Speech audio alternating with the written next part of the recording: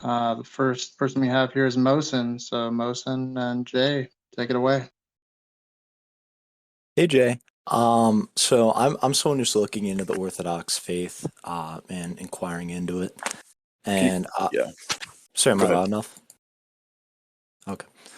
Yeah, I'm just kind of inquiring into the Orthodox faith, and I'm trying to learn about like dogma in the Orthodox Church.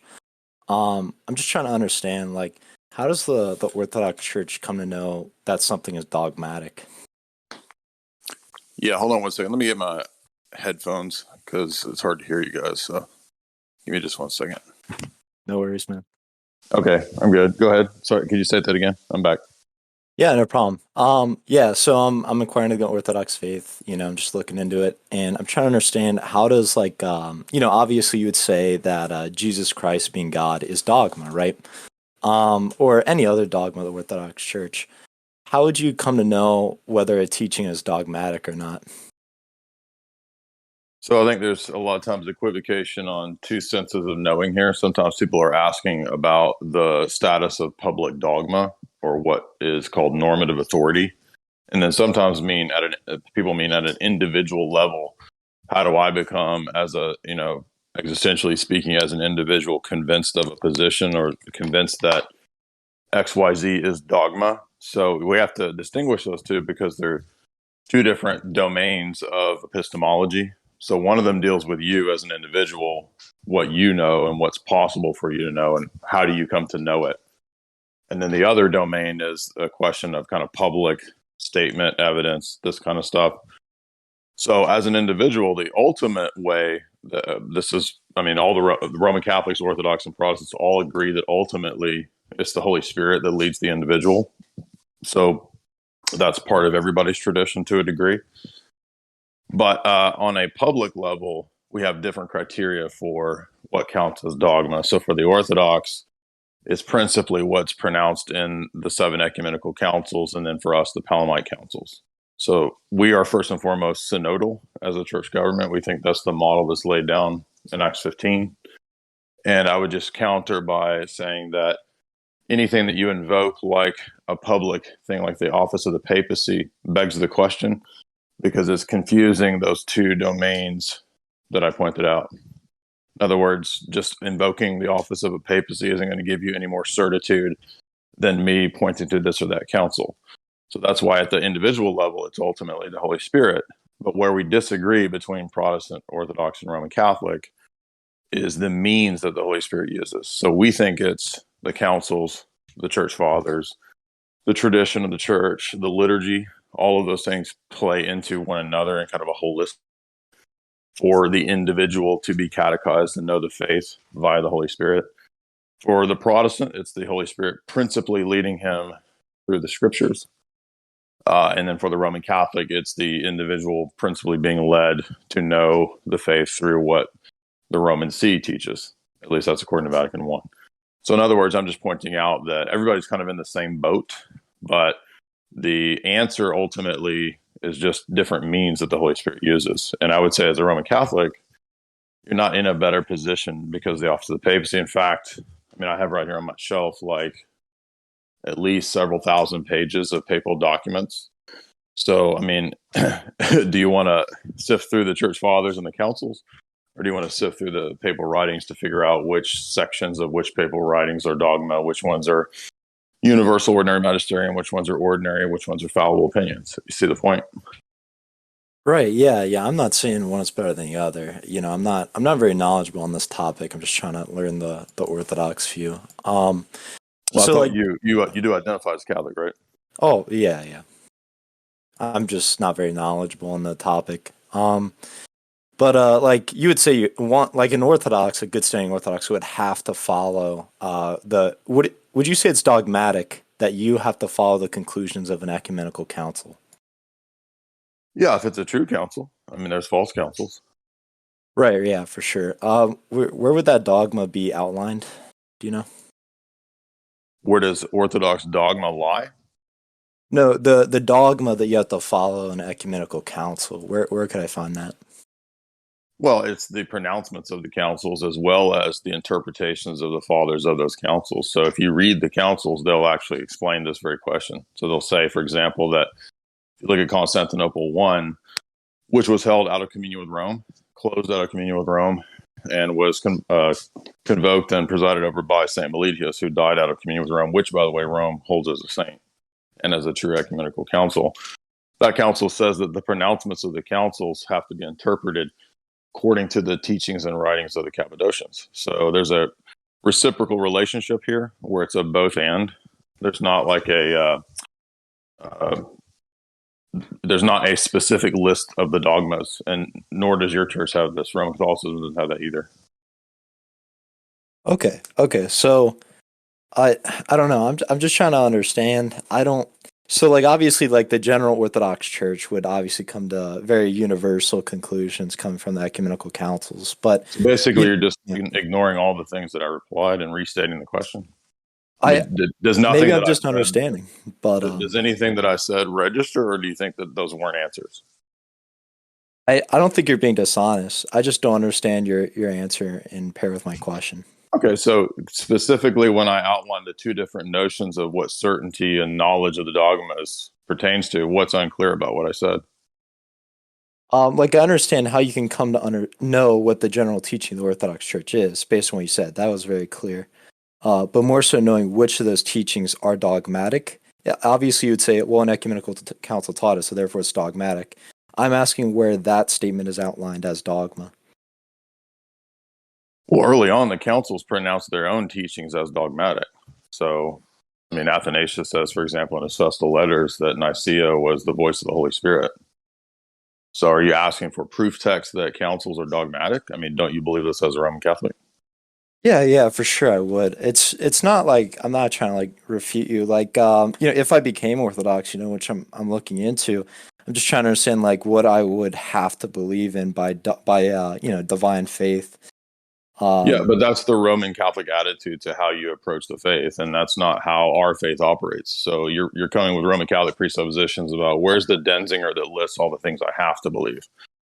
And it's not exactly like that because we have the mindset of the church the first 1,000 years. So the first 1,000 years of the church, there was no dogmatic manual that you went to the church to ask for what to believe, right? You were catechized into the faith, and mainly the faithful were catechized into the liturgy. Don't you think that's the way the church operated in the first 1,000 years? Do you think that if you went to, Athanasius's church, he would be like, here's the list of the papal teachings?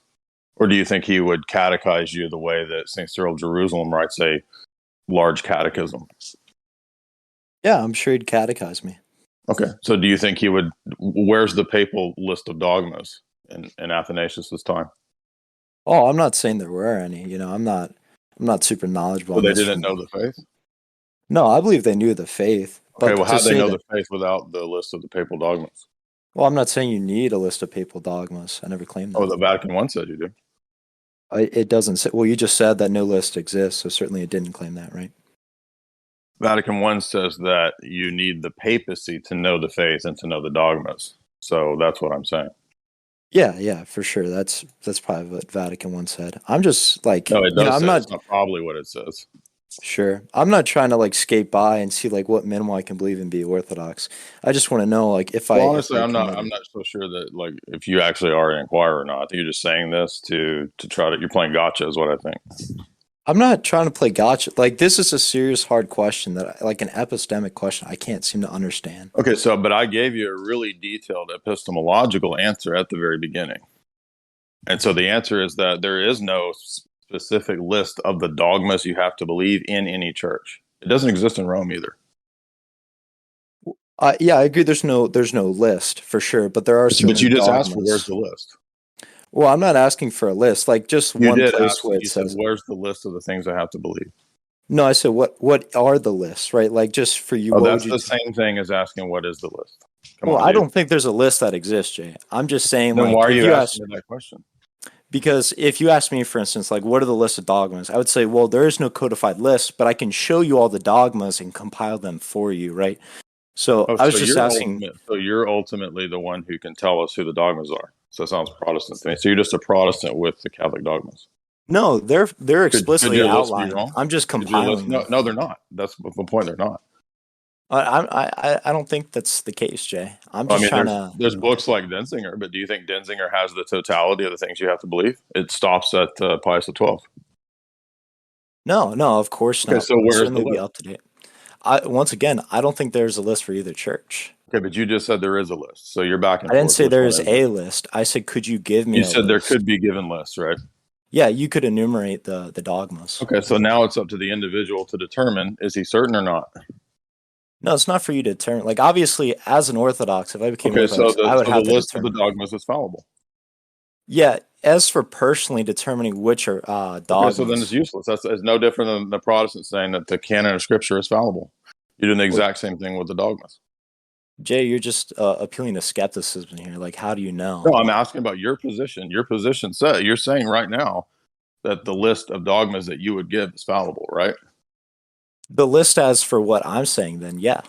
Yeah, exactly. So it begs the question. It doesn't do you any good. It doesn't get you out of the dilemma because now you don't know that you have the list of dogmas. Well, Jay, It could be I wrong. don't think there's a dilemma. Jay, I'm not trying to refute the Stop Orthodox using my name. position You here. can talk to me directly. Just NLP is not I'm going to sorry. work for me, dude. I'm sorry. I So don't. your I'm not. position, is you're asking a problem for any position, and I'm just turning it around and saying it's no different for the Catholic. Okay, yeah, And you're be that saying as that, well, I could give you a list. Okay, well, I could too. sure. So, Yeah, Jay, that well, could certainly be a problem for Catholicism. That's why I'm asking about Orthodoxy. Like, mhm. if I were to be catechized, my priest would say, "Okay, here are the things you have to believe," and he would teach me dogmas, right? So the first 1,000 years of the church, everybody used the Nicene Creed as their beginning point of catechesis. Right. Okay, so do you think that that's the modus operandi of Vatican I? Jay, I'm not here to defend Catholicism. I'm trying to learn here about Orthodoxy. But you are, because you're asking questions that assume the defense of Catholicism. Not really. I don't think that Catholicism, must be the case. I'm just trying to understand so I can learn more about Orthodoxy. Like, what, The simple what? answer to your question is that the church would do what St. Cyril of Jerusalem does in his catechism list, where he goes through the creed, and each section of the catechism is one of the lines of the creed. Gotcha. And the creed is dogmatic, right? Absolutely. How do you In know fact, it's produced at the council called Out of Communion with Rome, presided over by a saint who died out of communion with Rome, that Rome accepts as both a valid council and a saint, Saint Meletius at Constantinople I. Yeah, no, that makes perfect sense, and that's definitely true. Okay, But but that means that Rome Catholicism and the papal dogmas are not true, because you can have valid ecumenical councils out of communion with Rome Jay, and I saints don't out know. of communion with Rome. I don't know why you keep attacking Catholicism. Like, even if Catholicism is wrong, that doesn't necessitate Orthodoxy. Because That's that's just your position. So there's no I'm not defending that position. Like that could you be are, totally because wrong. the questions are presupposing Catholic type apologetics. You're saying, where's the dogmas? What do I have to believe? Well, That's literally like every Roman Catholic question. Jay, I can't find, like, for instance, the other day, someone told me it's dogmatic that the Eucharist cannot get you sick, right? First, actually, someone wanted me to ask you that. Is that the case? Would you But say? first of all, the fact that a random Orthodox person says something's dogmatic, what does that have to do with what actually is or isn't the case No, for I agree. Orthodox That has nothing dogma? to do with it. That's why then I looked into it, right? I looked up, I asked different people, I tried to find it. I can't find that dogma nor anything against it. So again, St. Cyril says the Eucharist can't get you sick. So I don't think that just merely because St. Cyril says it, it's therefore dogma. So we have, the notions of levels and degrees of authority. There's the notion of theolegumena. But first and foremost for us, the ecumenical councils, because they deal with triadology and Christology, I mean, that's primarily the most important thing. That's why when the church produces the creed, that seemed to be the standard for the first 1,000 years. Like, everybody will say, well, where in the creed are they departing if there's a heresy, right? Excuse me. For sure. So Okay. you Well, get basically you get the universally, what is the catechesis of the church is the creed. And so they'll go through the creed, but it's not just the words of the creed, because as we know, Protestants will cite the creed and sometimes give it different meanings, right? Like Catholics will say that, oh, it doesn't mean, Calvinists will say, no, it doesn't mean this here, it means something else. So that's why the councils also specify that you have to interpret the creed with the sense that the fathers gave it. So, for example, Constantinople I says you got to use Cappadocians. Ephesus says you got to use Cyril. So there's a reflexive symbiotic relationship between the fathers of those councils and the meaning of the dogmatic pronouncements in the councils. So that's why you can't like divorce like the dogmatic statement. Oh, I don't have to worry what Cyril taught. I just have to believe the specific lines of statements and propositions in Ephesus. Does that make sense? That's why I'm trying to fend off against that idea, because you can't understand Ephesus without Cyril, and you can't therefore take just the statements in the Council of Ephesus, right, without the sense of the meaning that Cyril gives it. Does that make sense? Yeah, yeah, that makes sense. Just a summative question. Would you say that it is dogmatically to be believed then? About the Eucharist or what? Yeah, Eucharist cannot get you sick. I think it follows logically, but I mean, I don't know of a specific place where you could say that that's dogmatic. I mean, it's like, there's a lot of things in scripture, for example, that it's part of scripture, but it's not dogmatic. But we're not going to like, oh, well, then I don't have to believe it because it's not dogmatic, right? Like, I don't know, the life of David, right? I mean, that's in scripture. But if I said, oh, I don't believe that, David died at this date or that he did this battle, it doesn't really make sense, but it's not like it's equivalent to, the doctrine of the Trinity or something like that. So I would say that a person's being inconsistent, but I don't know that that specific idea is dogmatic per se. Okay. Well, I appreciate your time, Jay. Just one last question, if you don't mind. This is, a terrible hypothetical, God forbid. But if someone poisoned the chalice, right, and you knew that happened, would you still be willing to consume it? I think there are instances where this has happened in church history. So if the poisoning means like the elements themselves, I don't know if I would. I mean, in other words, if it was like somebody put poison on the chalice, like on the cup, I don't know. I mean, the Orthodox view the Eucharist is a mystery, so we don't try to pry into the degree of specificity that a lot of the medieval scholastics try to do with exactly at what point in the liturgy the transformation occurs with the words of consecration, or is it epiclesis?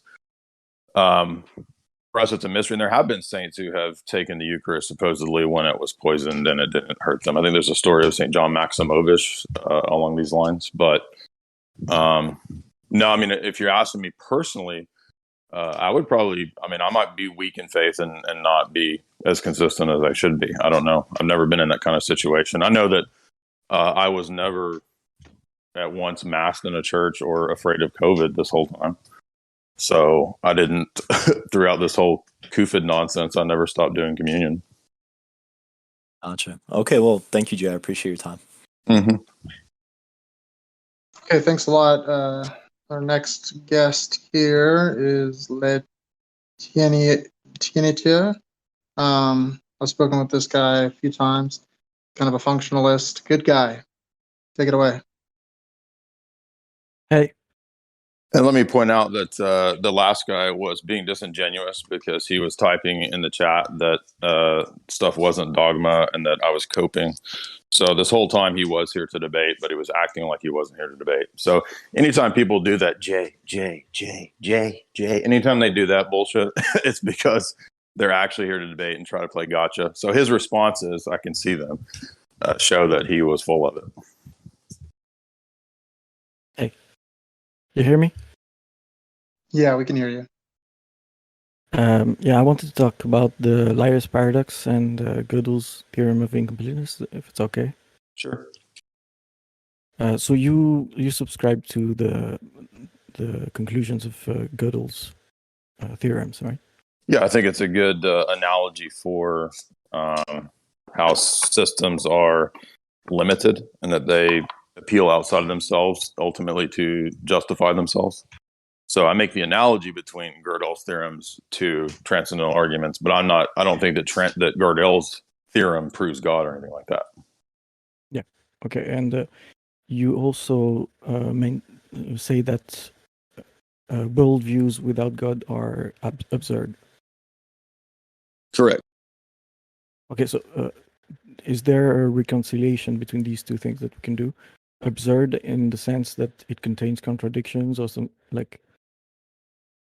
Absurd in the sense that at a fundamental level, there are contradictions that are so strong that they make knowledge impossible, not contradictions simpliciter, not any kind of contradiction, because everybody's worldview or belief system will have some element of, error or contradiction or mistake, but at a fundamental level, such that the worldviews make knowledge impossible because they can't give an account for the preconditions of knowledge.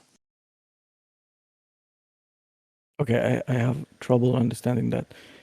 Do you think we can formulate worldviews in formal language, like kind of how Gödel tries to demonstrate his incompleteness theorem, right? I think you can make analogies to formal, language, but you can't make a one-to-one correspondence. You can't reduce a worldview to a formal system, but you can express it in a formal system. Okay, if it's not reducible to a formal system, then it makes it difficult to claim that there are contradictions. Well, that's just assuming that everything is reducible to formal systems. That's the very point that Bertrand Russell made, and that's the point that Gödel made. Okay, so if we don't assume that, then how would you go on demonstrating that other worldviews have contradictions to the level that they cannot explain knowledge? Because it's a reductionist move. So in other words, to say that everything is quantifiable is to express a metaphysical and an epistemological principle that you can't know or justify within that worldview. So you would be basically just assuming the thing from the outset and saying that, everything is expressible in this one way. And I just don't think that makes any sense. It doesn't work. And that's a different question in terms of how we can express systems formally. That's a different question from the question of epistemic justification. So justification is dealing with the reasons for our beliefs. And are those reasons coherent? And that's why what the transcendental argument is pointing out that we have to give a good account for not just knowledge claims, but the preconditions of knowledge. How would you? So you don't take this presupposition that everything can be quantified. Okay, I understand that. So you still maintain that there are absurdities that renders knowledge impossible in other worldviews. Correct. So how would you? So how can you unpack that? Like how would you derive that if you don't use formal language and if you accept that every worldview has some level of incoherency or incompleteness? Well, again, so the contradictions could be expressed in the formal language, but that doesn't mean that the system itself is identical to formal language. That's all I'm trying to say, is that you can express the contradictions formally, sure. I mean, that's why you can put tag into a disjunctive syllogism. So maybe I'm not expressing the point, which is just simply that you demonstrate the contradiction by showing that within that paradigm, there's fundamental contradictions between the claims that they make and what their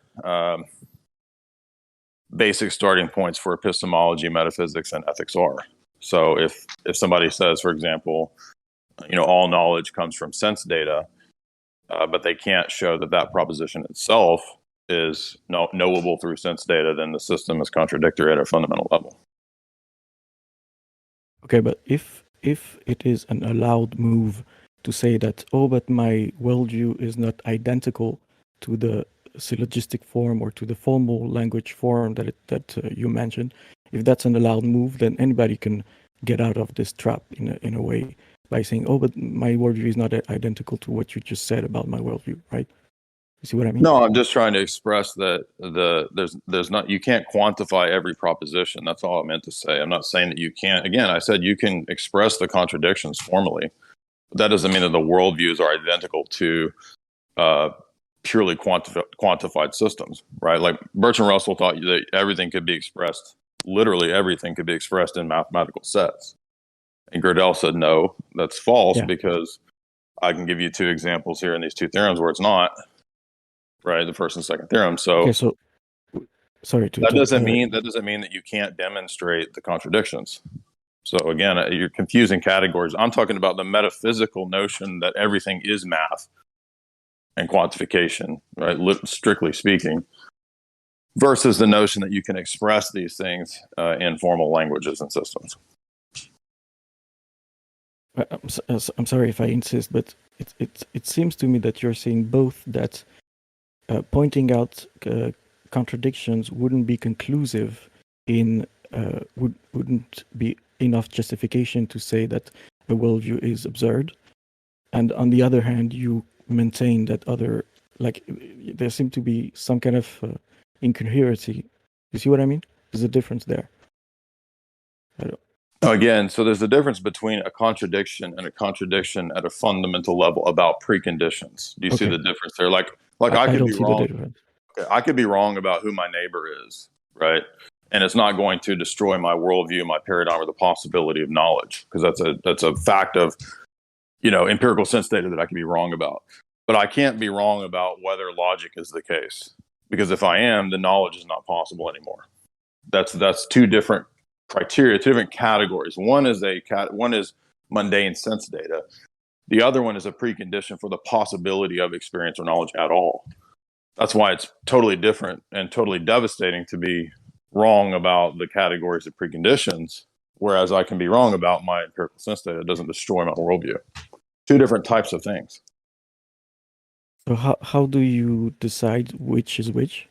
How do you put in one category or the other? I mean, have you ever looked at Aristotle's categories, Kant's categories, preconditions? I mean, that's all I'm doing is talking about what they talked about. Aristotle and Kant? Yeah, have you heard of them? Yeah. Okay, so Aristotle, for example, talks about the categories of being. And for him, right, they're the things that have to be the case for the world to be knowable. And Kant, I'm not agreeing with Kant in terms of his system. I'm just pointing out that he does philosophy based on these same categories, and he says these things have to be the case for you to have knowledge at all. So I would just simply say that whatever things are presupposed in any act of knowledge are preconditions of knowledge. So they have to be the case. So this would be anything that you deny. It would, for example, if I say words don't have meaning, if I say that there is no self, there is no external world, or all these kinds of classic philosophical problems, which are just another way to state Aristotle's categories. If I start denying those, then knowledge becomes impossible. Okay, so you disagree with Kant's categories, but you accept Aristotle's? I disagree with Kant's reducing everything to mental states, but not the actual arguments and the formal claims that he's making about transcendental arguments. Those are good. It's just that he says it's all in your mind, which I don't believe is true. But yeah, basically I'm agreeing with Aristotle. Okay, so these categories, they're right because Aristotle told them, or for some other reason? Of course I'm not saying that, dude. They're right because they're preconditions for the possibility of knowledge. Okay, so would you say that... I just listed you multiple examples of them. So, I mean, do you think that it's possible to have knowledge if there's no logic? If logic is false, wouldn't that destroy the possibility of knowledge? If logic is false? Yes. I don't... What does that mean? It's a very simple question. Wouldn't knowledge be impossible if logic was false? Okay, Aristotle asked this actual question, by the way. Yes, but this seems to go back to the liar's paradox and Gödel's. It's not a paradox. It has nothing to do with Gödel. This is thousands of years before Gödel. It's just a simple question about meta logic and meta ethics and meta epistemology. Yes. So I'm answering your question. We were talking with Good Faith earlier, a few days back, and he mentioned the theonomous reasoning compared with rationalist reasoning. And, yeah, that doesn't mean that you're just fideistic. Right. That's not what the position is. So yeah, but in terms of meta logic, how does theonomous reasoning solve the paradox of the liar? Because the liar's paradox again is a different question from what we're talking about. I'm not sure why you keep bringing that in. It's fine if you want to bring that in, but I don't understand. Okay, go ahead. Yeah. So you asked me if logic is false, right? So it has to do with evaluation of truth values. which is a problem because we all know that there are problems with self-referencing statements. So if you make a self-referencing statement with logic, then you fall into the problem of the liar's paradox. So you ask me a question that is potentially undecidable in Gödel's term. Again, I don't know what that has to do with preconditions of worldviews and whether or not there are preconditions. This is a question that far predates anything in Gödel.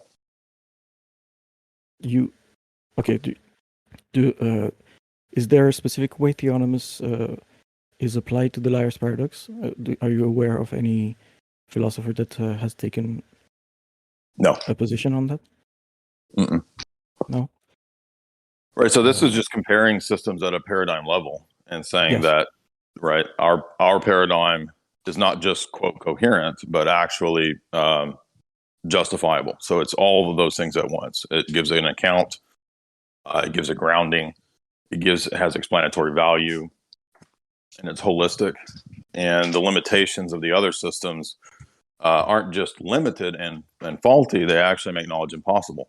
That's why it's a stronger claim. It's a stronger argument than sort of the typical theist type arguments.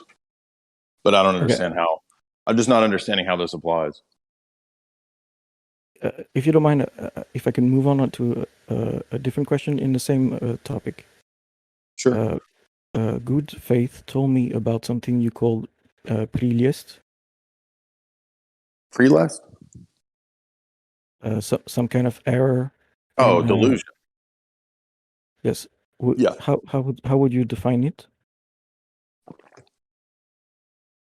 Pre-lust is a spiritual delusion whereby we think that we are perceiving divine realities or miracles or spiritual things when in fact we aren't. It's just a delusion of our own heart. So I just read a chapter in Ezekiel, by the way, that is actually a really good expression of this. If anybody wants to, you can read, I think it's Ezekiel 14 or 15, and it's basically stating this very point about delusion. Does that cause a problem in your epistemology or not? Are you trying to argue that we could be deluded about everything, like the evil demon of Descartes or something? I assume that you have something to fend off this kind of critique.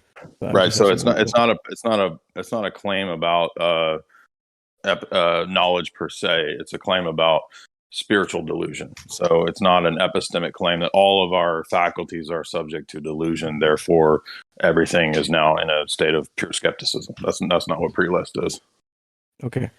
It's only spiritual. Right. I mean, it could reply to, mistaken interpretations of the external world. Sure. But we're not going to say that like pre-list means that I can't trust my, five senses or something like that. I would say we have good warrant to believe in the basic reliability of our senses. But the only way I believe that ultimately is because I think that man's made in the image of God. So the reliability of sense data, in my argument, presupposes the imago Dei, the man being made in the image of God. Other systems can't give an account for sense data, and thus all the problems of skepticism and Hume. Okay, so I assume that God is not subject to pre-list. So he to what? I'm sorry. He no, God's not a man. Humans are subject to pre-list because it's a result of the fall. Yes, so it's a result of the fall. Okay. So how do you? So this is where grace comes into play. I mean, grace comes into play in a lot of ways. What do you mean? Grace helps you to overcome pre-list. Yes, sure. Okay. So. Let me put it this way. So for us, we would say you could look at the church like a hospital of the mind or the soul. And so the purpose is basically a rehab program to rehabilitate man's erroneous programming and worldview interpretation. And so what the church does is basically operate as that hospital rehab program to retool our worldview so that we interpret the world correctly. Does that make sense? Yeah. What in that analogy, what would be the grace then? Well, it would be the medicine that the hospital or the, So kind that of they give us. medication. Yeah, okay. Well, I mean, that's a bad analogy because I'm not a big fan of big pharma, but yeah. Well, I mean, assuming that it's good medicine, we'll say.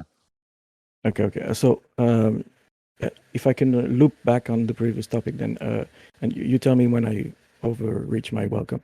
We were mentioning the categories that would preclude knowledge, right? The certain philosophical preconditions for knowledge. Correct. So, would you say that this also comes through the medication? I mean, through grace? No, I think they're facts of the world that's just the way that humans are constituted. It's the way the world is constituted. Again, given my paradigm. So it's not like you come to the church and you learn Aristotle's categories. I mean, those are just already the case because they're descriptions of the way the world is and the way humans are. So that's more of a metaphysical presupposition about the world and how the world is and how humans operate. But when we come to the church, we're going to get all of our faculties healed, so to speak, so that we can correctly interpret any of those things. So our ethics gets renovated, our view of knowledge gets renovated, transformed. Does that make sense? Yes. Okay. So even if somebody doesn't come to this rehab church thing, you say that this person can reach already conclusions through the transcendental arguments about the preconditions of knowledge. You don't require the medication, right? Well, they can get some things right, sure. I mean, but the point is that they can't get the whole picture. They can't get the whole system right. So, I mean, even if I don't know what your worldview is, but even if, let's say a person's an atheist has to admit that a Christian engineer or scientist can get things right? I mean, they don't believe that the Christian's worldview is correct, right? But they can still get things right, even despite their theism or Christianity. As a scientist, that's at least possible, right? So likewise, I mean, there's nothing wrong with saying that, yeah, people can get things right. And in my worldview, the way that I give an account for that is that because the world is precisely the way that we say it is, right? It's not the atheist worldview that we live in. It's the Christian paradigm that we're in. And that's why people are able to, because they're still made in the image of God, they're able to, reason, they're able to create things, they're able to come to correct conclusions about the world. But when it comes to giving an account for those conclusions and an explanation of the whole system as a whole, that's where it breaks down. And what I think is going on is that there's two conflicting systems at work in every atheist or every unbeliever. There's the correct system that's kind of there in potentia, and then there's the autonomous reasoning that's fighting against that theonomous reasoning. And so there's kind of a conflict. And so the person is going to affirm two different things. For example, atheists will say things like, the universe has no meaning, but then they'll turn around and say things like, secular humanism gives life meaning, something like that, just as an example. So those are conflicting, fundamental presuppositions that don't comport with one another. Okay, so if I understand well, then the atheist would have some acuity and ability to reach correct conclusions, but eventually they all fall prey to prejudiced, and they well, sure. I mean, yeah, I think every atheist. Let me put it this way: every atheist would probably, unless they're being, ornery, would agree that 2 + 2 is 4. But they're not. What I would say is that but they're not able to give an account for how 2 + 2 is 4. So that's the way I would approach that. So if I was debating an atheist and I say, okay, look, we both agree that 2 + 2 is 4, I would be like, yeah, but how is 2 + 2 4? Like, how do you give an account for invariant immaterial objects, universals, etc.? Because that underlies the math problem of 2 + 2 = 4, right? Those are prior questions, preconditioned questions. Yeah. So what about the answers that are given by atheists for decades now about this question? Like, instrumentalism, the Well, I think most of those computational are theory of right. mind. So most of those are avoiding the actual issue, which is a metaphysical and epistemological question. So they basically just say, well, that's not possible. We don't answer those things anymore. That's old medieval stuff. So they don't actually answer it; they just avoid it. But what about those who answered these questions, like the computational theory of mind, connectionism, all these branches of philosophy? Yeah, again, most of these are reductionist in nature, and again, don't answer the metaphysical question that the actual question raises. They're just avoiding it and saying that we don't know anything about metaphysics, so these are just kind of token symbols. We don't know if they actually match up to anything. Yes. Okay. All right. I think I can leave the ground. Yeah, great questions. See you around. Okay, we got a Roman Catholic coming up here. Matthew, yeah, feel free to go right ahead. Hello, can you hear me? Yeah, what's up, dude? So I was curious. I found something in Chalcedon the other day. Honestly, just curious to hear your take on it. So it's in session 1. I can link it in the chat here. Session 1 starts out with Postumius, papal legate, talking about deposing Dioscorus. And then when the Senate asks the papal legates why Dioscorus should be deposed, he says, this is Lucentius. He says, the most reverend bishop, having the place of the apostolic see, said, let him give a reason for his judgment, for he undertook to give sentence against one over whom he had no jurisdiction, and he dared to hold a synod without the authority of the apostolic see, a thing which had never taken place, nor can take place, right? Yeah, so in in that essence, jurisdiction. Chalcedon is saying that you cannot ever have No, a council. it's saying in that jurisdiction because Rome didn't know what was going on in all the other jurisdictions.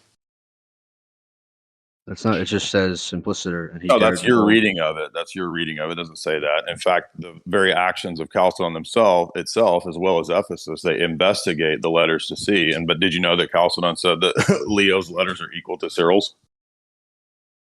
No, it doesn't say that. Yes, it does. That's it. Yes, it does. We can go through Chalcedon and kind of whether or not the tome was judged, but look, Jay, like I don't know how you it was any judged, other and way. they spent 2 weeks investigating the tome to see if it was orthodox. Like, Didn't Jay, they? could you just read? So he's not going to answer. So I've given you the response. I'll answer. Yeah, Canon 6. What does Canon 6 of you? Nicaea say? This is what you guys do. You guys are Are you dishonest. talking about Nicaea now or Chalcedon? Which one I'm talking about the fact that Chalcedon is going to be in accord with Canon 6 of Nicaea, which is about limited jurisdictions. Yeah, for Alexandria. And you just flat out denied the fact that they said that Cyril's letters are equal to Leo. That's repeated at the Sixth Council. Cyril's letters are equal to Leo. Well, it's only Cyril's letters that were affirmed at Ephesus. Those would be the letters. I know that. Yeah, in a synod where they examined the letters. Did they spend 2 weeks examining at Ephesus? Did they spend 2 weeks examining the tome? No, they didn't. Yes, they did. You're lying. Here, I can read you the Acts right now. So you start out, right? Move on. This guy's dishonest. Can I read? We're not going to read the entire Acts of Chalcedon in this. I just gave you multiple examples as to why what you're saying is false, and you're just ignoring it and saying that it's not true. Go listen to. Go to the council. All right, just move on. Just boot this guy. Okay, if you want to ask another question, raise your hand. We'll bring someone up here in a second. Yeah, Ubi. By the way, Ubi dealt with literally all those objections already. Okay, go right ahead, Rootin' Tootin' Putin. Hi. This was a point that was raised by a vegan friend of mine who's a Protestant. And I was wondering how I get your thoughts on it, Jay. Sure. She said that because prior to the fall, there was no death in the Garden of Eden, so no animals were killing each other. And so that means as Christians, we should be vegan and not be killing animals. Right, now this is false because that we don't exist in the time of Eden. And if you read through Genesis, you'll notice that it's Genesis 9 and 10 where God does give the permission to eat animals, and that's something given to Noah. So the fact that something was the case in Eden, it doesn't follow from that that's what every Christian should do. And in fact, in the New Testament, there's multiple places where, for example, in 1 Timothy 5 or 6, Paul says that it's a Gnostic heresy to deny the eating of meat. And then multiple church fathers, including St. Hippolytus, including Irenaeus, and including John Damascus in the in the Heresiology, lists all the reasons why we don't ascribe to vegetarianism or veganism. So there's no question about that for an Orthodox person. Yeah, I mean, Paul says in research many on that, places so, that I don't God know has a lot of given. it. Yeah, God has given everything for consumption. All right, thank you. I would add, by the way, to the disingenuous Catholic guy that was here a minute ago, literally every one of these objections, Ubi's already replied to them in all of his Ibarra videos. So you just watch the Ibarra videos, and every one of these objections is already dealt with. Yeah, you can look at the Ubi Petrus YouTube channel. He has very extensive videos on these questions from Catholics. All right, we're going to invite someone else up here shortly. Okay, B3, please be respectful. Go right ahead. B3, I believe, is an atheist. Is that correct?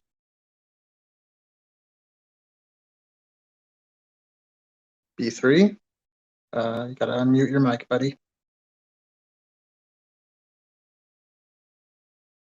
Yeah, I'm not an atheist at all. You're totally off base there. My bad. Go right ahead. You can let him know what your worldview is. Well, I'm enjoying the chat, and I appreciate that you brought me on the stage there. Jay knows me. My actual question was around the season of Lent. Jay said he wasn't going to debate no more, and that was fine. We had some nice discussions, and one of his minions muted me, or banned me from the server. So I just want to get back in the server. You talking about the season? That was a while ago. So, Well, I have a long memory. okay. Yeah, we've had some nice discussions. You know my voice. I'm sure you have a long memory also. But one of your guys banned me from the server, and it was totally ridiculous because we had some nice discussions. We had long discussions. Okay, I don't know what happened or who did that. We had a mod that we had to You got to watch out. You got to watch out for the underlings. Sometimes they take action on their own accord without your permission. Okay. Well, we had a mod who was a bad guy, so it may have been during that phase. We had to. We got some of those here too. That guy. All around. Say what? We have some of those here too. Okay. I mean, do you want to get into the issues, or do you want to talk about? That was my only question, to be honest. I mean, I could definitely get into the issues. We've been through the issues. You know me. You probably know my voice. So. Remind me, was yours the Neoplatonist voice, or is this the Roman Catholic guy who's been looking at orthodoxy? You get a lot more attention than I get, so perhaps it's such the case that you don't remember my voice, but I'm the Roman Catholic B3. Okay, I remember now. Yeah. All right, that's all I had to say. I mean, we can go into the issues, but I'm just enjoying the show. I mean, that's up to you. Well, shit, I'm on the stage. I might as well get into it. Now I'm on blast right now. I gotta come up with something quick. So you just said a minute ago that this guy learned from Ybarra. How do you know he didn't teach Ybarra, for that matter? Multiple of our mods are familiar with this person, so I don't think he's a very. All right, so it's a known, I think he's a known quantity. He's a disingenuous person, and the objections I can already tell are kind of low tier. It's kind of the list of what the Roman Catholics usually go to. How you feeling about the Trent Horn debate? Are you confident, or are you nervous? I'd just get your personal feeling on that. No, I'm not nervous. I mean, it's a topic that I've spent a lot of time on for maybe 18, 20 years. So, you prepared? Yeah. No. Well, I mean, do I ever go into debates unprepared? I would hardly doubt. I'd hardly think you would, but I mean, Trent is a serious interlocutor. Yeah, but it's not ultimately about that. It's about the issues of what natural theology says and what it claims. So, I mean, now, what do you make of his claim that you're semi-Calvinist still? In his response to your video? That it rests on a lot of misunderstandings, and it rests on the genetic fallacy that because the transcendental argument is used by Van Til, that the argument is therefore Calvinist. I mean, by that logic, I could say that Roman Catholicism is Aristotelian because they're using Aristotle's first cause argument. I mean, it just doesn't follow. The question is, are the arguments? Jay, I have faith in you. I think you prepared well. You're probably going to have a good showing. It's going to be a tight debate, though. You understand it's going to be nip and tuck, tight debate, right? So again, I have debated multiple PhDs. I'm familiar with Trent's argumentation. I'm familiar with 20 years of natural theology argumentation. So, yeah, I have a lot of respect for Trent. I think he's a great debater. As long as I'm still on the stage, I can ask you a few questions. So we've had conversations before, and you and I, and also Deacon Ananias there, whatever it's, I don't know these titles, but you guys have said to me that the Trinity is a straight logical contradiction. Do you still hold that? Nobody ever said that. That's total nonsense. It's on record. You can't get around it that way. Nobody says it's a logical contradiction. We've never affirmed that. Oh, you said it's a straight logical contradiction. So now you're full of shit. So no, you're not going to come back to this server with bullshit like that, dude. All right, then. If you're going to deny it, I'll just post it. Go for it. All right, then. Anyway, so you mentioned one time you quit drinking, like your stomach was all fucked up. So do you want to talk about the Trinity and that? You're trying to shut me down. You're talking over me. You're talking over me. So I take issue. Number one, the transcendental argument would never say that. It's just preposterous. No, I mean, you said it. No, I didn't. I would never say that the Trinity is a logical contradiction. Let me drop it then. There's no way to prove it here. Like, there's no way we just drop the subject. You know, I have it's a different topic question. that I've been arguing this for 20 years. I would never say that. I have the recording, dude. Come on. Okay, so are you going to talk over me? Let me answer. Go ahead. Okay. So if you're talking about, when I talk about that it transcends logic, that is not a contradiction. Okay. There's a difference between something being supralogical and something being a contradiction. I don't even disagree with that. Okay, so there's no statement that the Trinity is a contradiction. It violates the law of identity. It's a logical contradiction. Like, if no, you want it to isn't. argue I've never said that. Well, why do you guys do this? Why do you guys do this? It's a straight fact. I'll post the audio. Can you Roman Catholics be on? So hold on.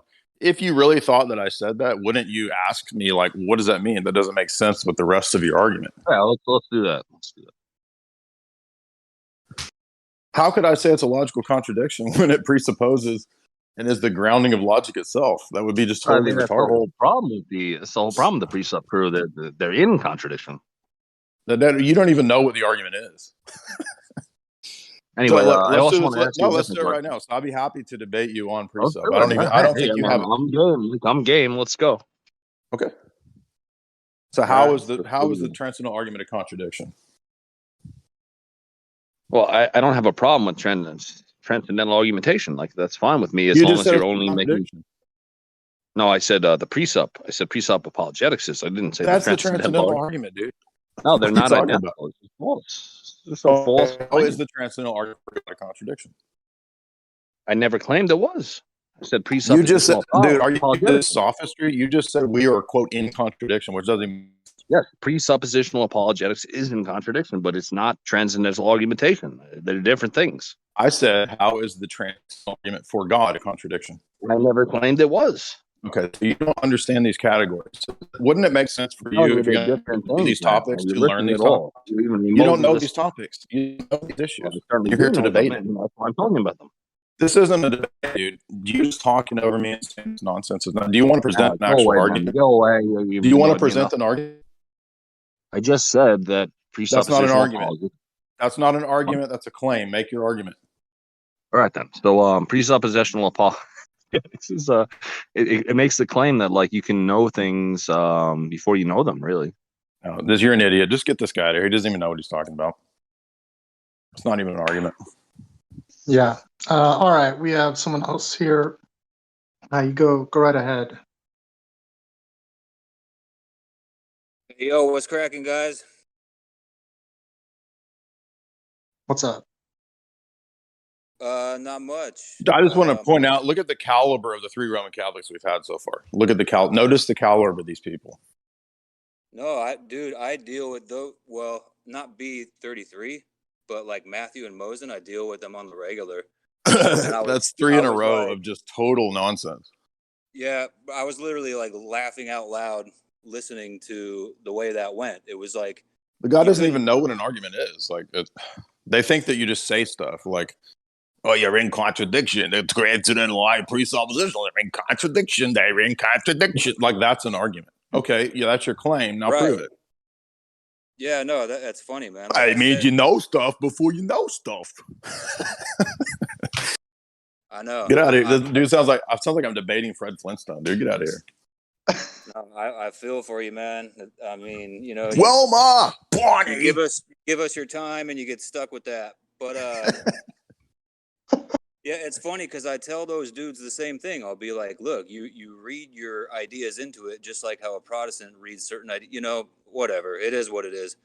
But hey, check it out. I'm like winging these questions. If I drop out, I apologize. I'm on a phone that I can't ignore if it rings. First one's real quick, sweet, to the point. Did you skate as a kid?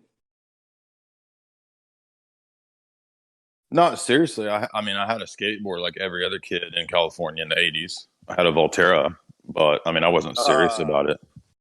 But Sick. I mean, yeah, for a couple of years, I skateboarded on a daily basis.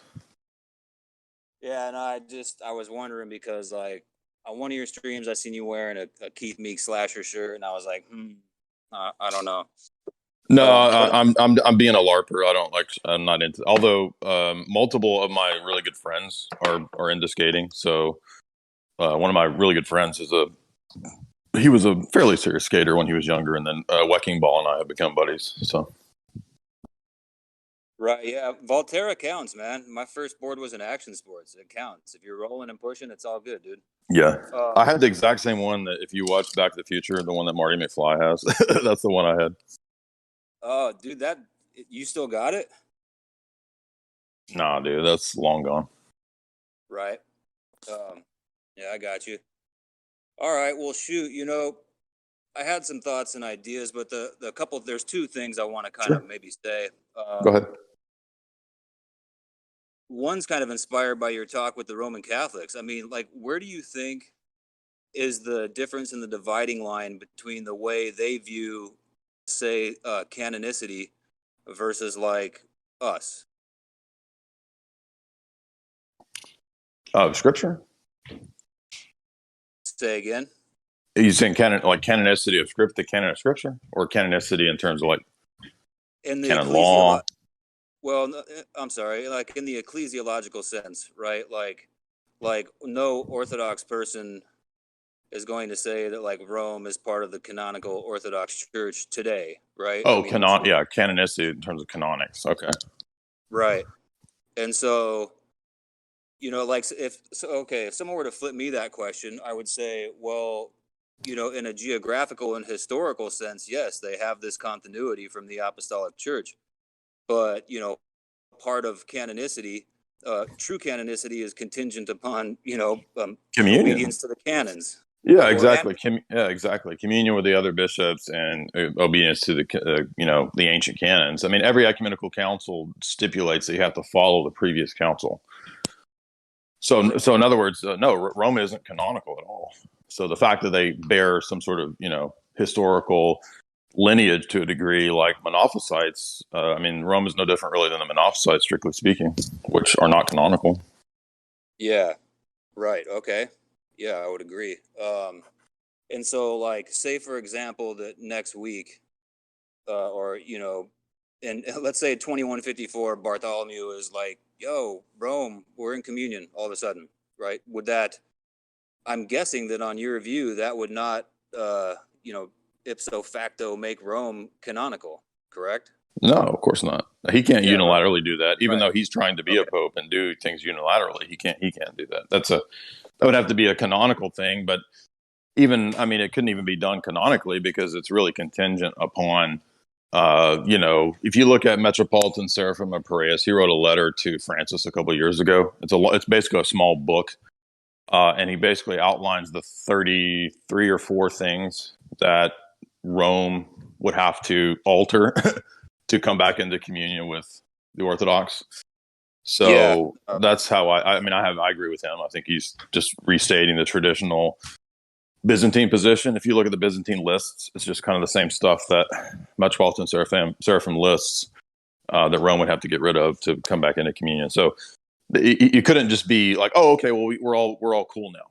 Oh, okay, well has Rome, given up these last 1,000 years of innovations? Right. Now, so here's the hook.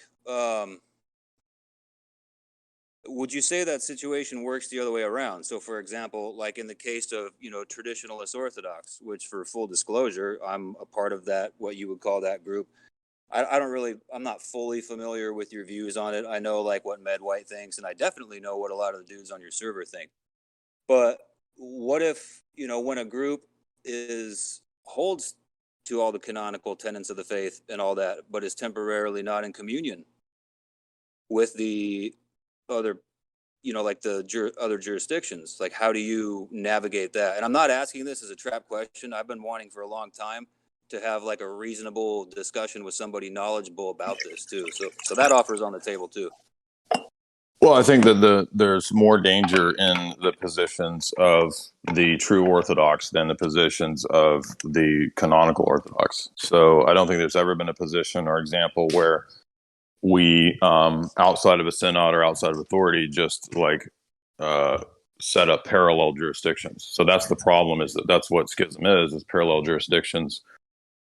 And that's, basically like the Orthodox version of sedevacantism. So I just don't think it works. It doesn't make sense. It's impractical. Those are the simple answers to the question. But then more specifically, I think that many saints, if you look at their lives, they were persecuted. They went into these kinds of situations without setting up parallel jurisdictions. So it's actually the worst sin to do that than to be in a canonical Orthodox church, even if your priest is, a bad guy or whatever.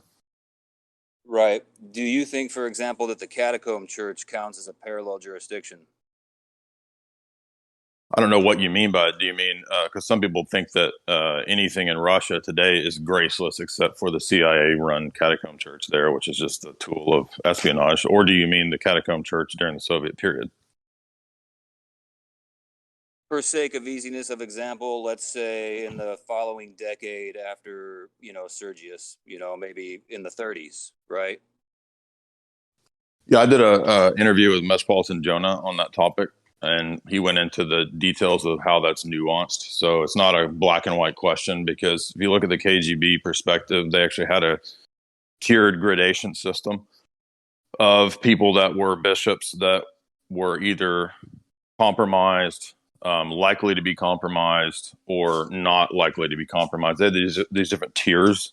So you can't just like make it this black or white thing where, oh, suddenly at this date, everybody was in a blackout. It's just impractical. You don't see that in the history of the church. So Yeah, I saw the piece with Metropolitan Jonah that you're mentioning, actually.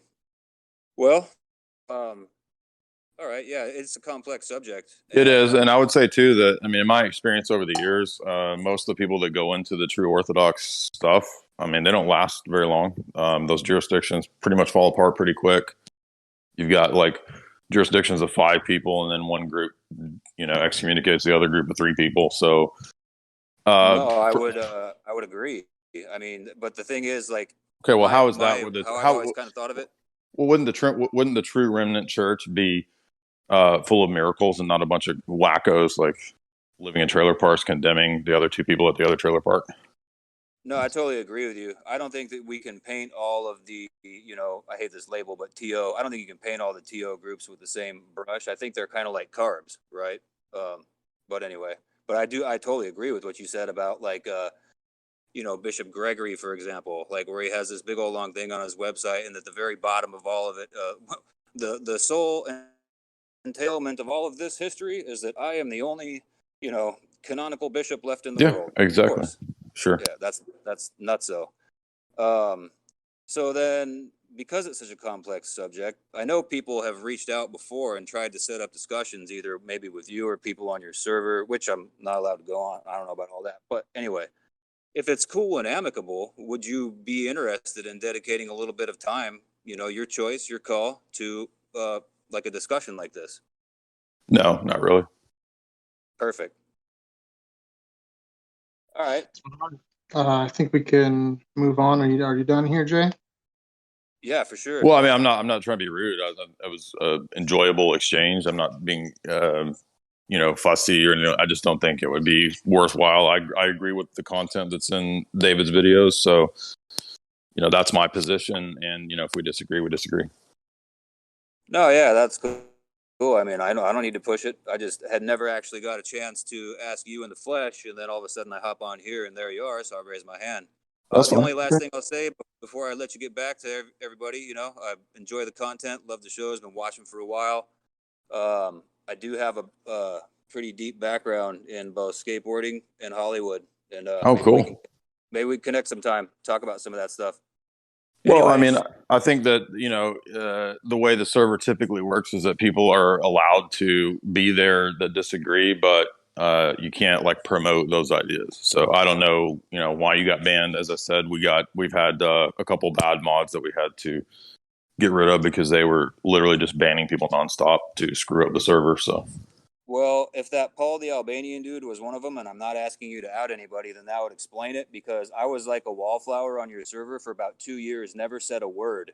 And then somehow through the grapevine, somebody heard like, oh, he's a part of one of these traditionalist groups. And then people just started like saying stuff. And I'm like, dude, I don't want to talk about that. I don't want to make a big deal about it right here on this dude's server.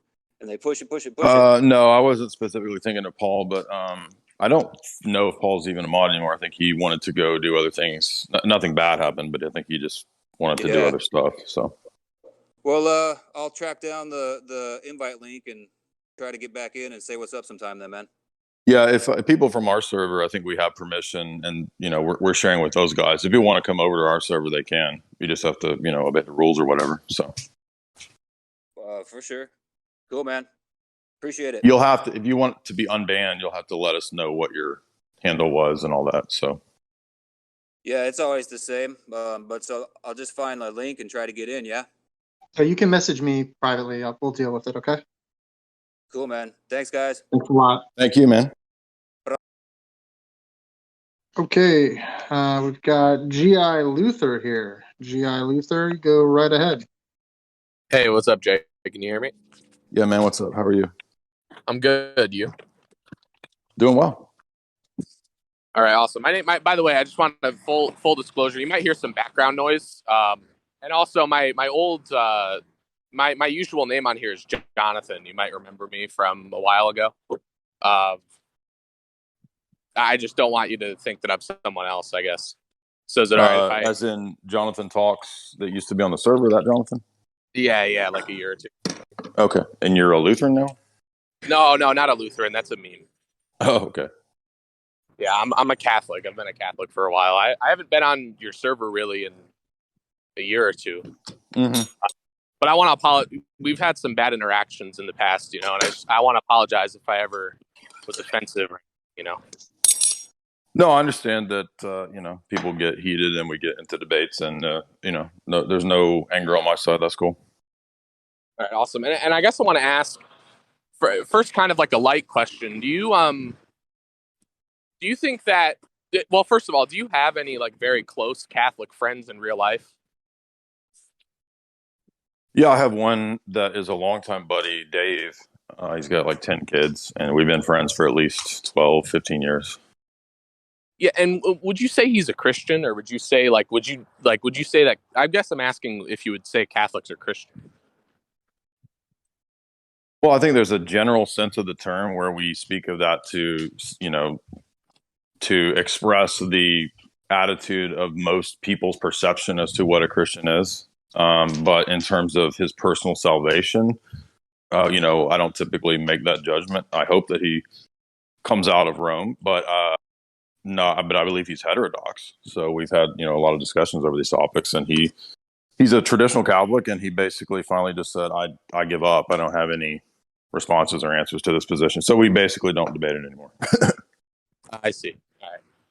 And about Catholic sacraments, do you think that Catholic sacraments have grace or no? No, I don't believe they do. Okay. What even baptism? So I think the Orthodox position is that we can speak of validity, but in certain cases, but The grace itself, we don't make a pronouncement of knowing that the grace is there, apart from when you leave heterodoxy and you become Orthodox. So that's the position of the Confession of Dositheus. So Okay. And so you'd basically say that the full immersion baptisms in the Catholic Church are valid, but they don't necessarily confer grace until that person's received in the Orthodox Church. correct. Okay. I just wanted to ask that. My more From our vantage point of what we know. Now, if God has his own way of like reaching that individual person and, you know, does what he does in terms of extra outside the norm, you know, with which he does with the thief on the cross, God can certainly do that. But from the vantage point of the church, you know, militant on earth, we speak to what we know, as Paul says. right, yeah, I definitely understand that. And my more important question, or the question I really wanted to get at, but I had some others that I just asked. But the core question is about the essence energy. Sure. Okay, I've heard you in several like places on YouTube and in your server run the modal collapse objection to the Thomistic view of simplicity. Mhm. Would you do that? Yeah, I give various versions of it. I don't stick to just Ryan Mullins's version or whatever, but yeah, of course, that's a long time objection. It's in all of the scholarly literature on the topic. Right. Yeah. And so if I'll just quickly summarize it so I know that this is the version that you would run, is that God's essence is necessary. God's act of creating is identical to his essence. Yeah, are you going to use the planets analogy? We've already covered this. No, I'm not. No, Okay. I want to ask you. Yeah, and I'm not going to use the client. Yeah, I'm not going to do that. God's essence is necessary. His act of creation is identical to his essence. Therefore, his act of creation is necessary. Would you run an objection like that, or do you have like a different version? I have a lot of different versions, but that is one good version of it. Yeah. Okay. And you would say the distinction that you make solves the problem, like it solves whatever problems there are with modal collapse, right? Well, it solves it in the sense that it's faithful to what's revealed because the scriptures themselves teach the essence energy distinction. So, if by solved you mean that it gives an exhaustive, you know, explanation that will convince everyone, no. But is it faithful to the revelation of scripture and tradition? Yes. I guess what I mean is, if I were to run that same objection against your view of God and the view of God that you think is in scripture and tradition, you don't think that philosophically it would work, even though it might not convince people. You don't think it would work. No, not at all, because our whole Trinitarian theology is premised on beginning with the person of the Father and distinguishing the actions of God from the person and from the essence. So, I mean, our whole system is literally built on that from the very first, you know, Athanasius stating that the Father is the source of the eternal generation, to Constantinople 1 stating that you have to interpret Constantinople 1 in accord with the Cappadocians. And as Sashinsky says, the Cappadocians don't teach that the Son is a secondary cause or a co-cause or shares the Father's causal power. So that means that sole source, as the Cappadocians say, is the way you're supposed to interpret the Niceno-Constantinopolitan Creed. And by the way, all the Cappadocians teach the essence energy distinction too. So that also, by extension, is part of Constantinople 1. Would the solution philosophically to the issue be that God's energy of creation is contingent and it's not identical to his necessary essence? Yeah, it's precisely what if you had ever read the book that we recommended you to read, the Bradshaw book, you would see that he argues that there is, in a sense, potentia. No, I mean, I'm not saying that you don't believe this. I'm just clarifying, you know. So there is potentia. So if God can do different things, there's potentia in God, and that's exactly what Bradshaw says to Tomaszewski in the video. Yeah, I mean, actus purus means God has to do one thing, but we see him in Scripture doing different things. Well, I'm willing to even though I don't think that works, I'm willing to concede that the Thomistic view leads to that just for the sake of the question. Because you don't think what works? I don't think the modal collapse objection works. I don't think the idea that God being actus purus leads to a necessary creation works. And I do remember you recommended me. And why is that? Well, because I think it relies on a certain view of how agents act in the world and how God acts in the world that doesn't actually work. Because I think that what you're trying to say is that when we talk about God's act of creation, that we're positing God's necessary essence, then there's the creation, and then there's this third thing called the act of creation. That's identical. No, it's not that's not a third thing. So again, the whole reason that you would voice that objection is on a absolute divine simplicity presupposition. It's not a third thing. God is fully present in every one of his energies. So I'm not saying that's what you think. I'm saying I think the argument assumes that, because if there's a third thing called God's act of creation that's distinct from the creation and God's essence itself, then of course that would follow. So again, is there potentia in God or not? Not in God, no. That would mean God could change. Again, only if you presuppose the strict identification thesis, and if you presuppose Aristotelian categories mapped onto the intra-Trinitarian life. So you understand that if you read Maximus in the 200 chapters, he deals with this right at the beginning, and he says that God is in one sense first cause, and in another sense not first cause. And he even talks about actus purus. He says that God is not actus purus in the intra-Trinitarian life. That's the Trinity itself. That's theology proper. That's distinct from economia, or theology in relation to the created order, right? And redemption. Do you understand that that's a fundamental distinction that both Roman Catholic and Orthodox theologians agree on, even Protestants, when it comes to how you do Trinitarian theology? Are you aware of that? The internal life of God versus how God acts in the world? Yes. Yeah, of course. I'm not saying... So hold on.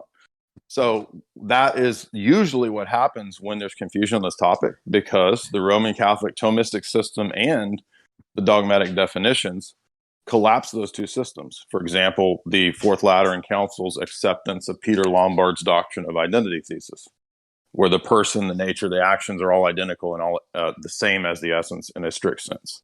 Are you aware of that? Am I aware that the Fourth Lateran Council teaches that? It accepts Peter Lombard's view. I wasn't aware that it accepted Lombard's view, but I'm aware that they specifically say Peter Lombard in the text. Yeah, I'm not aware of that, no.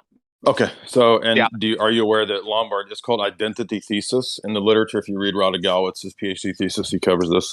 It's not just. I feel like you're not actually answering. You're going off into interesting literature about the. I'm showing you what the position leads to and why it does relate to your question.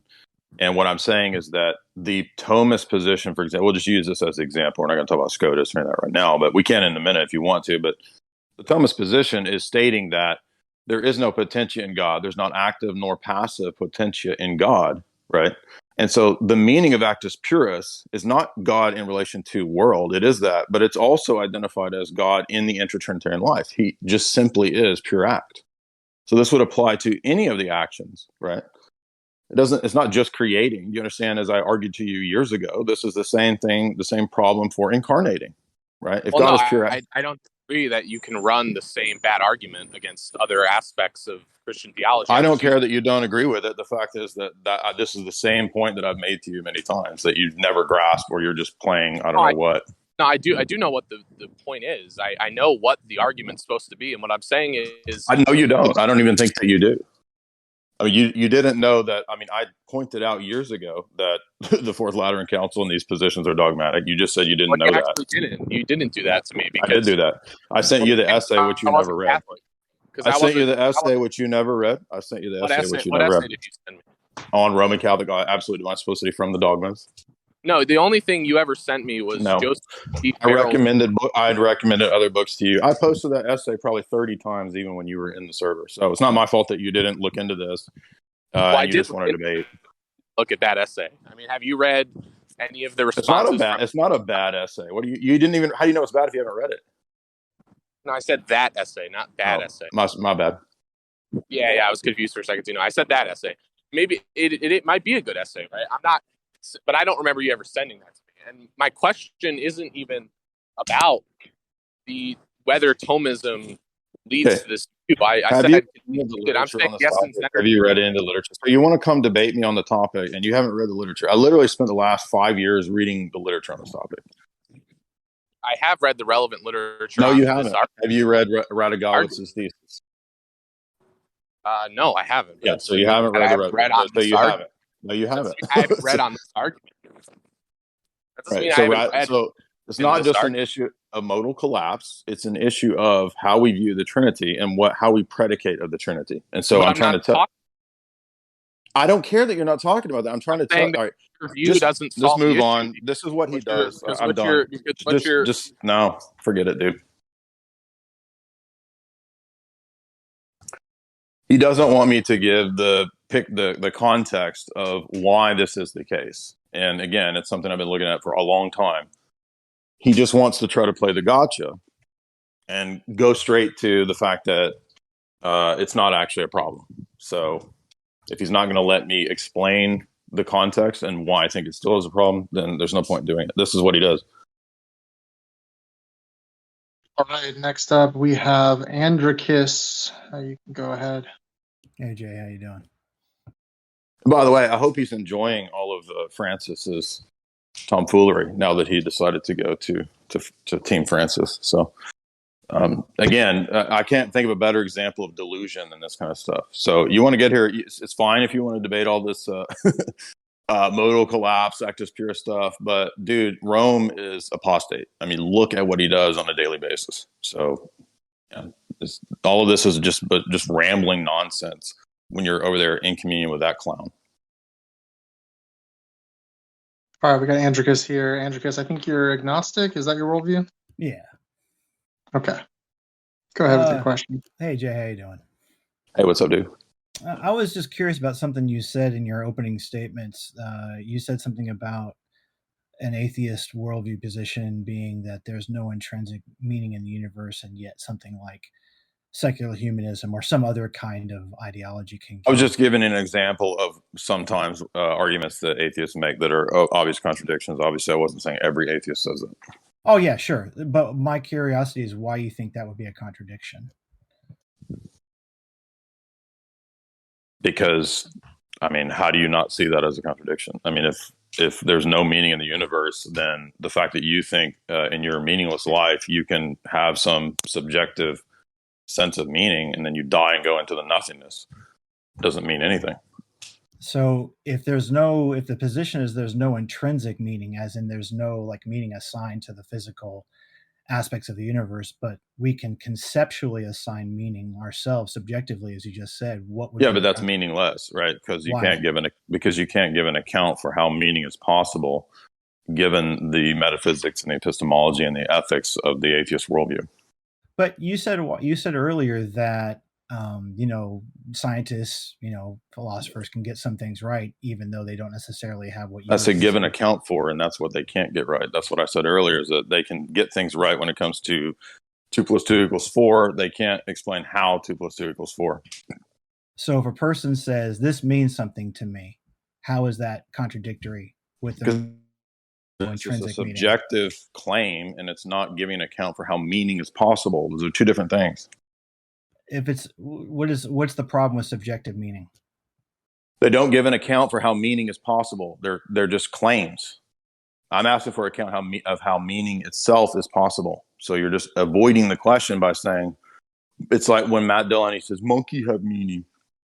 No, you're just making a distinction between an objective and a subjective sort of meaning is all you're doing, right? Yeah, meaning, if you're going to give an account for it, has to be objective. That's what giving an account for it means. Why would it have to be objective? That's epistemology 101. If you're not giving an account for it, if it's just a subjective experience of phenomena or account of phenomena, that's not giving an account. That's not a justification. Well, if that counts as a justification, then nothing counts as justification. I just still don't understand why it's a contradiction. Okay, so if a person says, do you understand what justification means in epistemology? Yeah, reasons for believing something, sure. Right, and so subjective states of affairs is not a reason to believe something, because I can just counter with a subjective state of affairs of why you shouldn't believe it, and they're equal weight. Well, but if they don't correspond with anything that you are, observing or that you are talking about. No, I don't have to do that because it's just subjective. Why do I have to do that? Now you're making objective criteria that I'm bound to. So justification requires objective criteria, obviously. Justification requires. I don't understand that. So if it's not my problem that you don't understand it. It's epistemology 101, because if anything that's subjective counts as justification, then there's no such thing as justification anymore. There's no reasons to believe. Everything is a reason to believe or not believe. This doesn't make any sense. I don't care that it doesn't make sense to you. That's a psychological state that you're describing, and I just gave you the answer why.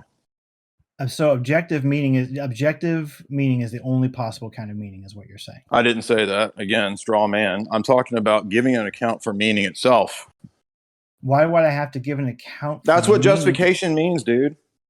No, go if take I a have, class. if I have reasons, go take an epistemology class. But it's not any reasons; it's good reasons. Yeah. So if I have good reasons to think something has meaning to me, why don't I have? Why would you? How could you say I don't have good reasons? Subjective claims are not good reasons. Why? Because what I just told you 5 times in a row. You haven't. No, you've said it's the case, but you haven't told me why. I gave you multiple, because it means that I can reply with a subjective reason as to why it's not to be followed. Right, but that's meaning to you. It doesn't matter. That's the contradiction of subjectivism, dummy. But that's not the kind. No. All right, no, get out of here. This guy's an idiot. He's just so stupid.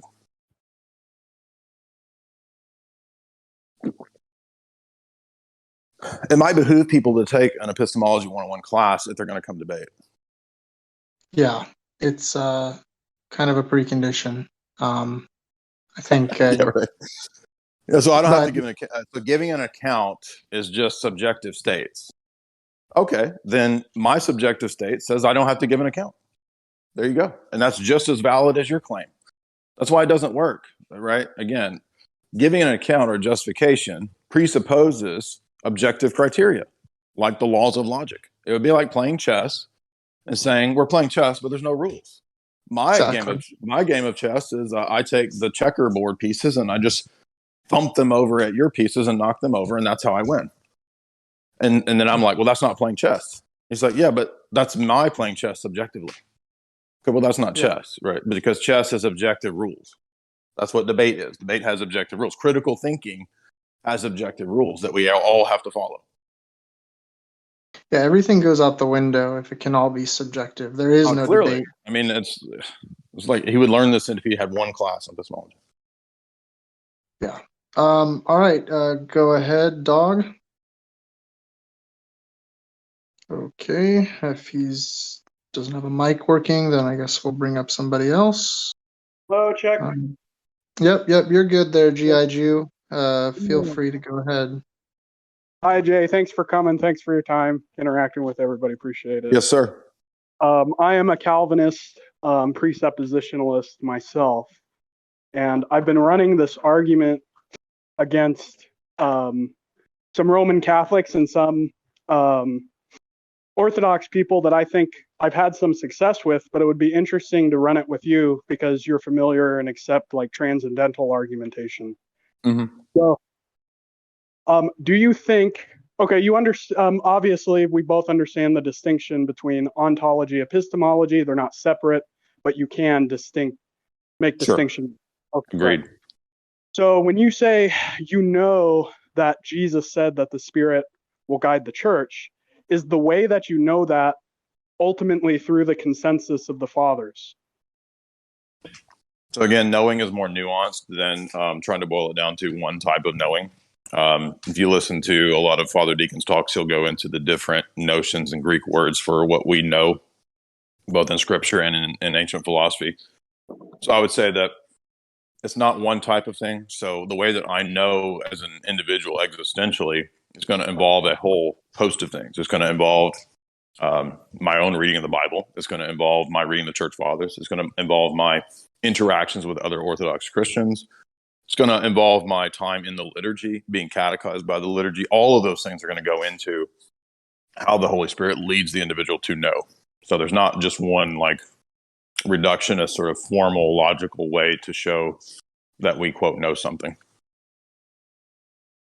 Did he leave? Okay, I guess he dropped out. Feel free to come back in, G.I. Jew, if you get your thing working here. Let's bring up Dog real quick.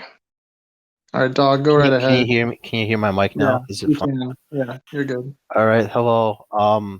So I have three questions. So what is the Eastern Orthodox conceptual analysis of both time and causation as understood in our explanations, such that it's compatible with the claim that causal relations hold between temporal and atemporal relata? If it's counterfactual, if it's a counterfactual analysis of causation that you take, then wouldn't that violate the monarchy of the Father, since his existence is in a biconditional relation with the existence of the other two persons? It's analogical.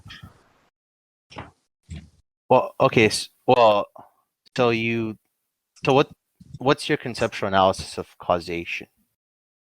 I mean, have you read Athanasius and Basil? No. Okay, well, so you're talking about the Trinity. Do you agree with the classic Trinitarian doctrines or not? Well, do I agree with them? Like, are you asking me if I believe them? Yes. No. Okay, so what's your position? I mean, I don't have a position on this No, issue. that's not true. Everybody has a position, even if you're an agnostic. So, Well, okay, sure. Let's just say I'm agnostic. okay, this is the guy who does this sophistry game. So, well, no, I mean, I just wanted to know what your account of the causation is, right? well, I mean, you're using modern analytical terms to try to bind me into some sort of false either-or dialectic about how created causation can't relate to the causal relationship between the Father and the persons. And I mean, I'm just telling you that it's analogical. Okay, fine. Let's just accept that it's analogical, right? So, what's your account of causation, just generally? If by account you mean like the total, like the conceptual analysis is what I mean. Like, what does it mean for something to be a cause? I think that agents in the world can do things because they're made in the image of God, and God allows and creates those agents to have the ability to do things. Yeah, but when you say to do things, I mean that just sounds like almost like a circular definition, right? Do you take it to be some kind of primitive notion? To act in the world. I mean, I don't know what you're looking for here. I mean, how would any position not be circular, defining or explaining what cause is? Event A follows event B by a direct causal relation. Right. So you think causation is when A follows B? Do you think that following is a relation in time or a part of time? I think created beings act in time and cause things in time, and God can act in time and out of time. Well, so I guess my question is, in what sense are causes prior to their effects? I would say that the orthodox notion of a person, of an agent, is presupposed in the notion of cause. So they're prior in the sense that they're the one causing the event to happen. The effect, I mean. No, sure, but I'm saying, do you think, I'm get to your point, dude. You're trying to trip me up. Get to what the point of tripping me up is. Look, I'm just asking, in virtue of what are they a cause in that case, right? I mean, created beings can act to change things in the created world. But they're just saying they're a cause in virtue of being a cause, right? That's just I don't have a problem with circularity, and every position is going to have circularity on these kinds of questions. Okay, all right. Well, I guess that answers my question. All right, thank you. You're saying, how can you explain causation without presupposing causation? Well, I mean, that's why I say it's one of the transcendentally necessary categories for the possibility of cognition. I mean, well, that wasn't really my question was just, do you think that there could be a conceptual analysis of it, or do you think it's some kind of primitive notion? But I mean, it seems based on what you've said that you do think. I believe in a theonomous epistemology, so I believe that man is made in the image of God, so he can cause things in the world because God is the first cause. He's made in his image, so he can do things like God. Yeah, but that wouldn't really address what I'm saying, I guess. It's sort of orthogonal. Are you asking me for an account for causation without being circular? It's not possible, and that's why I agree with David Hume. I invoke him all the time. Well, but David Hume doesn't think causation is it's like primitive notion, and in fact, I said circular. I didn't say anything about primitive notions. I said circularity involved in the concept. That's the whole point of David Hume's treatises. But But when you say circularity, do you mean I'm not talking about justification. I'm talking about more like reducing the predicates to further predicates, right? So, for example, we can say like a chair is an object that you sit on, right? That's not circular, right? I'm not invoking the concept of like sitting or the concept of a Okay, chair in my I don't know concept what of you're after sitting here. an You're object. trying to play gotcha, and I don't get what the gotcha is. Where's the gotcha here? Well, I'm not trying to play gotcha. I was Of just course you asking. are. Yeah, you are. When you came to the Discord, it was to play gotcha. So, I mean, no, I just had like a genuine well, you question. want an account for causation. And when I give you an account, usually that means justification. You're saying, no, I don't want a justification. I don't want a justification. No, no, That's an not just. account would just be a conceptual analysis. Like, do you No, it's understand? not. Account typically means a justification. Well, okay, let me clarify then. Can you give me a conceptual analysis of causation? I don't know what you mean. Well, conceptual analysis is just trying to find what are the constituents of the concept that our pre-theoretic intuitions are tracking.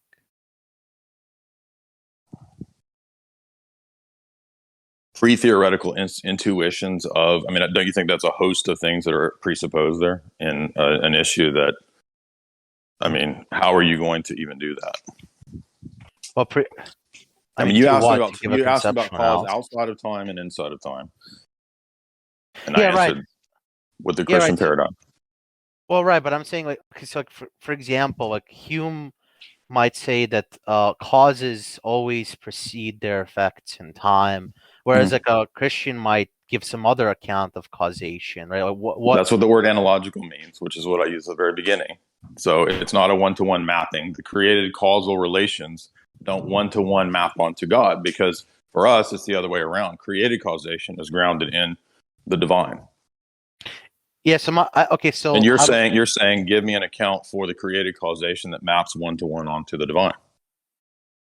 okay. So like, in virtue of what would divine causation be analogical as opposed to equivocal? Like, what properties do they have in common, such that they're both sufficiently Coming from.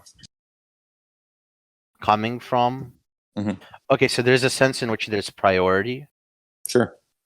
So I guess my question is, what constitutes priority under your view of causation? Well, the Father is the fount of the Godhead, so he has priority in that sense. He's the sorry, what? The Father has the priority in the sense that he is the fount of the Godhead. He's the cause of the other person. Right, I agree, but like the whole point I was getting at is like, in virtue of what is he the cause? Oh, I see. Well, he's the cause of two persons in terms of the inter-Trinitarian life, but he's the cause of the created order as creator, which begins in time.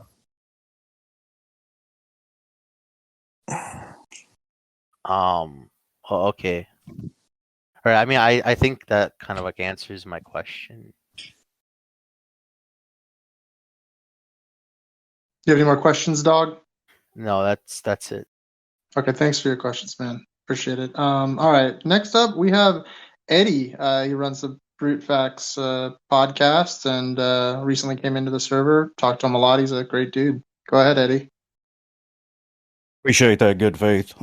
So for transparency, Jay, my first exposure to you was with T Jump's debate, and it wasn't the most intellectual debate that I'd seen. Not on your part, just kind of the interaction. So I say that because a few people who are here probably heard me in the past say not so great things about you because I'm friends with T Jump. And so I just kind of wanted to put that out there. My position is I'm agnostic at this point on the Trinity. I was a Trinitarian Protestant and studying into Judaism kind of changed my position for the moment. But good faith had turned me on to a lot of your videos and stuff. So I've been watching those. So I got a few questions that pertains to the Trinity. So when somebody denies the essence distinction, and keeps charging, polytheism. What is your response to when they deny that essence distinction I guess it's the is of predication, the is of Are identity. you talking about the essence energy distinction, or are you talking about the distinction of the persons? Yeah, the distinction of God having an essence but separate in persons. Well, distinct, not separate. So we wouldn't say separation because that would imply, division or composition. But so the question is, what is the response to people who say that distinction implies composition or division or separation? Is that or polytheism? Yeah, but they would deny like Plato's idea of essence and what essence is. That kind of like a crude analogy would be, the essence of humanity versus the individual Right. human. Well, so for us, we're saying that the way that we know and predicate about God is first and foremost derived from revelation. So it's not a project where humans are like, let me think it up this way. Oh, what about this? Or maybe we can borrow Plato or this, that. We would reject Plato's ideas too. We would reject Aristotle's ideas when it comes to what I called earlier intra-Trinitarian theology, or the ontological Trinity sometimes it's called, or Trinity proper. This is just basically the Trinity apart from the created order, just God himself, right? And the way that we go about that is on the basis of revelation first and foremost, which can use philosophical concepts, analogies, ideas, and things that are, valid arguments or good analogies or good principles in Plato, Aristotle, or whoever. But we're not going to take those definitions, for example, of what Plato or Plotinus says simplicity is, and then squeeze God into that. And most of the early heresies that are anti-Trinitarian, that's exactly what they do. In fact, there's a really good paper that I just read the other day that was pointing out how Eunomius, who was kind of like the preeminent Arian anti-Trinitarian guy of the 4th century, who all the Cappadocians had to write against, Eunomius's key track of argumentation is really borrowed directly from Plotinus.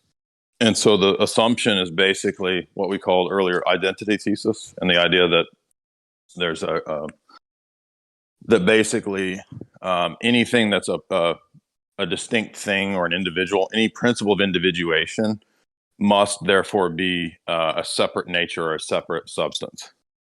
And that's just simply not the case, right? Because things can be one and many in different ways. So not everything is one and many in the same way. And in the case of God, we're saying that, Scripture reveals him to be both one and many in terms of a unity of essence, unity of source in the person of the Father, unity in the sense of perichoresis, that the persons fully indwell one another, and then distinct in persons and energies. So there's different ways that God is one and different ways that he's distinct. But it doesn't imply polytheism, because we would say, even the Old Testament revelation makes these distinctions. And even modern Jewish scholarship has admitted in the Benjamin Summers book, Body of God, and the Alan Siegel book, Two Powers of Heaven, that Old Testament Judaism was not a generic monotheism. That's a false presupposition. Okay, yeah, because a lot of times they would argue it's a strict monotheism. Right, but that's why. Well, that's why in a lot of the debates, if you watch, for example, Sam Shamoun's debate with Yossi, the Jewish guy, it goes to all the manifestations of the angel of the Lord, and the distinction between the Father and the angel that he sends, and the fact that the angel is given divine appellation, descriptions, and worship, which you can't worship creatures. So the angel of the Lord can't be a creature. Right, and you actually headed off the second question, which was how the Trinity solves the problem of the one and the many. That was going to be the second one. The last question, I don't understand the distinction of the Father being the cause in the Trinity. What exactly does it mean? The Father. So one of the first sort of big theological squabbles that occurs in the church is the Council of Nicaea, and of course everybody probably has heard of Athanasius. He's the preeminent church father of that council, and his writings are basically dedicated to demonstrating the eternal generation of the Son. That Jesus is begotten in two senses. He's begotten eternally from the Father, from all ages, which is an atemporal begetting, coming forth from as the Son of the Father with all of the divine appellations and attributes that the Father possesses, except that he is exempted from one thing that the Father has, and that's being the cause. And for us, for Orthodox theology, the way that we pick out and individuate the persons is on this principle of what's called hypostatic properties. So the property that identifies and picks out the person of the Father is to be cause,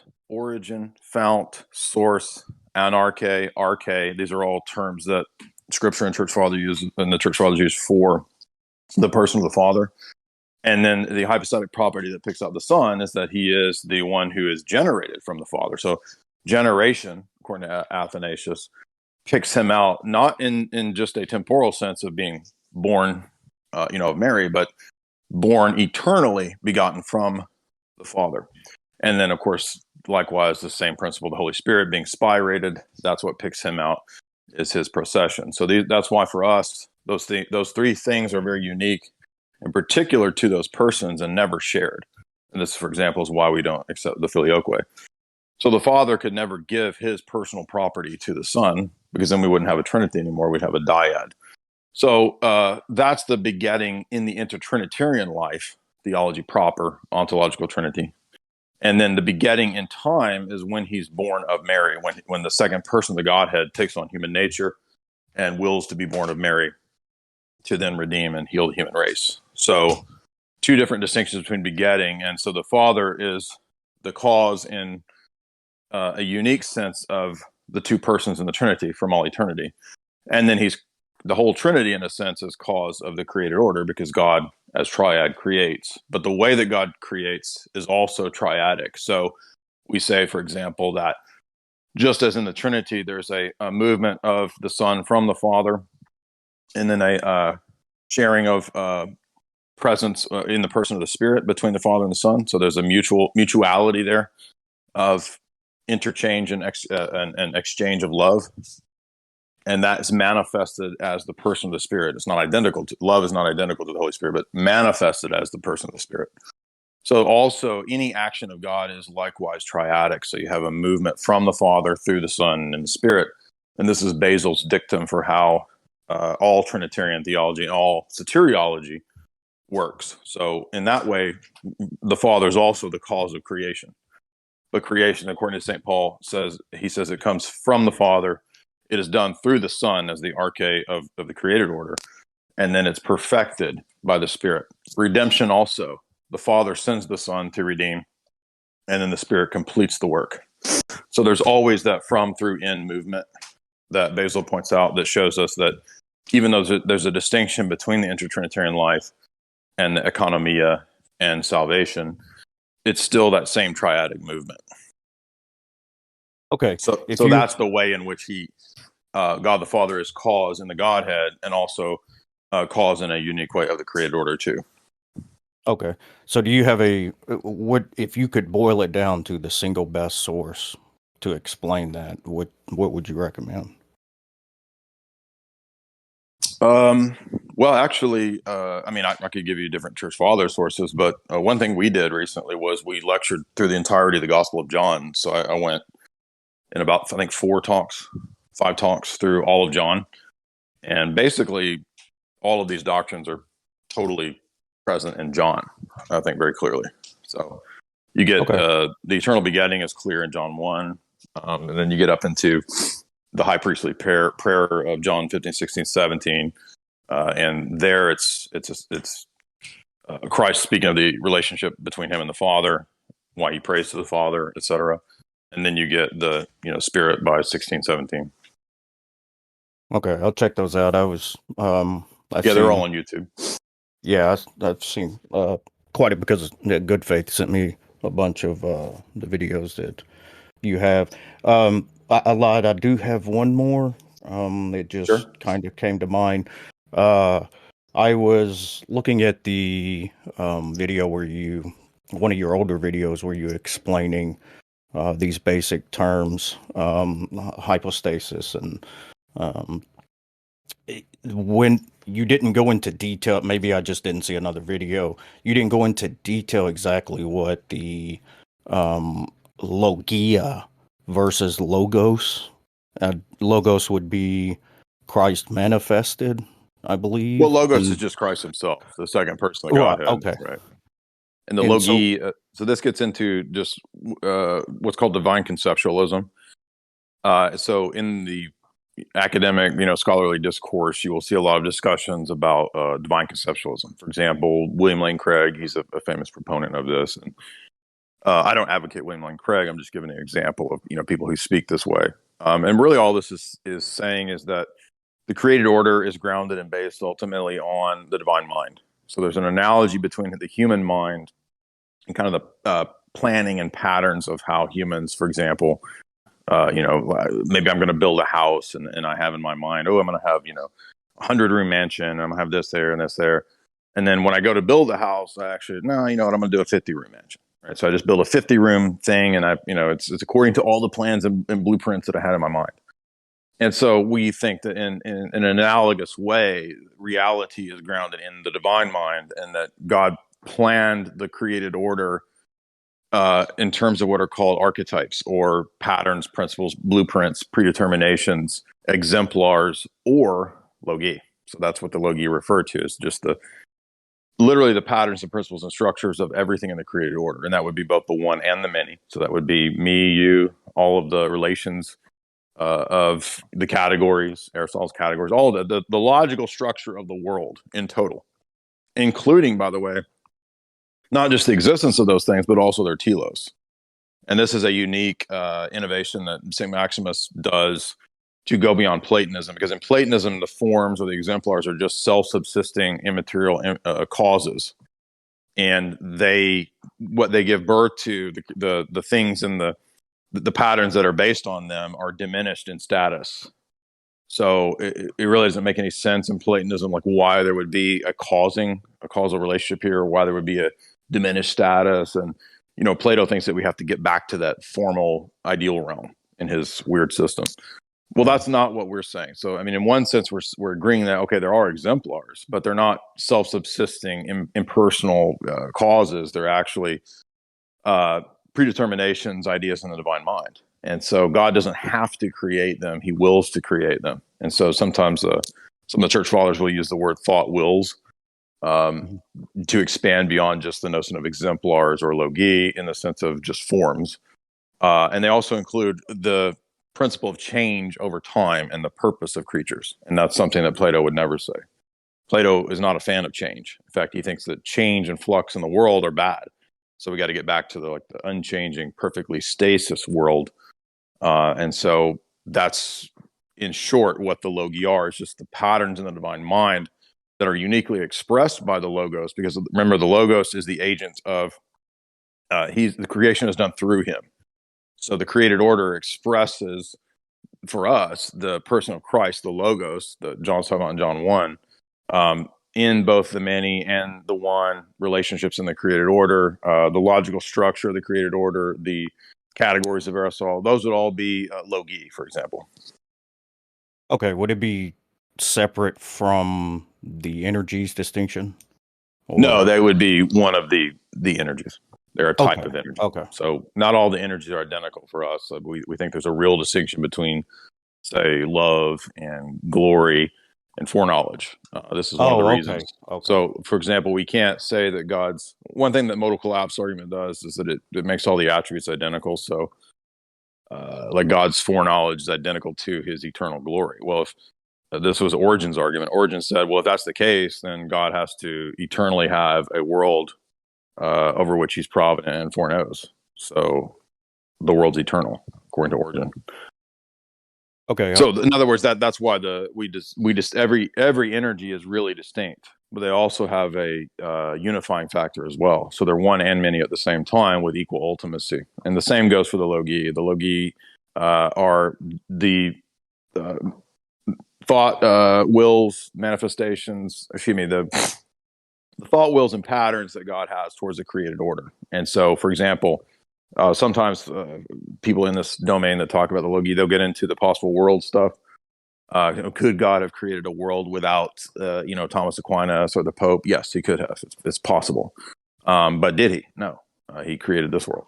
So the fact that there are possible worlds that God didn't create proves that there's potentia in God and that he only willed to create this world. So he doesn't actualize all the logi, just the ones that he wills to actualize. Just like in my analogy, I might have in my head, a 100-room mansion I want to build, but I only end up building a 50-room mansion.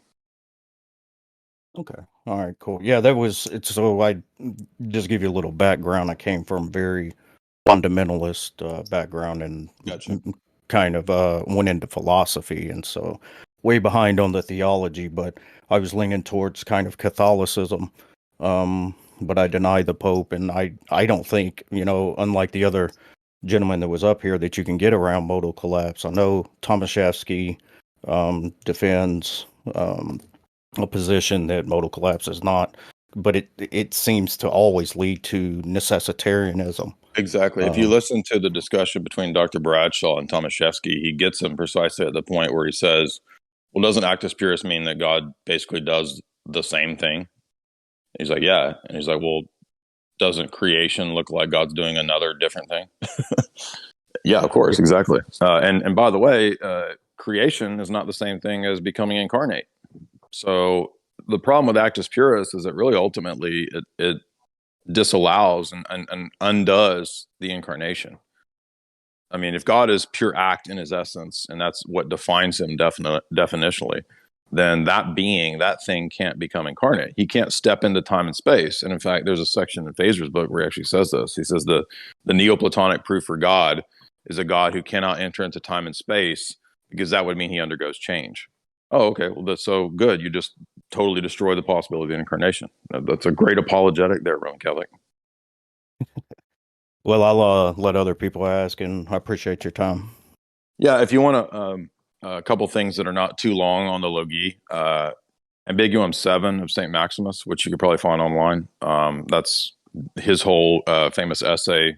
There's a lot of other ones. I think Ambiguum 10, Ambiguum, I think 42. But the easiest and most accessible one is Ambiguum 7. And he covers, just kind of outlines what the doctrine of the logi is. And then for a deeper essay on the topic, I recommend Creation and Creaturehood by Father Florovsky. And both of those are just easily accessible online. Okay, appreciate that.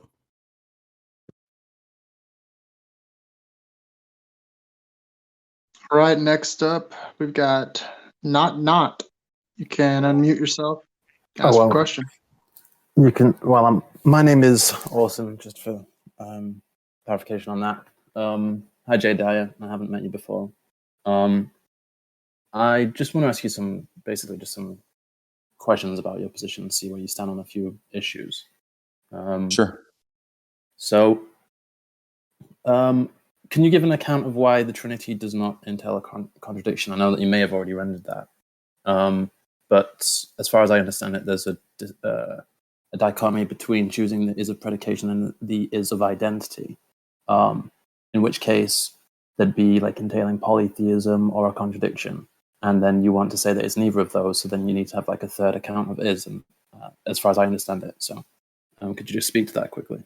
Yeah, I mean, modern analytical terminology is not going to map onto the distinctions that even the ancient world made. So no, it's not. It's things can have and possess things in different ways. And so to take categories applicable to the created order and say that God has to match up to that is to get the whole ordering backwards. It's the other way around. The Trinity grounds the one and the many.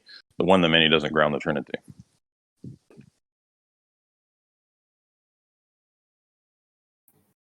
Would you have an account for what the third option might be, as opposed to saying that there can be a third option? Right. So there's a distinction between the essence of a thing and the action of a thing, and that God can God can be fully present in his actions without being numerically and strictly identical to those actions. So this is called identity thesis. And modern logic and logical identity is not the identity thesis of what our Trinitarian theology is. So we just simply don't think that God has to submit to the categories of Aristotelian, right, identity thesis, etc. So you say God can be distinct in identity from his actions. God can have distinctions in multiple ways, is what I'm trying to say. And even created things, even things in the created order, can be distinct in different ways. So in other words, I'm just pointing out that it's not just a problem or quote unquote an issue for the Trinity. Even in the created order, we can see that objects can possess distinctions and unities in different ways, and that doesn't like somehow cause or pose a problem for the objects. So you're saying that, so in terms of the Trinity, you would say that God is both distinct from, as in the Father is both distinct from Jesus, but also is Jesus. Is that correct? No, the Father is not Jesus. No one would say that. But you're saying the Father is God? Yeah, but God is a non-rigid designator. God can pick out different types of things. But so not this be whole polytheistic. argument is presupposing that the word God is a rigid designator. It's not.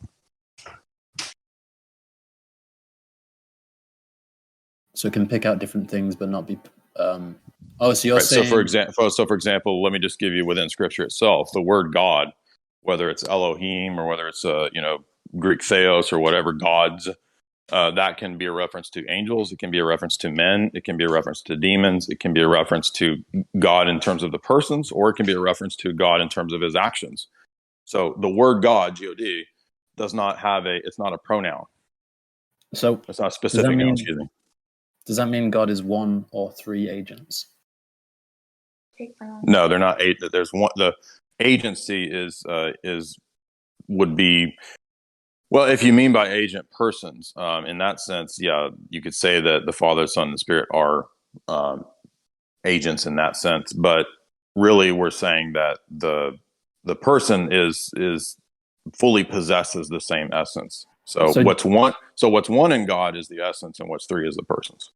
So is he three distinct forms of intentionality or one form of intentionality? Right. So forms of intentionality might be useful, but the divine mind is one.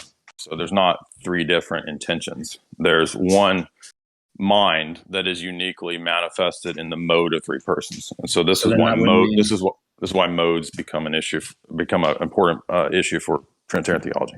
So God and Jesus the Father and Jesus have the same intentionality. Yeah, but they're manifested or expressed or actualized in each person's unique mode. So, for example, if you heard me earlier, I was saying that creation is a single act of the Trinity, but it's manifested uniquely by the Father as the origin, by the Son as the bridge, or how creation happens through the Son, and is perfected in the Spirit. So it's one action of creating, but it's uniquely manifested in the mode of three persons. Okay. I think someone was asking. So, by the way, I'm not. My goal is not to criticize your positions, just to get you to elaborate on them, so I can understand like who you are and what you're about. I heard someone say something along the lines of the Trinity generates a contradiction for some reason, and then you said it wouldn't actually be violating the law of non-contradiction; it'd be violating the law of identity. Could you just elaborate as to what that was about, if you recall it? Right. So identity operates on a certain assumption about how substances exist and that they must be reducible to singulars, right? So any individuated substance is its own unique substance. And so when you do the law of identity according to Aristotelian logic, it's not going to work for the Trinity because the Trinity is not submitted to the metaphysics of Aristotle. We don't adopt the metaphysics of Aristotle, which underlies the doctrine of unity of substances. So for Aristotle, let me give you an example. So for Aristotle, you couldn't have a Trinity because it would violate the law of identity, right? How can a father and a son possess the same nature? They would be two unique substances. They might have the same nature, human nature, but they're unique individual substances. Right? So Aristotle would see that as a contradiction, but we're not Aristotelians. So that's not our starting point for how we do philosophy and epistemology. Do you think, so that leads me to think that you think that the law of identity has some sort of metaphysical nature?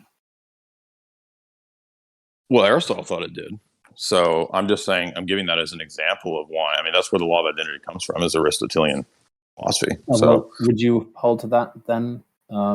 So again, the ways that we speak of the created order, there's nothing wrong with talking about a law of identity and speaking of created objects, but you can't map one-to-one the things that are true of the created order onto God. And that should be self-evident. I mean, if God exists and he's the origin of the created order, the created order is not going to map perfectly onto him in a one-to-one correspondence. That moves on to, because I heard someone talking about Gödel's incomplete theory with you. Like, it moves on to something else that I want to touch on.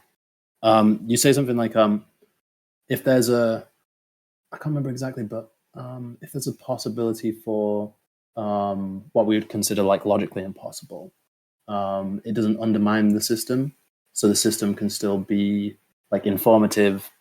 Well, I was saying that a person who's a non-Christian or an unbeliever can certainly get things right about the world and can make discoveries. And, you know, I mean, when a Christian and an atheist discuss 2 + 2 = 4, most of the time they're going to agree, yes, 2 + 2 = 4. But my point was that how the two parties give an account for 2 + 2 = 4 is totally different. And the point is that in the domain of epistemology and justification, I don't think that any atheist can give an account for how 2 + 2 = 4, even though they might believe it and it's true. They're not able to give good reasons for why that's the case, given the rest of their system. And what is your account for 2 + 2 = 4? All the divine conceptualism that I just mentioned earlier. In discussion with me? No, like 5 minutes before you got here. Okay, no problem. Something else that you said, I'm just curious. You said that you must have an attitude towards a proposition. And I'm just going to try and quickly get through like notes of questions that I made. So you said something like, you must have a belief, a denial, or be agnostic towards a proposition. Do you think that's the case? What does that mean to you? Wait, you're saying you heard me say we must be agnostic towards proposition? No, that you must be at least what it's like trivalent. Like when there's a proposition, it must be the case that you have a positive attitude, negative attitude, or neutral attitude. Oh, like when I said, like if you're agnostic, that's still a position? Is that what you're talking about? No, you said to Dog, when he said, I don't have a position on causality in terms of theism, you said, no, you do have a position. You must have a position. I don't remember saying that. I was saying to a dude that said that he's agnostic, that I was saying that you have to have some position. So I'm confused. Okay. I don't know what you're talking about. That's all right. I mean, things go. I may have misspoken. I don't know. And I may have misheard. What do you think agnosticism is a tenable position? What do I think it is? Yeah, in terms of like ontology or metaphysics. Oh, so I think that like there's areas of these different domains that we lack knowledge, and it's fine to be agnostic on, but preconditions are something different. So, for example, to say, I don't know if like there's a dude that lives next door and he looks like Lil Wayne, right? For me to say that it looks like Lil Wayne lives next door, but I'm not sure, right?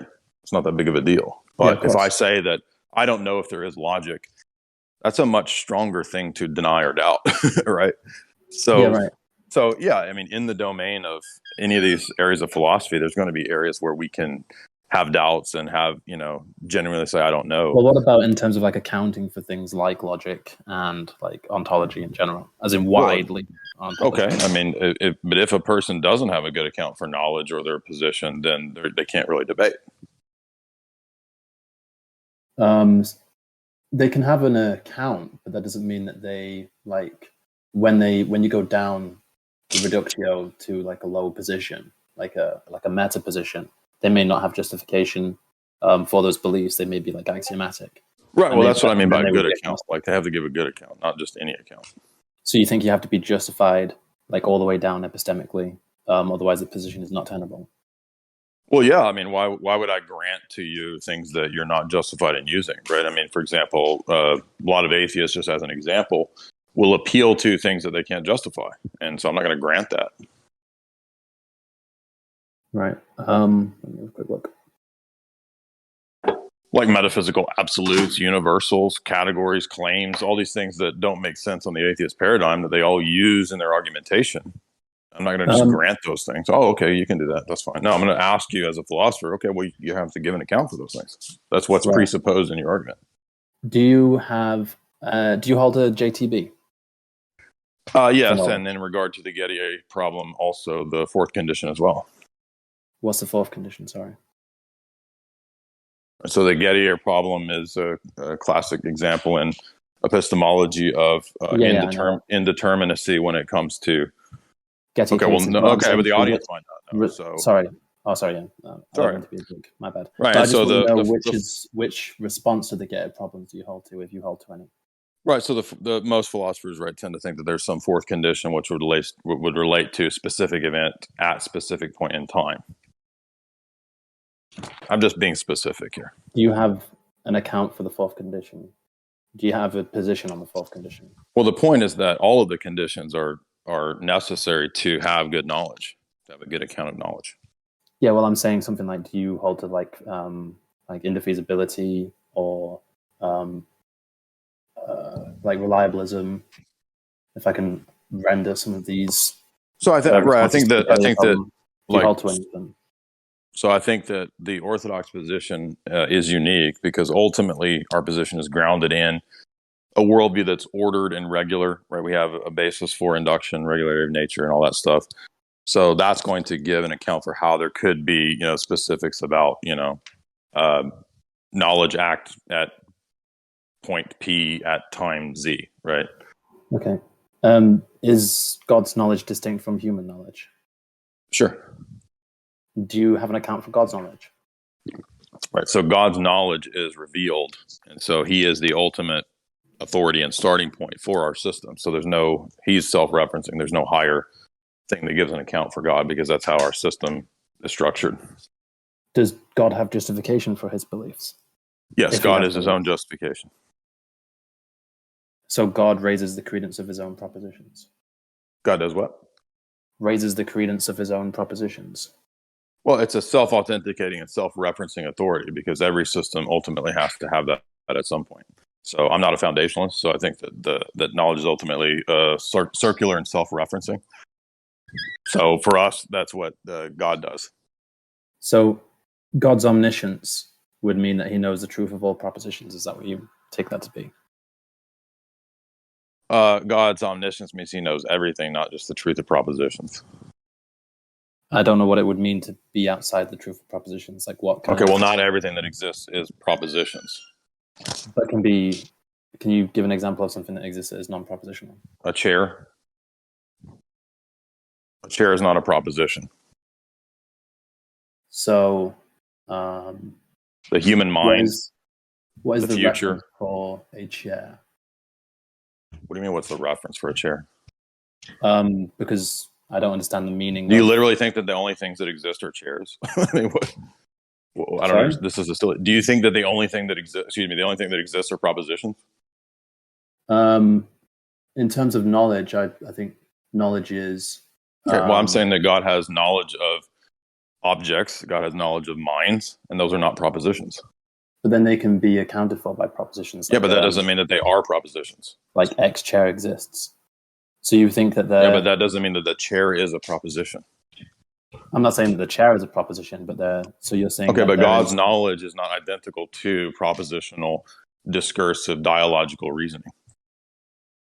Do you think that propositions are generated by minds? Sure. What is it? So is God's knowledge of a chair? I don't know which chair is being picked out there. What is that? Just like an awareness? No, God knows every fact about the chair. He knows everything about the chair, every possibility about the chair. He also knows all the future potential of the chair, the purpose of the chair, etc., the origin of the chair. Every fact about the chair. Yeah, including the future, the past, all that.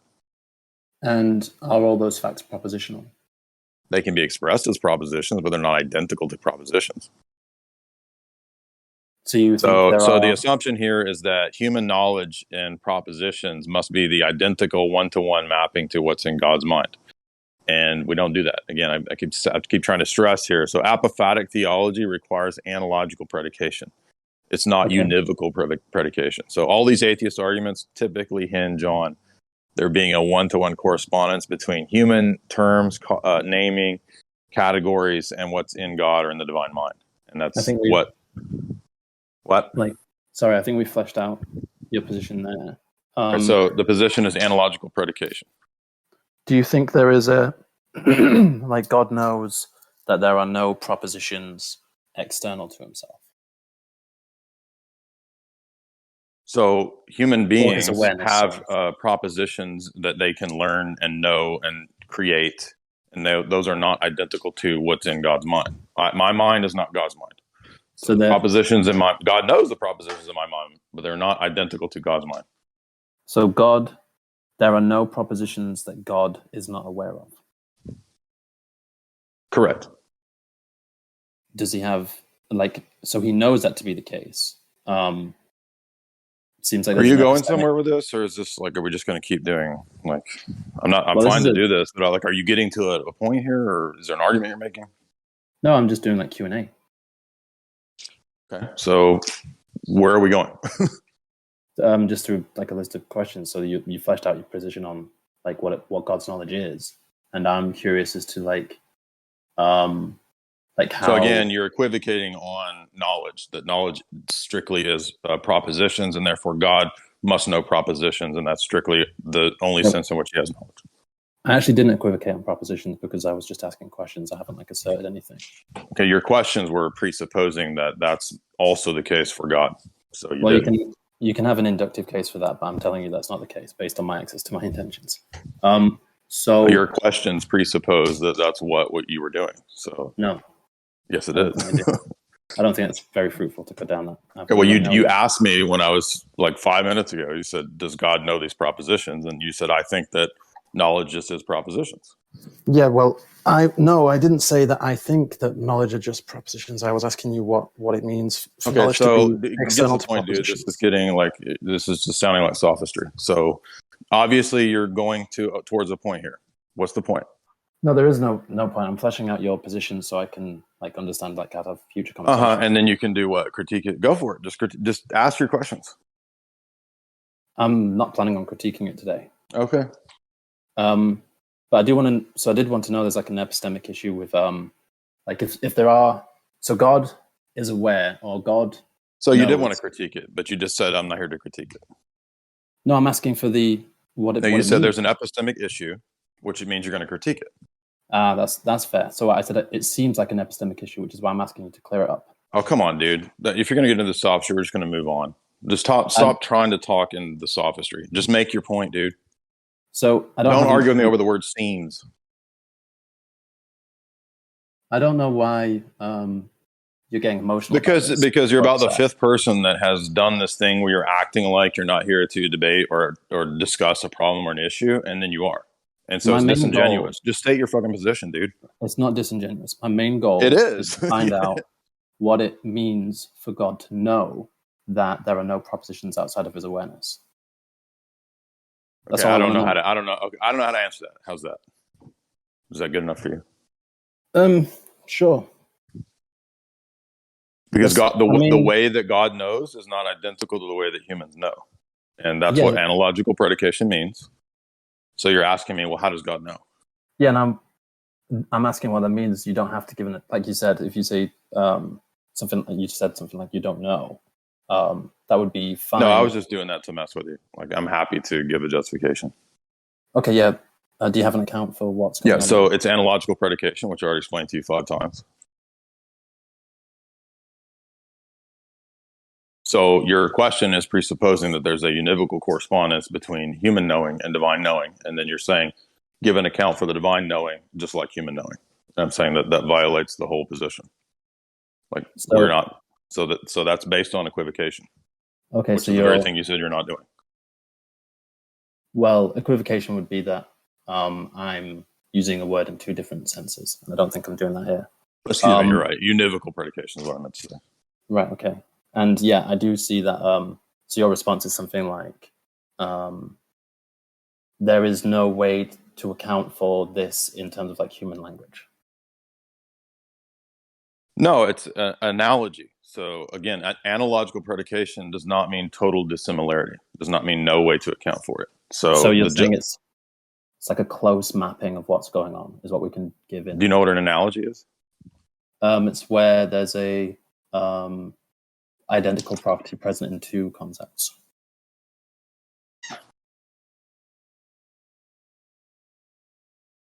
Similarity, yeah. I don't know. Identical property is again kind of missing the point because it's not identical. Could be the same property. Similar. So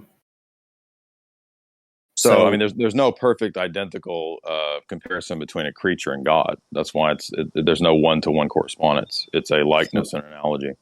You responded to my question of what does it mean for God to know that there is no proposition external to his awareness.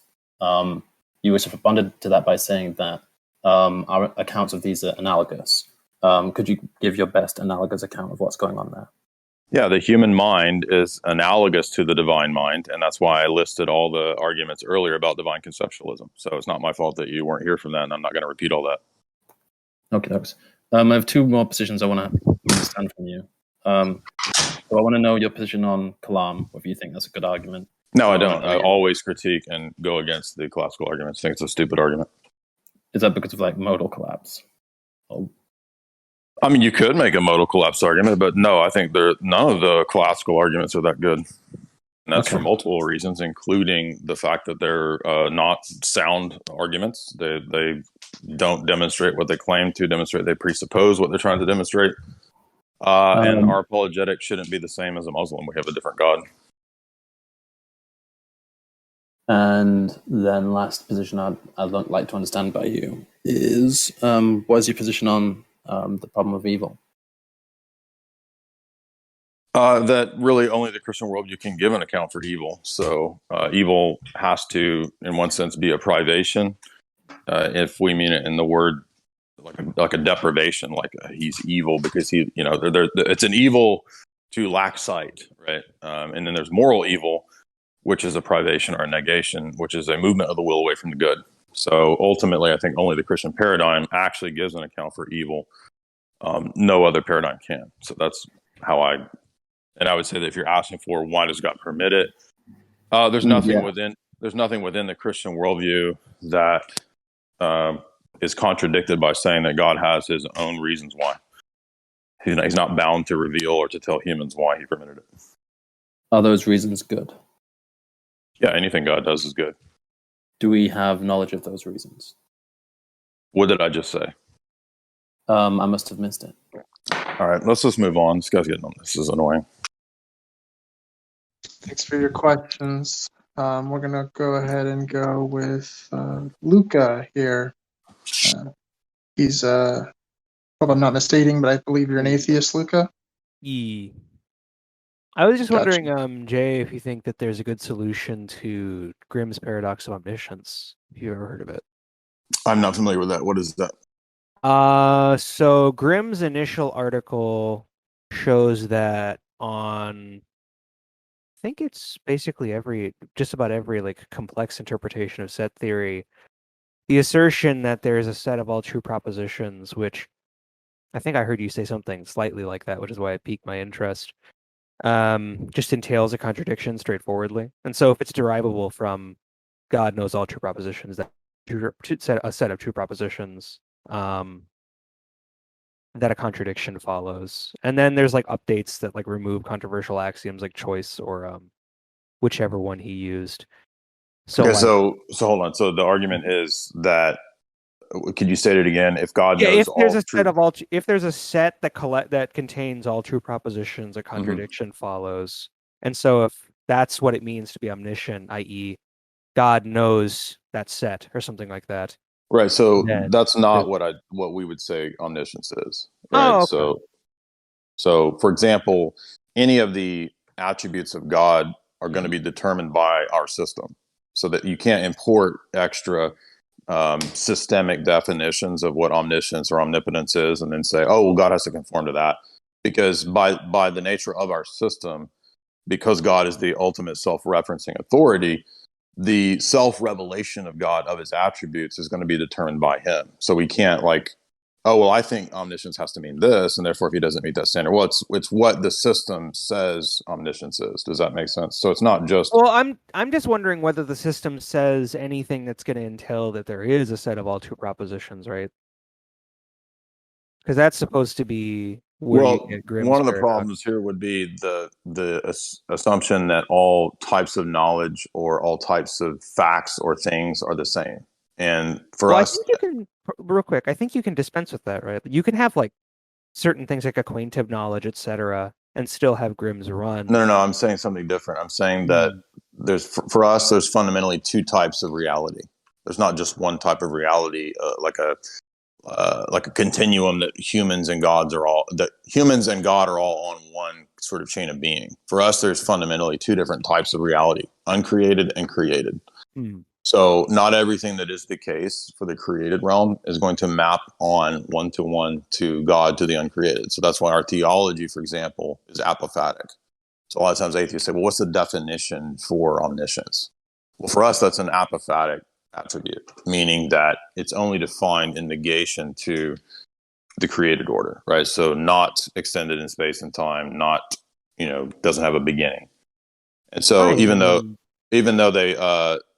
they're not cataphatic, they're not positive definitions, they still at least tell us something, right? And you can make an analogy to something like the number zero, or when we say things like the situation is unknowable, right? If we say something is unknowable, in one sense it's telling us something, but in another sense it's also not telling us something, right? So in the same way, what? So presumably, like, you would think that it's false that there's a true proposition such that God does not know it, right? Yeah, I'm just saying that there's different types of knowledge. Sure, there's propositional, acquaintive, all sorts of. I'm saying there's uncreated knowledge, and that's not in your list. So God knows uncreated knowledge as well. Uncreated knowledge as well. I'm not familiar with that term, but I mean, just to quickly preface, is that proposition? Okay, but your assumption is that it's all going to be the same type of thing. It doesn't. And I'm telling you, it's not. I mean, it doesn't have to be. I mean, again, Grimm's argument can be generalized over things that even aren't even propositions. It's just a simple logical form. Okay, so what's the problem? Yeah, so I mean, I just need, like I said, because the issue is I'm unsure if you're committed to this, and that's what I'm trying to clarify, which is, does anything that you would commit to about God commit you to the existence of a set of all true propositions? Because there can be like more than true propositions, right? There can be all sorts of stuff, but is that an entailment of what you believe about God, is what I'm wondering. Yeah, I would say if we're speaking of propositions relating to the created order, yes, God knows all those, and he also knows all the false propositions. Okay, so you would say it is true that God knows all true propositions. Yeah, I think that if we're speaking of the created order, we can say that, yeah.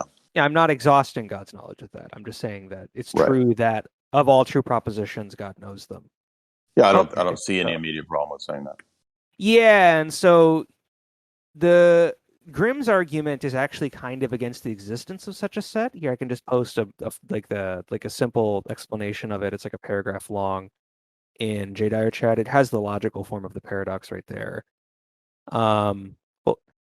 So the basic idea for this being a paradox is that it sort of gets off there being the existence of such a thing as a set that collects all and only true propositions. So it has like more it has more like broader implications in like set theory and logic as well. But so the basic idea is something like if there is a set of all and only true propositions, there's going to be like complementary subsets of that set. Let's call that the set of all and only true propositions S. Like, for instance, all the endorsements of the collections. Like let's say I have the set, which is a subset of S, of all like true propositions about J. Dyer. I'll call that like the J set or something like that. And then there is a proposition, presumably in S, that says all the propositions in the J set are true, right? Well, that's true because all of the propositions in the J set are true because the J set is a subset of S, which is a set of all and only true propositions. And so what we're picking out there is a particular kind of proposition with that endorsement there. It's called a unique identifier. by Grimm at least. And the logical form for it that he puts like the symbol for that kind of proposition is P underscore a big P with an underscore like subscript rather, a subscript sign for the set it identifies. Mm-hmm. And so it just it follows from like S and S being discriminable into subsets, Mm-hmm. that there's going to be a set of all of those kind of propositions, the unique identifiers, and Mm-hmm. Grimm calls them R. Rather defines a set called R that collects a set of unique identifiers, which are members of S, that are not members of the sets they identify. So, for Yes. instance, Right. like the endorsement P, let's call it P of J because it's for the J set, right? So would this Isn't be like a member of the J set because like it's a fact logical about... conjunct that each set is its own unique set, right? So, Is that right? What you're pardon? Is that correct? I'm sorry, I didn't understand. Was that as a question? A Please? logical conjunct that each set is its own unique set. Each set is presumably its own unique set, sure. And so that I'm just trying to follow along with the argument. Mm-hmm. So, presumably that proposition, all the members of the J set are true, isn't a fact about J Dyer, right? It's a fact about propositions in that subset of S. Right.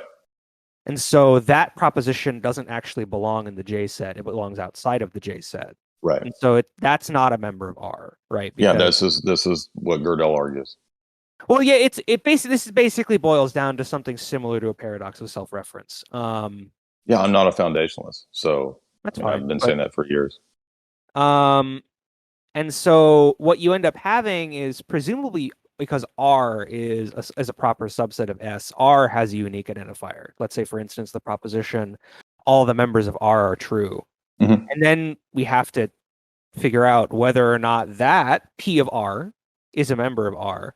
And what you can see here in the derivation is that once we plug in what P of R is into the entrance conditions for the subset R, you get a contradiction whether P of R is a member of R or P of R isn't a member of R.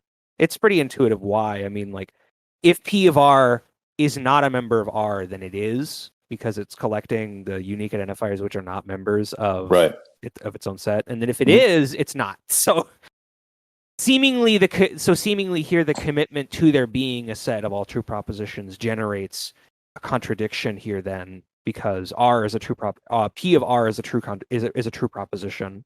Right, but formal logic applies analogously to God, and okay, is that's a what way I was to wondering. is a way to describe the created order. So yeah, Sure. you're gonna have these paradoxes like this, just like the incompleteness theorem.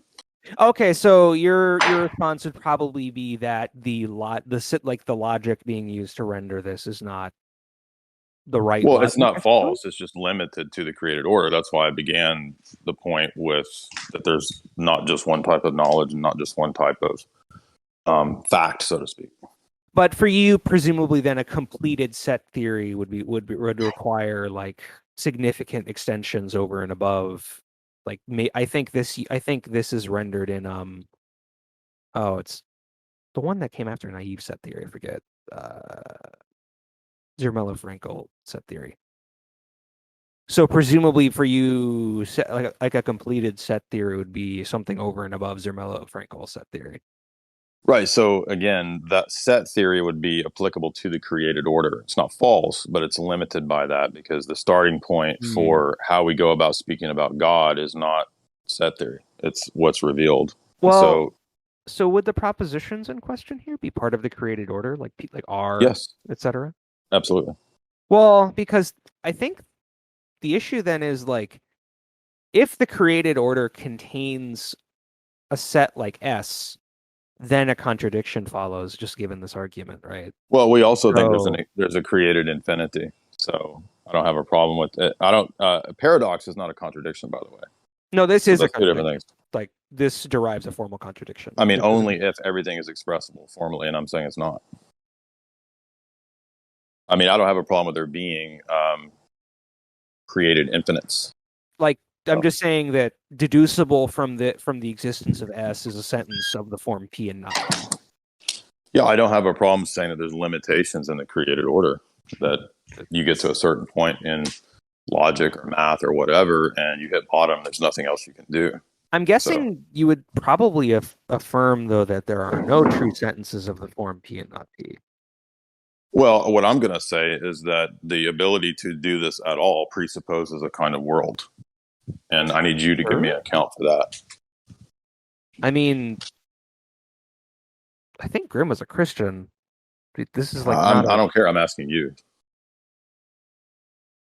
This isn't really terribly relevant. Right, because that's what the atheist does, that he doesn't have an account for these things. But don't you think that the ability to do this at all demonstrates that there's preconditions to have this kind of set theory of mathematics at all? I mean, sure. Okay. Can you give an account for those, how they're possible?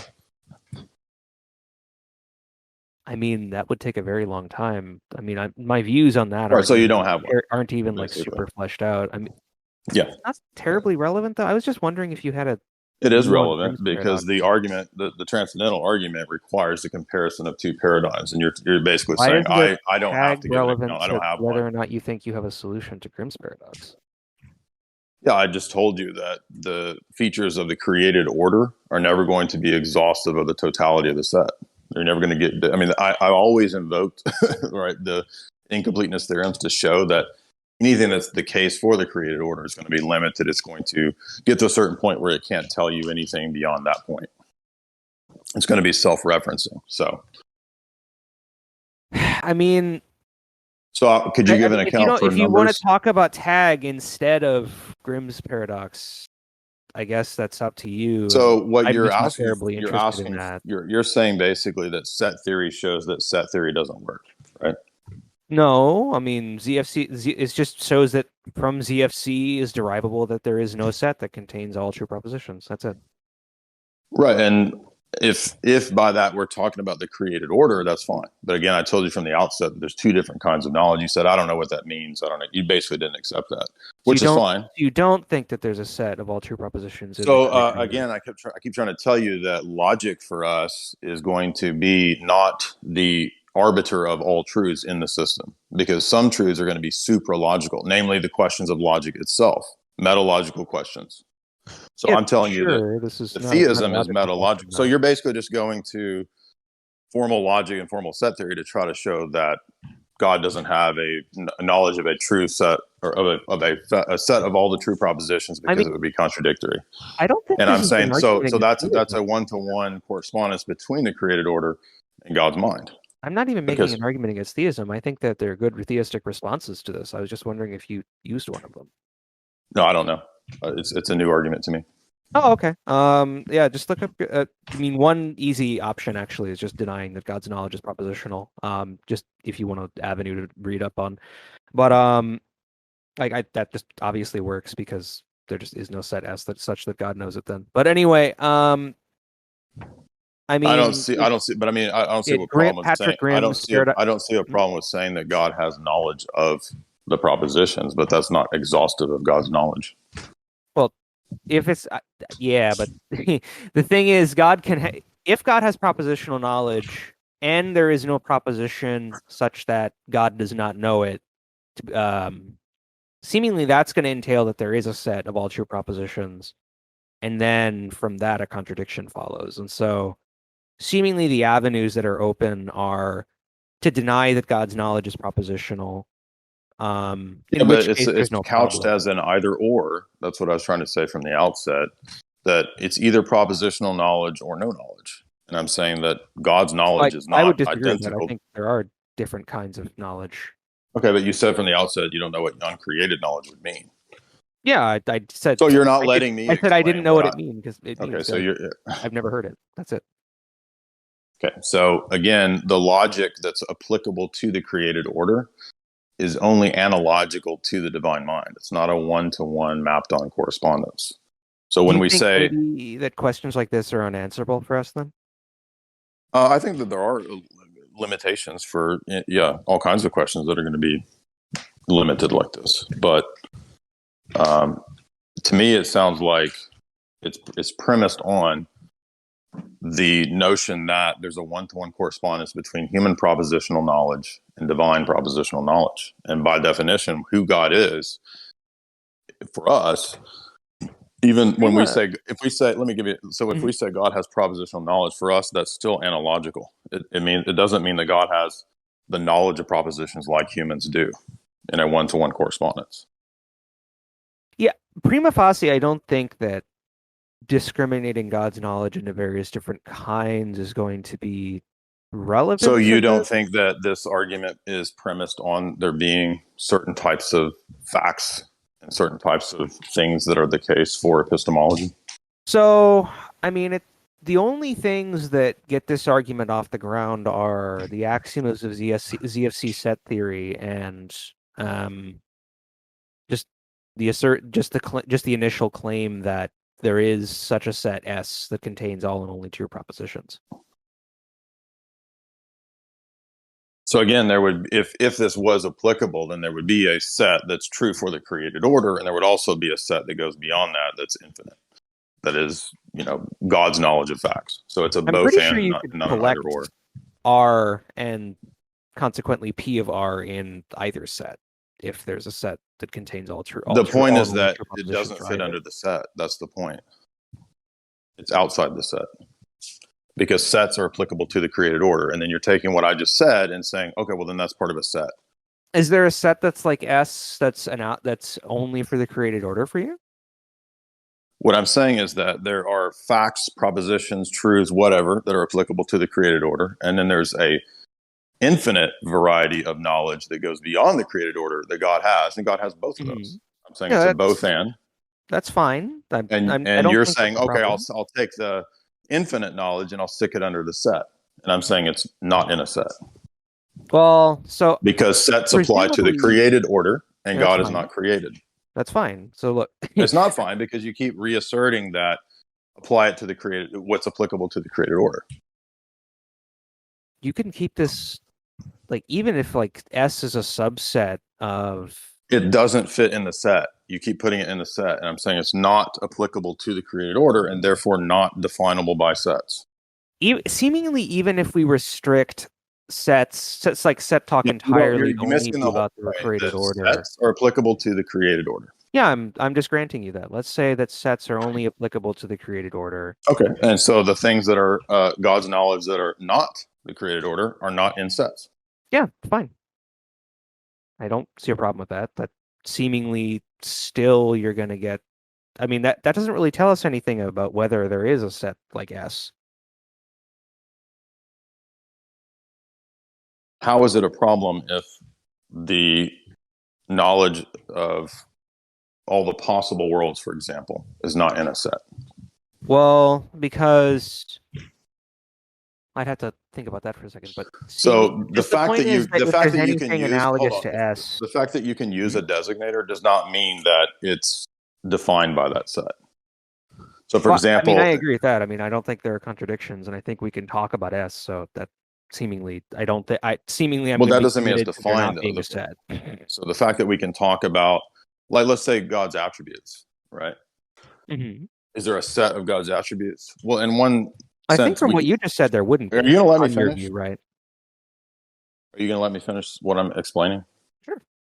Okay, so if we speak of God's attributes, in one sense, we could say there's a set in that he has X number of attributes. Mm-hmm. But in another sense, they're not expressible as a set because they're infinite. Okay. So I'm just trying to use set theory in an analogous way to what I'm saying. Sure.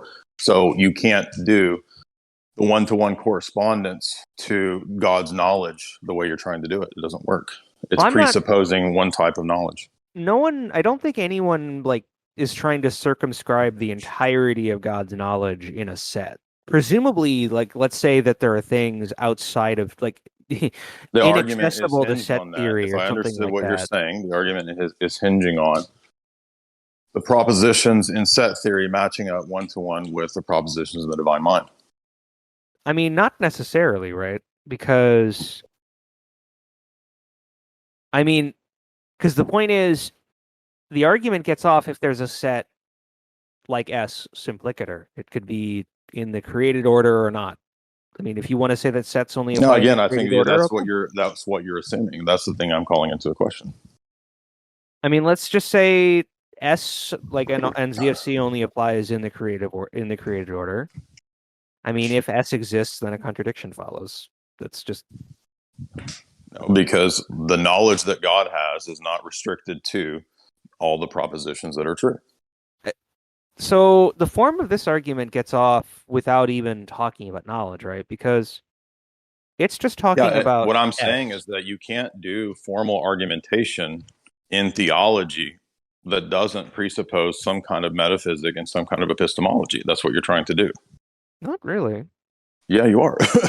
It's impossible. You can't do I it mean, without if doing that. anything, I'm trying to like make this amenable to your. I'm trying to like see Yeah, how this works with I your appreciate view. that. So I'd be It's trying very to like. noble of you to help me out here. It's very noble. No, But I'm not. I'm not trying to help you. I'm saying that I'm trying to understand what your response is. So presumably the presuppositions that I'm bringing in, like conditionally, like hopefully are yours. no. Again, they're not. You didn't know what I meant by uncreated knowledge, so they're not the same presuppositions. Yeah, that's why I asked you. Okay. So again, the point is that there is an account for the possibility of these things, and I'd be interested to hear your account too. So, if I mean, I guess I'm just not. I'm not. I'm not trying to be obtuse. About this. I'm not. Like, it seems like no, we're that's having a communication. so. The error. transcendental argument is a comparison of worldviews, and if you're not willing to compare your worldview, that's fine. I mean, you don't have to, but it doesn't have anything to do with the tag. All right. So you don't want to do the critique of your position. I'm not terribly interested in transcendental arguments right now. No. Okay, but that's the argument that I make. So I mean, if we're just having a communication error and you don't really want to continue, I guess that's up to you. again, if you want to make points about theism or why you don't believe theism, that's what we're here to do. I'm interested to hear exactly how this is a problem, and what I've heard is that it's a problem for any system formally. It's a problem for. It's not a formal. It's not a formal issue. No, it's a contradiction. Contradictions would be formal problems, right? It's a formal problem for not things like systems. It's a formal problem that follows given a system in the background like ZFC. No, this is your mistake. There's no such right? there's no such thing as a logic that judges all systems. This is your error. I didn't say there was. You just what you just said presupposes that. No. Yes, it does. What I said was this is a problem. It's a given system. Some formal system, which I mean by that I just mean any formal system like ZFC that has things like the axiom of separation. This works without choice, as far as I know, so you don't need to. Yeah, but that's assuming that this is the case for all systems, that you can analyze any of the systems this way. And I'm saying we don't operate that way. That's the whole point of presuppositionalism. I mean, straightforwardly, I mean, like you can just add one additional axiom in ZFC and this no longer works, right? You're missing the point. There's no such thing as a self-evident axiomatic system, which is what you're trying to do here. I'm not saying there is. You just argued that just now. You said all you have to do is plug it into this. No, I said if you add one additional axiom to ZFC, this problem like I'm asking pre-axiomatic questions. I'm asking about the preconditions. So you're talking about tag? Yes. Why? Because that's how we go about analyzing systems in set theory. We don't start with set theory. There's no self-evident axiom. When asked a question about set theory, you'd want to not talk about set theory? No, I gave you my answer, and now I want to know your account for sets. But you said you didn't have an answer. I said I didn't have an answer to the question of when we get to the bottom of a system that's finite being limited. Nobody has an answer to that. Well, that's not what this problem is. The problem being pointed out by Grimm here. Yeah, the problem assumes that there's a formal way to critique any set. And I'm saying that doesn't count for our system because it presupposes that there's self-evident maxims that you haven't given account for. You have to give an account for the logic that you're using. I mean, there can be objects and sets that like collect things that aren't propositions, all sorts of stuff aside from this. And what you're not understanding is that you're presupposing a worldview. You're presupposing a worldview to do this argument is what I'm arguing. Which Sure, yeah, actually, yes, and Right. in So you're trying going to to have make to give this an account for and how in you trying can, to you're like going to have to give an account for how you can do that before you try to put our system in a logical bind. I'm going to say, no, okay, but well the then, point is that if you're doing something like what to make this like, because obviously I'm not going to like show up and say like, well, here there's this issue if you have like paraconsistent logic in the background or something like that. I'm trying to like use assumptions that you're using right now.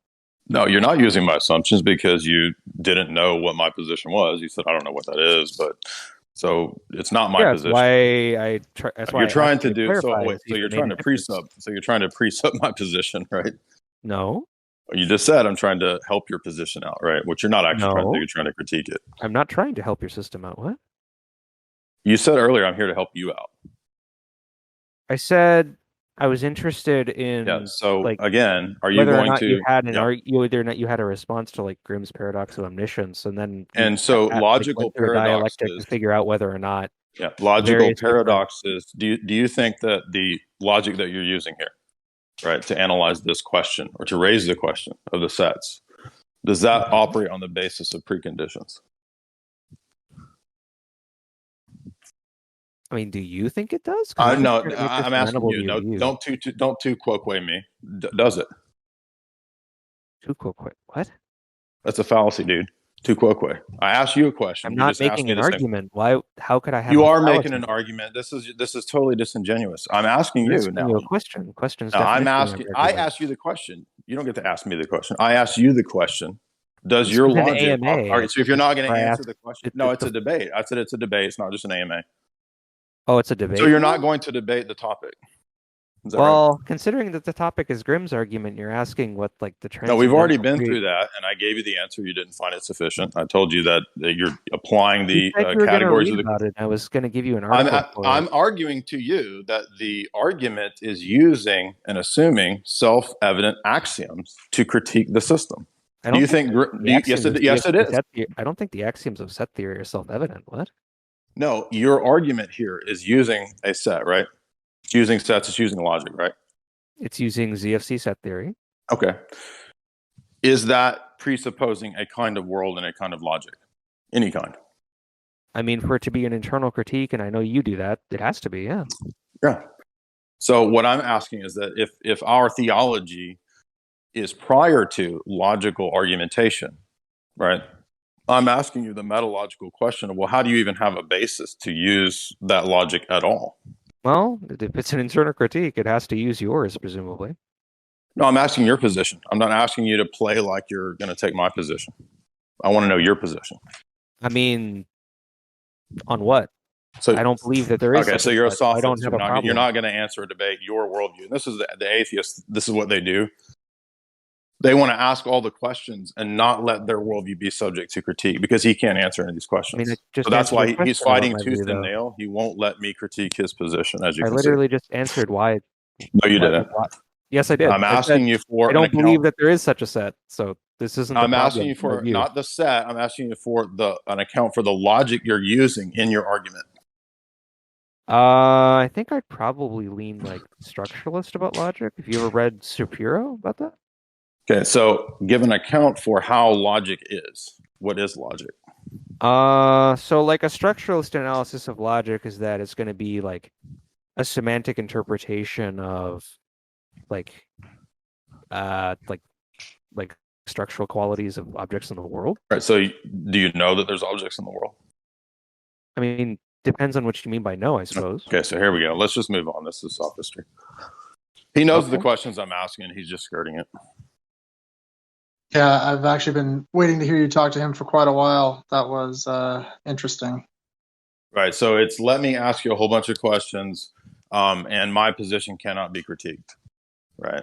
So again, I mean, it's kind of like a Euthyphro dilemma in a way where it's like, well, I mean, God is subject to the same rules and categories as men, right? The gods is propositional knowledge the same for God as it is for men? And if so, then how does God learn the good? And does God will the good because he learns it, or does he will the good because he wills it to be, right?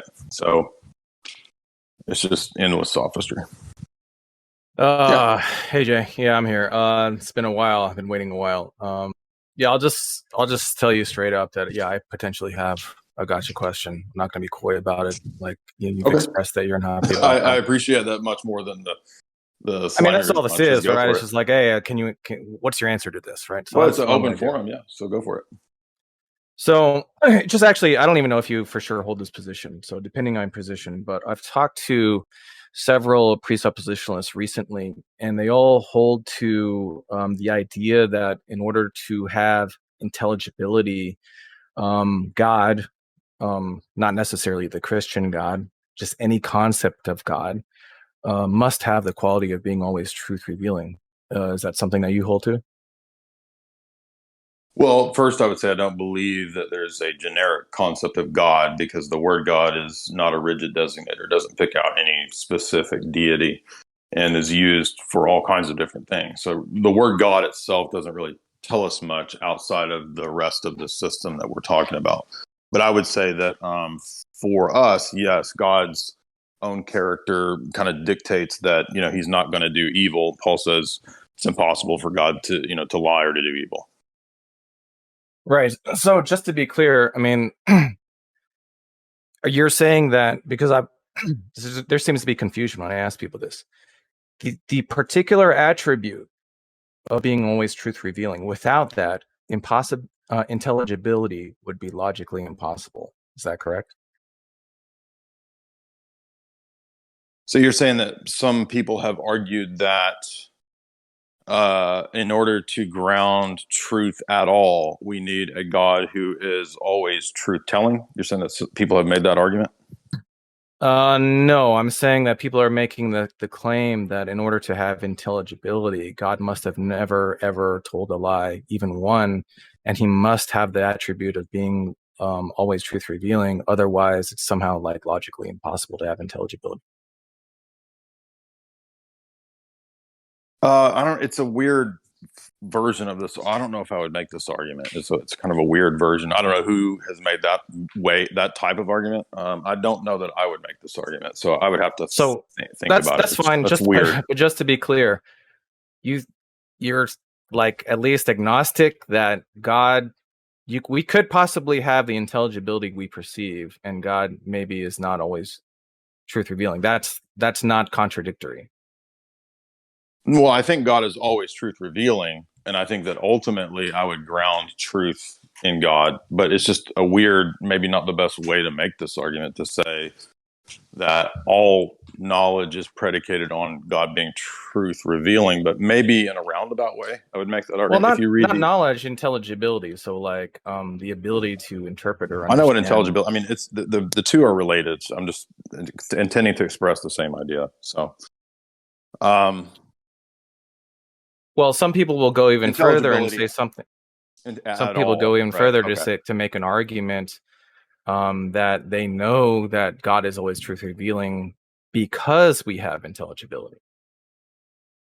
I would say that maybe ultimately that's true. It's a weird way to say it, but yeah, you could probably make that argument. Yeah, I just don't see why anybody would say that or how they could defend that. Because intelligibility would require a certain type of world and certain preconditions that lead to God. And one of those preconditions is that God is always truth revealing. Yes. Why? I mean, why is that necessary? Because we're grounding truth in the person of God. So we go beyond the Platonic, conceptual ideal justification. We're saying that it's not just ideals in the Platonic realm, it's actually God himself. Because, again, truth claims require a certain kind of world. And a certain kind of world where you have objective criteria, where you have truth and falsehood, and thus logical laws and universals. And so to have universals requires a certain kind of world. Yeah. Okay. Let me just give a quick example that I use. So, example is that someone is crawling on the sun-scorched sand of the Sahara Desert, dying of dehydration, right?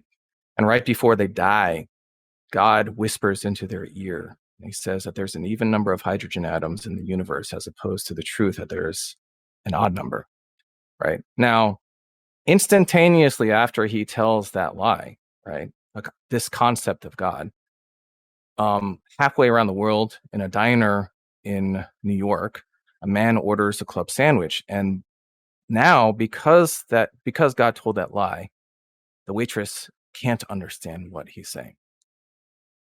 Does that sound right to you? Well, the analogy is false because it's predicated on a world in which God does lie. And our argument is that God doesn't lie.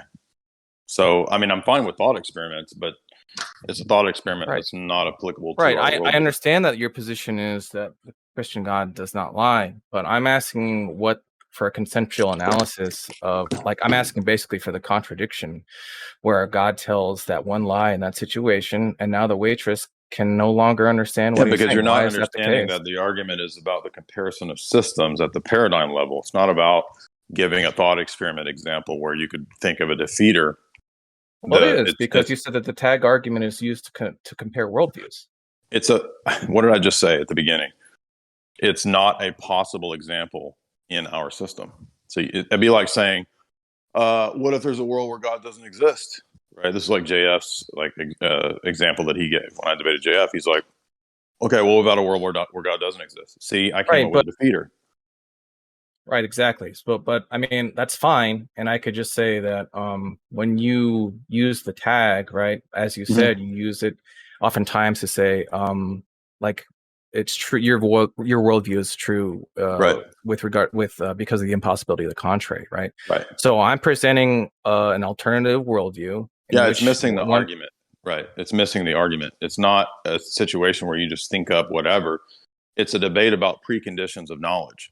So one of those preconditions I gave was the possibility of there being truth claims, the possibility of having true knowledge, and those are grounded in things like universal categories and or universals. So your argument, your hypothetical is skirting the actual question of preconditions for knowledge, and it's saying, well, what about a world where God lies? Yeah, but I'm asking why it's not just asserted blankly as a precondition, right? You think that there is because a logical impossibility. You say, yes, my view is true due to the impossibility of the contrary. Correct. You bring your worldview to the table, and I'm going to show you the contradiction. Yeah, you're not giving an actual worldview. You're giving a hypothetical system or example that's impossible in our worldview. So, in other words, if you're going to critique my worldview, it's got to be a critique of what's in my worldview. Look, I'm asking you to just simply critique or give an explanation of what the contradiction is between a God lying one time and the waitress not understanding an order for a club sandwich. Well, because it would be a defeater for multiple of his attributes, and therefore there would no longer be a possibility of grounding truth propositions and universals. So it's just going to seem like it reduces to, like, when you say something like, if God is not always truth revealing, then you can't have intelligibility. That's equivalent to something like, if God is not jealous, then you can't have intelligibility. It's just going to reduce to, like, you can't have intelligibility because that's not God. That's not a quality of God. It's not. No, you're missing that the argument is about grounding preconditions. Do you understand that or not? Kind of. Okay, what do you think I mean by that? I'm not trying to put you on the spot. I'm just trying to make sure that you understand the flow of the argument. Well, you're saying that you need to have God in order to even have knowledge, and these other preconditions. Okay, so what are preconditions of knowledge? Well, one of them is always being truth revealing. This is what we're discussing, right? Okay, but there's a whole bunch of them. So the point is that anything that you say, anybody, presupposes a kind of world. You follow me there or not? Okay. So in a world where God lies and tells the truth, there's no longer any clear criteria of truth, not just arbitrarily, but for grounding the preconditions of truth. So it's not just a question of coming up with a defeater, it's giving an account for the preconditions. So are you just saying something like, if God lied one time, we wouldn't know possibly whether or not he's telling us the truth, and therefore he must always be truth revealing? Again, the argument is about grounding the preconditions for knowledge. That's just an argument from consequence. No, it's not. It's an argument about the preconditions of all truth and all claims and all knowledge. It's much stronger than that. It's not an argument from consequence. It's saying that to have knowledge at all requires a certain kind of world. Do you understand that? A certain kind of metaphysics, a certain kind of epistemology, a certain kind of ethics. Yeah, and I'm asking why. Specifically with regards to this one attribute. Because now we lose the possibility of truth values. Yeah, but what's the contradiction though? You're just saying that like it can't possibly be the case because otherwise I might be wrong about something. You're not understanding what I mean by grounding the preconditions. So the preconditions are grounded in God. If God lies, then the preconditions are no longer true. So walk me through how when God lies about the number of hydrogen atoms in the world. Because all truth claims and predicates are grounded in universals. Universals are grounded in God. If you take out God, the universals go. Then goes predication. Is that clear enough? I think so, but I mean, let's say that it's possible for God to even lie, but I mean that wouldn't mean. Okay, so again, you're importing stupid ass questions that are not possible in the worldview. Do you not understand why that doesn't work? Well, you were just critiquing the view where he told a lie, and then with the ramifications of that. So you're not. Do you understand? Unable to critique this worldview. It's not an actual worldview. It's a hypothetical situation. Do you don't understand what worldviews are? Worldviews aren't a collection of my beliefs and presuppositions, and it's not a hypothetical that doesn't exist, right? So you're asking me to give an account for a hypothetical that in my system is impossible. So you can't import external to my system things that are impossible in my system. Well, that's fine. That's fine. I'm just saying that, look, you said the tag argument is used to compare worldviews. I'm presenting a worldview in which this God tells a lie, and you're supposed to tell me how it's... And I just told you why it doesn't work 4 times in a row. Do you need me to say it again? Truth claims, any truth claim, is grounded in something like, for example, universals. Universals are grounded in God. If God goes, the universals go. And thus the truth claims go. So again, do you need me to say it the 5th time? Now you're doing the external critique. No, this is true for anybody's worldview. Right. So truth in my worldview is just grounded in the same God. You haven't given a worldview because you haven't said what yours is, right? So the only I'm agnostic, but I don't really see what that matters. The only one you presented is the hypothetical that's not your actual worldview. You said, what about one where God lies? Okay, I don't dismiss this worldview. Okay, I'm giving you an internal critique, and I'm saying that if God lies, then the universals go because they're no longer grounded in a truthful God. And if universals go, all knowledge goes. Do you not see this? This is a very simple point. No, I don't. Yeah, exactly. So now you're able you want to me to explain it for the 6th time, right? So just to be clear, I'm critiquing it on its own grounds. Now you are critiquing this worldview, which previously you said that on its own unable grounds. to do. Right. On its own grounds. In this worldview, on its own grounds, God lies 1 time. What's the contradiction with now the waitress? So for the 6th time, do you want me to explain it for the 6th time? The 6th time, universals underlie all truth claims. All of them. Everywhere. God grounds the universals. If God goes, the universals go. If the universals go, let's say, the ground. Again, do you need me to explain it the 7th time? A sometimes lying God, in this case just once, do you know what a universal truth claims, right? Do you know what a universal is? I might not know what you mean by so let's move on because it doesn't matter what I think it is. It's a classic question of philosophy. Good Lord, dude.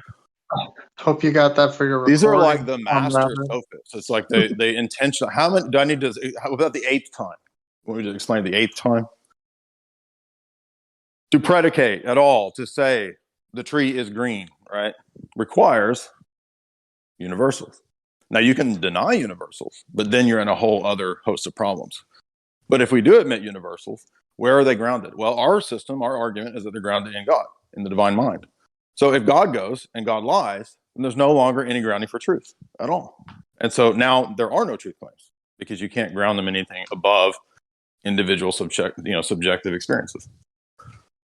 I mean, I'm not saying that I'm not asking you to accept God's existence from that point. I'm just saying that do you see that there's not a problem in the argument because you're importing a hypothetical that's impossible in our system.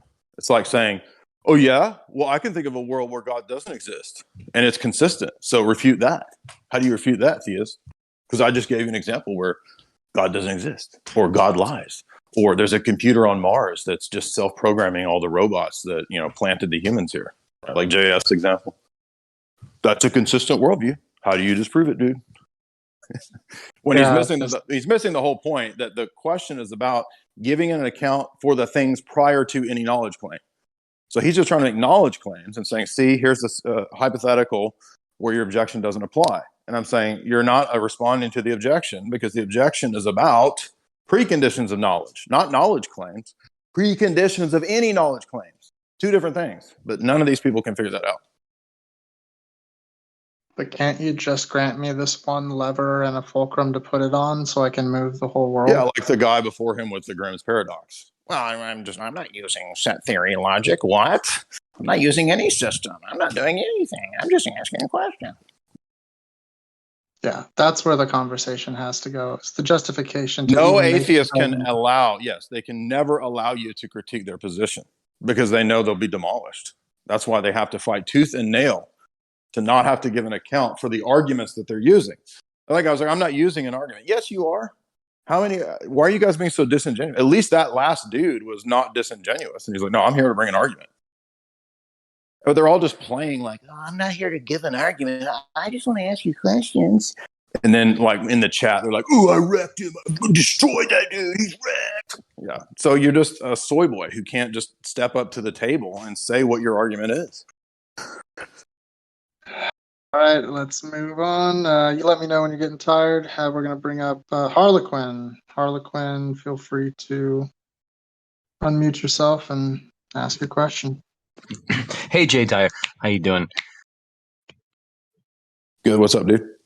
Thank you for responding. That was getting awkward. I'm pretty good. I just wanted to point out, if nothing else, because I don't want to take up too much time, when you were talking about how atheists typically yada yada yada. Well, first of all, these hasty generalizations, I can understand why, for the sake of shorthand or expediency, They're we're not trying hasty. to. I've been debating atheists for 20 years. I But it's probably a had nonsensical. Well, but so to be clear, though, it is a nonsensical position to take to try to generalize a position of non-belief.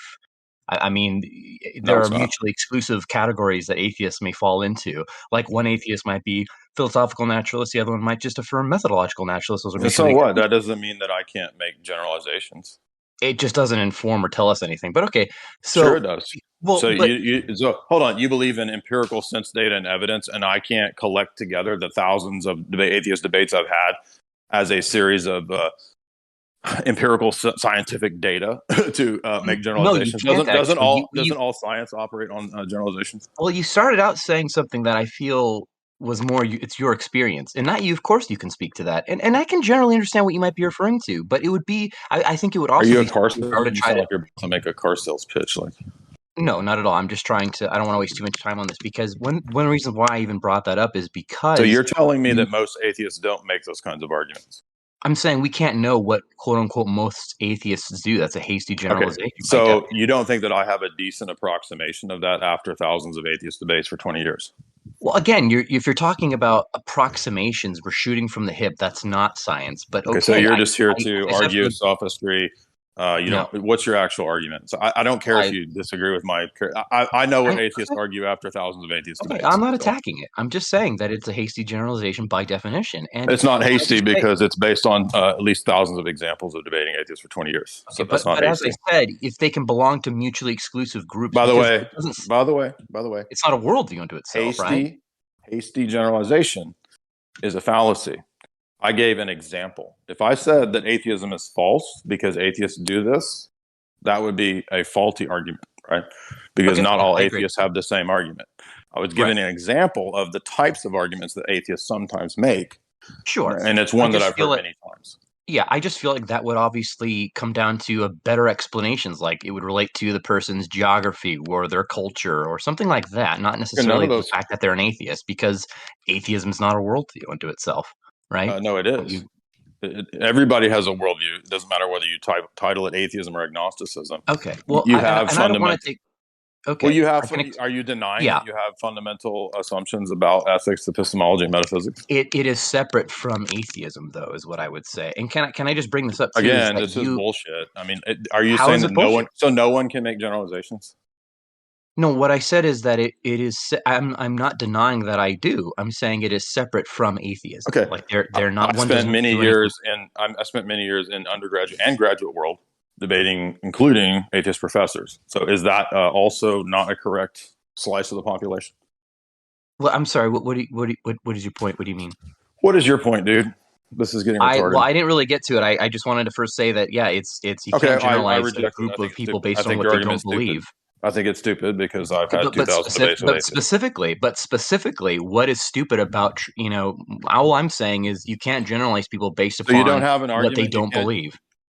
Again, that's not what atheism actually is. Atheism is a presupposition about metaphysics. It's a response to ethics. God claims. No, It it's is without not. belief. No, it's not. This is That a is lie how that you guys do. You guys are dishonest when How you is do it a this. lie, Jay? How is Because it a you lie? know Because the word itself means against theism. That's the it's definition without of the theism, word. without belief. Yeah, and that It's a presupposes a specific kind of metaphysics, epistemology, and ethics. It's unavoidable. So you say, but not all God claims are equal. So how can that even be the What do you mean? case? So I say it's just a fact of it's a feature Because of not all everyone's God worldview. claims are your God claim. So if I'm rejecting another God claim that isn't your God claim, I'm an atheist, right? And I'm Yeah, not but I can necessarily still presupposing class. anything. I can still class. No, that's not true. I can still class the people who are atheism, a-theism, against theism. I can still class them as a people who do not believe in transcendent beings or deities. And that's going to lead them into a finite number of conclusions about what their epistemology, their ethic, and their metaphysics is. Okay, Jay. Can I just say what I really wanted to say from the beginning? And that is that, because there's just a lot of I mean, territory you can that's been covered snicker since with your condescension. But I'm not snickering. No, I'm not snickering, Jay. Jay, you called me a liar. You said we're liars, and I'm not taking offense to that. So why are you taking offense? I wasn't even. You said snickering. I'm atheism just is not a breathing. position, and it's a lie. This I is didn't say because it's not a position. Hold on, I didn't you say it's did not a say that. position. You I said it's not a position. no. I said it's not, Jay. I said it's not a worldview. Stop saying my name. It is of course a it's a worldview. position. It is a Can I be worldview. clear? Every It is a position position. is a worldview. Every position is a worldview. That's what you don't I understand. don't agree, but can I just I say don't what care that you don't really agree. wanted to say? I'm not condescending you. I just because the reason I rose my hand from the beginning was just because you were conflating meaning and meaningfulness when you suggest All right, let's that just move on. an This is atheist. No, retarded. let me just Let's move really. on. I'm going to argue over whether it's true that atheists have general claims that they make. I mean, this is completely retarded. Painful. All right. Bring up Albadeo. Feel free to ask your question. You have to unmute yourself, though, my friend. Hello, can you hear me? Yes. Hi, Jay. Hey, what's up, dude? I was just curious. Well, I kind of have the answer to one of them just by listening to what you think is the best argument for theism, which I'm assuming is just the tag argument now. Yeah. But correct. What is the best argument for atheism? I think that the most consistent atheism is expressed by David Hume or like a Graham Oppie. I mean, I guess that's the most consistent presentation of it. And I like those guys because, well, particularly Hume, because he's just trying to be rigorously consistent with his atheism and skepticism. So that's why we often invoke Hume as a consistent atheist against other atheists who are not consistent. Yeah, that's all I had for you. I appreciate it. Thank you. Sure. Thanks for your question.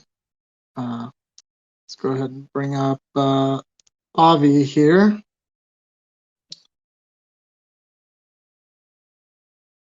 Is it Avi? You're gonna have to unmute yourself. Are you the Avi from Ask Yourselves Discord? Yeah, what's up? You're Oh god, here we go. So yeah, this is all the no wonder I never came over here.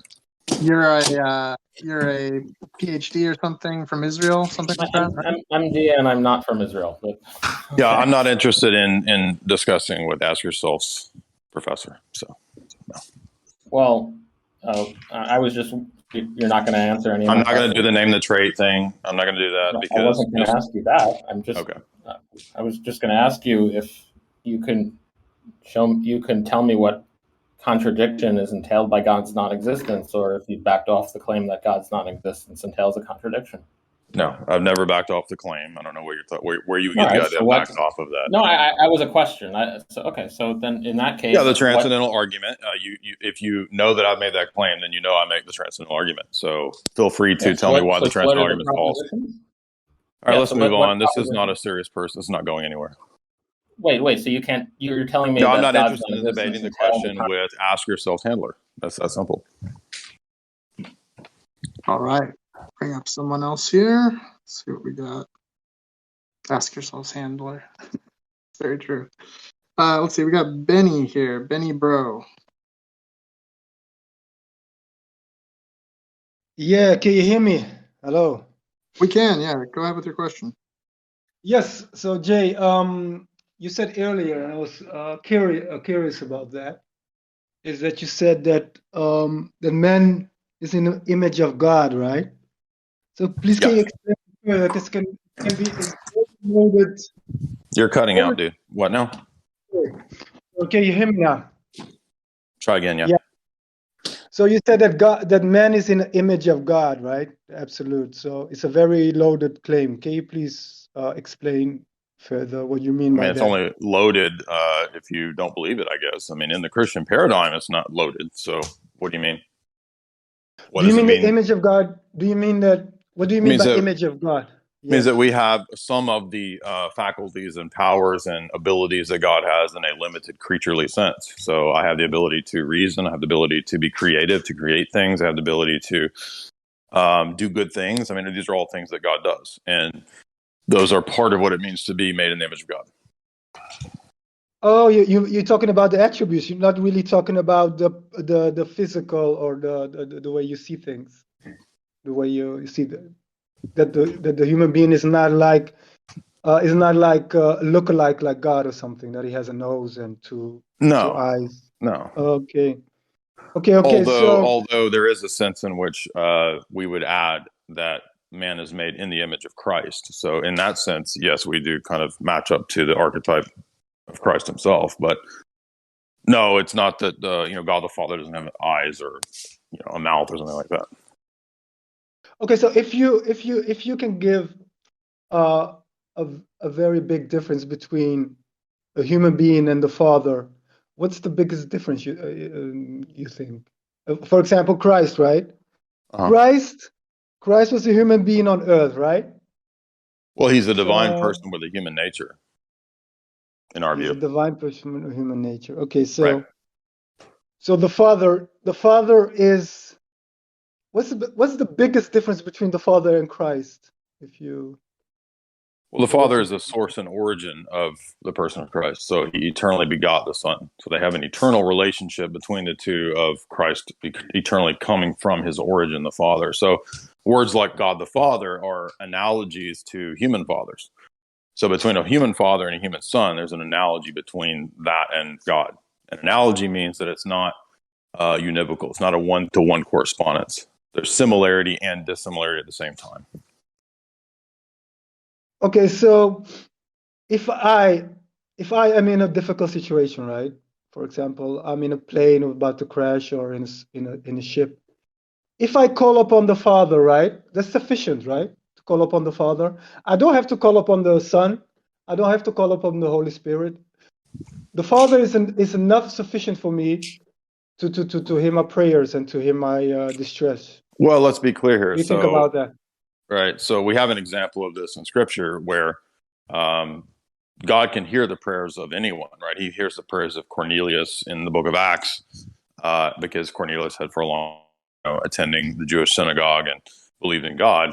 And he called upon the Father, and God heard his prayers before even he had been baptized and brought in the church. So, yes, God can hear anyone's prayers. However, that's distinct from salvation, which does require Christ. So you can't be saved by just calling on God the Father, or, oh, well, Muslims and Jews and Christians all believe in one God, so anybody can be saved in those religions. No, Jesus says that no man comes to the Father but through me. Okay, no man comes to the Father but through me. Okay, let's rewind the tape before Jesus, in the time of Moses. Did you, as an Israelite, right? Can you have salvation without following Moses? So if you reject Moses, Moses Yeah, comes to so you Jesus, if you read and John 5-8, Jesus yeah. answers this very question. And he says, Moses believed in me and wrote about me. Abraham believed in me and looked forward to me. So Moses and Abraham believed in Jesus. Yeah, that's no problem. I have no problem with that. But if you were Israelite, right, and Prophet Moses came to you, right, you were in the time of Prophet Moses, and he came to you, and he says, right, I'm the messenger of God. He gives me the Torah, the laws. Follow me, then you have salvation. If you reject Moses at that time, in that present, would you be saved? If you reject No. Moses, okay. So what I'm going at is that Jesus is the way. Yes, I accept, but it depends on the. It depends because if you are in the time of Moses, you didn't have to believe that Jesus died for you, right? You had to No, follow you did. Moses. You had You to. did. Did you not hear what I just said? What did I just say about John 5-8? Jesus tells the Pharisees, Moses believed and wrote about me. All of Moses' writings are about the Messiah. So, in other words, in the Old Testament, the Jews had an implicit faith in Christ, in the Messiah. And Jesus is saying, Abraham knew me. He saw my day. Me, Jesus, Abraham. Because okay, so hold on, so okay, because what we're saying, what we believe, is that in the burning bush, in the theophanies of the Old Testament, that's Jesus. Jesus is who's talking in the burning bush, literally, and they knew that. They might not have known his name as Jesus, but they knew that it was the messenger of the Lord, the messenger of the covenant. You know, all these different titles that are in the Old Testament itself. so what went wrong with the Jewish community then? What went wrong because they don't really have that Well, I mean, you have concept of. countless explanations in the Old Testament itself that tells you what went wrong with the Jews. The whole book of Jeremiah, the whole book of Ezekiel are written to describe the whole book of Isaiah, the whole book of Hosea. They're all written to describe the reasons for Jewish unbelief. And so it wasn't what they wanted it to be, and that's why they rejected Christ. They wanted a Davidic conquering king who would give them power over the nations in a temporal sense. They didn't want a spiritual Messiah who was setting up a church that would bring the Gentiles in. But if you read Ezekiel, what I just put up on my Twitter, the text in Ezekiel, I mean, there's like all these statements that this is one example, right? So look at Ezekiel.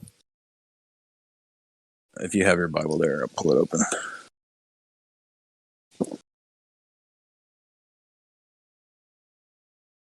Okay. You're gonna read it? It's funny, but it's not long. This is a exact answer to the question that you're asking. So in Ezekiel 16, verse 59, for thus says the Lord, I will deal with you as I have done, as you have done, as you dishonored these things to break my covenant. Right. So this is principally talking about the Mosaic covenant, because he's saying, you, Israel, have broken my covenant. Nevertheless, I will remember my covenant with you as in the days of your youth, and I will raise up an eternal covenant. So there's a new covenant coming, something after. Remember, Ezekiel is writing after Moses, and here's a prediction of a new covenant that's coming that's called the eternal covenant, which, by the way, is mentioned in Hebrews 13.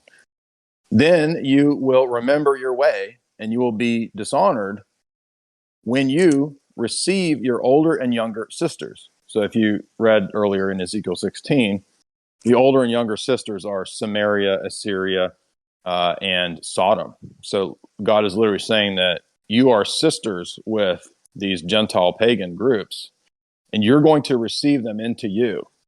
I shall give them to you for strengthening, but not because of your covenant, not, in other words, not the Mosaic covenant, but I will raise up my covenant with you. This is the prediction of the new covenant in Christ. Then you will know that I'm the Lord, that you may remember and be ashamed, and may never open your mouth again because of your dishonor, when I am reconciled to you for all that you did.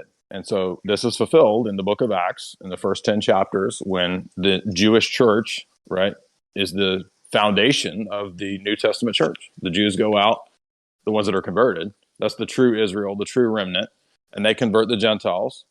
And the Gentiles here are listed as the older and younger sisters of Israel who are brought into this new eternal covenant. That's the New Testament. And by the way, there's dozens of other examples of the same types of imagery and language in the Old Testament itself that says that the Jews would be punished for unbelief. And that's what happened in 70 AD, the diaspora. Okay, so the new covenant, right? If you were in the time present with Moses, what's the difference between the new covenant that came after Moses and in the present that you are in the time of Moses? What's the biggest difference? What is the biggest difference? It's Jesus, right? Jesus came after. He died after. Paul says that Jesus came to fulfill all the promises given to the patriarchs in Romans. He says that Jesus fulfilled all those promises to the fathers. So every promise given to Adam, every promise given to Noah, Abraham, to Moses, and to David, those are the covenants, right, is fulfilled in Jesus. So if I follow you correctly, right, and if I understand you correctly, if you were in the time of Moses and the Torah came down and the guidance of Moses came as a prophet and a messenger to guide the children of Israel, to follow Moses, to follow the Torah was not sufficient for your salvation. You had to believe that someone in the future had to come No, to die for your sins. Following Moses and following the Torah means that you're following Jesus. That's what I'm saying. Moses and the Torah teaches Jesus. Do you not understand this? Oh, yes, I understand, but do you have to also believe that Jesus will die for you in the future to follow that? Oh, I see what you're asking. You're asking. Yeah. So you're asking, right? So you're asking, like, how much did the people in these different Old Testament periods know? Is that what you're saying? Yeah, if you were, so I would take you back to the presence of Moses for salvation. This is the key, the salvation. If you follow the way of Jesus, so to speak, in your own words, you follow Moses, you follow his teaching, his guidance, and the Torah, is that sufficient? Or did you have to believe also, okay, Jesus will come as a human being on earth and he will die for your sins? Is that also... Right. Yeah, I see So what you're that's saying. my question. Right. So I would say that if you look in the Old Testament itself, right, as the centuries progress, there's more and more revelation that's given about what the Messiah is going to do, who he is, where he will come from, etc. So, for example, people didn't know that he would be born in Bethlehem prior to the minor prophets predicting that he'd be born in Bethlehem, right? So, no, they wouldn't have had to know like every specific detail, which wasn't accessible to them. But that's why typically the church speaks of the Old Testament saints having an implicit faith. So they didn't have the word Trinity, but they had an implicit faith in the Trinity because they recognized Father, the angel of the Lord, and the Spirit, even in the Old Testament. So in the same way, I would say that no, there was not an explicit knowledge of everything that the Messiah would do until he came. And that's why he's the full revealer. If you look at the end of the book of Luke, in Luke 24, it says Jesus opened the eyes of the apostles to see and understand everything in the books of Moses and in the Psalms and in the prophets about him. So the full disclosure happens when he comes, but there is an implicit faith, which Hebrews calls a faith in the gospel. If you look at Hebrews 4, it says that the gospel was preached to the Jews in the wilderness. If you look at the book of Galatians, Paul says the gospel was preached to Abraham. But how much they knew about all the details, we don't know. But they did have an implicit faith in the coming Messiah. So I would say that no, I mean, maybe by Isaiah's time, where there's a lot more revelation, maybe Isaiah could deduce, that he would die or something like that. But we don't know explicitly all the, extant details of every patriarch in every period, what they knew. But okay, I understand. But one thing let me say this. One thing I would say too is that it's also possible that, because remember, from our perspective, when Moses goes up on the mountain in Exodus and he eats with God, we think that's Jesus. So it's entirely possible that Moses says, or that Jesus told Moses that, he was going to die. It's entirely possible because we believe that they're all interacting directly with Christ. Christ is eternal. He's the second person of Godhead. He created the world. He gave the law to Moses. So it is possible that Moses knew but was only allowed to, write down what was going to happen in types and symbols. And then by Isaiah's time, it gets a lot more explicit. It's a lot more clear because Isaiah has entire chapters about his death. Okay, so just to summarize, right, is that you don't know 100% if the children of Israel, right, who being guided by Moses and by Jesus and God, that they had to believe that the Messiah will come and will die for their Well, everybody sins. knows. I mean, the Jews still believe in the coming of the Messiah, right? Yeah, Right. 100%. So we know that at least that was part of the belief system. But what I'm saying is that But we you're don't not know sure about explicitly. the resurrection, right? You're not sure about dying for your No, sins. the resurrection. That's the Jesus, key the part. resurrection is taught in the Old Testament. In fact, Yeah, Jesus but uses. the Jews, I'm talking about the children of Israel. Was it What do you? part of They their believe in the foundation? resurrection. Jews believe in the resurrection. So I don't understand what you're talking about. I'm talking about dying for your sins.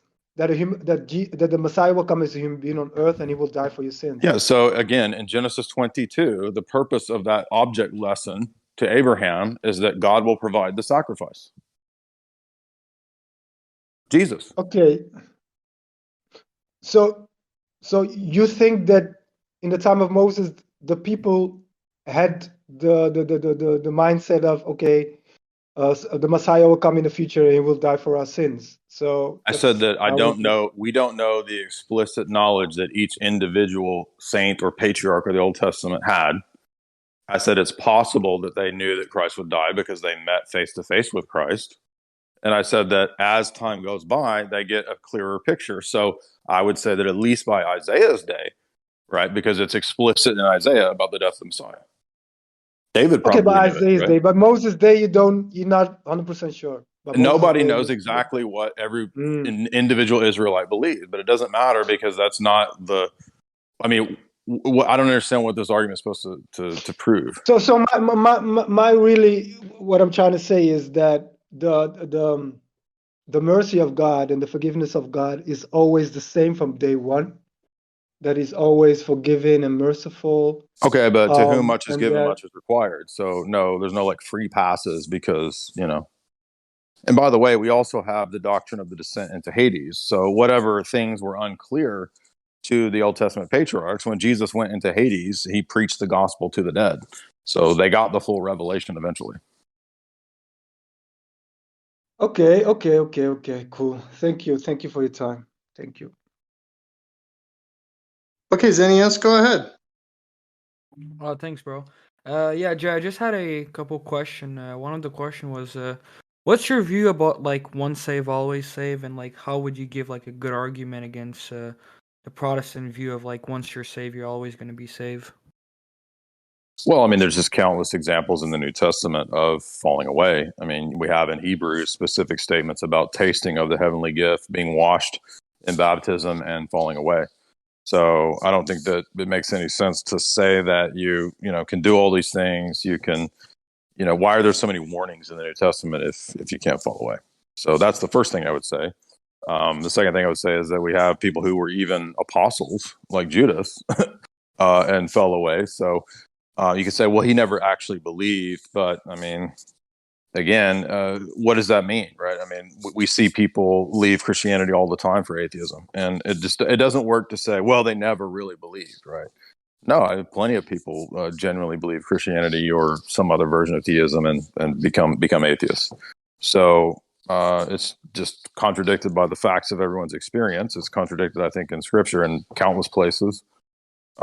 Jesus says that you can be in the vine and cut out and thrown into the fire.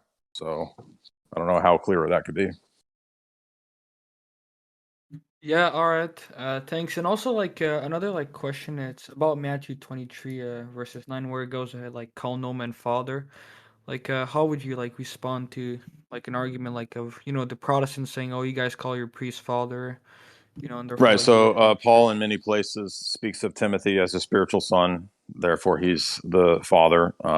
We, in the Ten Commandments, right, honor your father and mother. So obviously, Jesus can't literally mean call no man father. If you look at the context, he's talking about undue reverence and exaltation for authority. So is it wrong to revere authorities or to give deference to authorities? No, because that's part of the Ten Commandments, right? Honor your father and mother also extends to all other legitimate authorities. And so you shouldn't just be rebellious for the sake of rebellious. But at the same time, you shouldn't have the kind of, sycophantic worship of the Pharisees that a lot of people had. And so the Pharisees were arrogating themselves to taking on kind of divine prerogatives. And we see this even still. Rabbis do the same thing where it's like, there's these ideas in Talmudic Judaism that you listen to the rabbi even over God, right?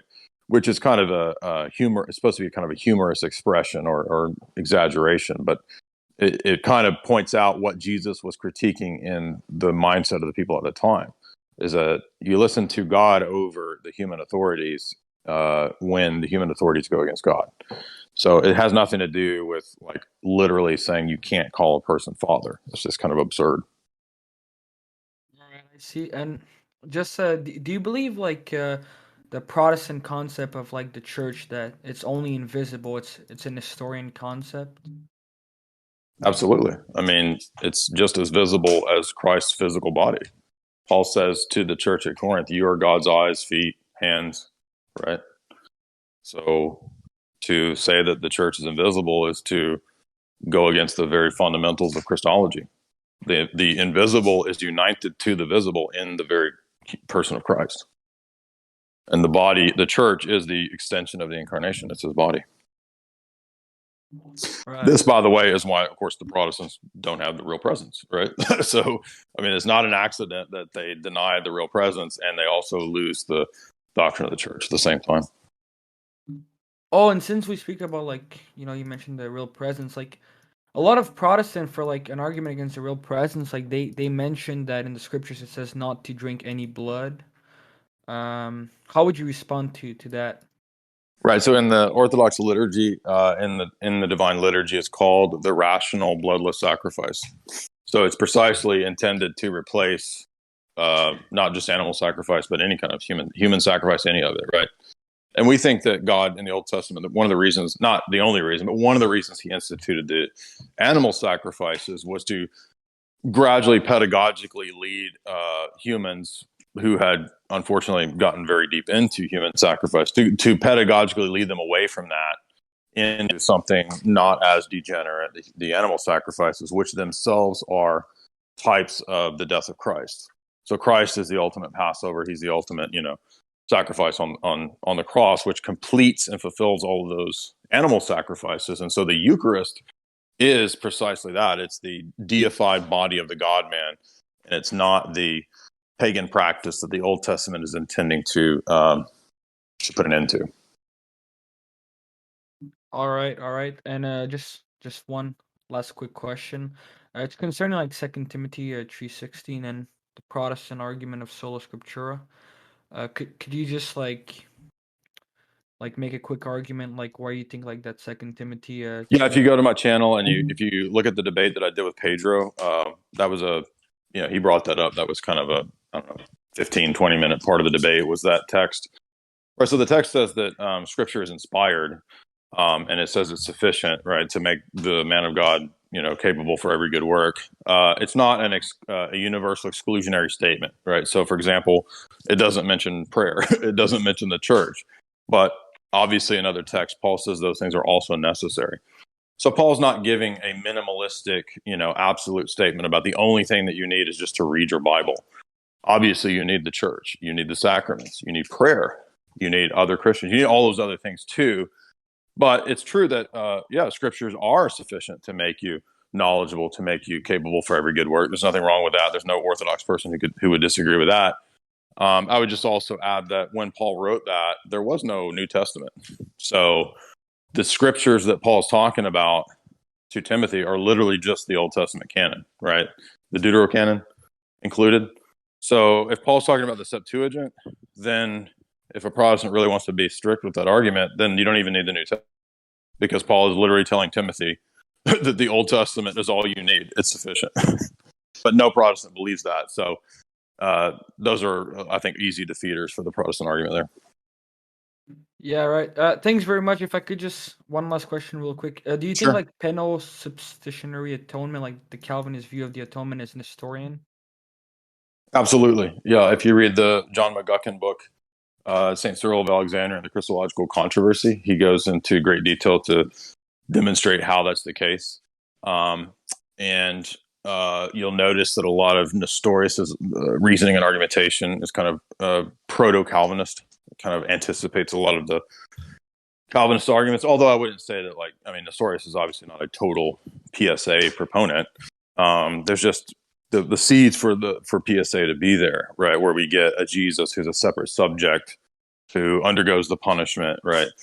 Not the Son of God. So you have the Son of God, and then you have this other subject who's a human person, Jesus of Nazareth. And so the human person undergoes a lot of the punishment and all this kind of stuff, which is again just ridiculous, right? I mean, Cyril refutes Nestorius completely. And then basically, for if we were talking about Calvinism proper, Calvinism doesn't work in that regard because classically speaking, the Reformation doctrine is about an exchange of punishment for the imputed righteousness. And if that's the case, then Christ has to undergo damnation. And the classical reformers taught this, right? Charles Hodge teaches it. Martin Luther teaches it. Calvin teaches it. They all teach, as well as many other Reformed theologians, that Christ literally was damned by the Father because that's the punishment that's due, right? So if we're going to get his righteousness, he has to undergo our punishment, and our punishment's damnation. So Christ has to be damned. Well, now we're in the problem of anti-Trinitarianism, right? Because if Christ is a divine person, as he is, then how can the Son of God be damned, right? You can't split the Trinity.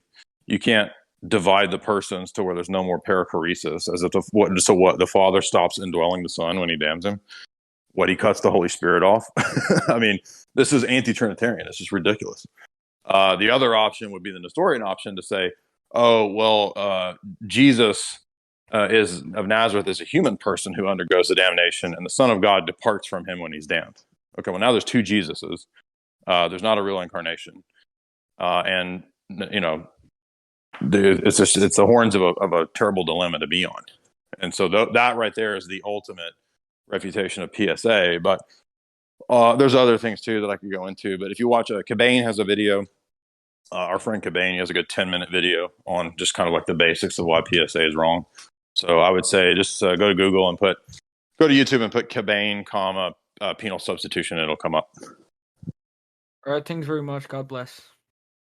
Yeah, thank you. Okay, Jay, we got DE here. Go ahead, DE.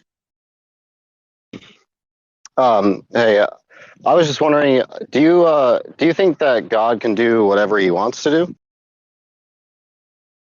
No, I mean, that's going to be again determined by our system. So what God can do is determined by what the system determines God can do, and what determines what God can do is his own nature. So no, God cannot do literally anything. So like, could God make himself not exist or something like that? No. Well, I just asked if he could do anything he wants. Well, that changes the question then. Can God want to not exist and then be unable to do it? No, his willing is always in accord with his nature, so he can never will something against his nature.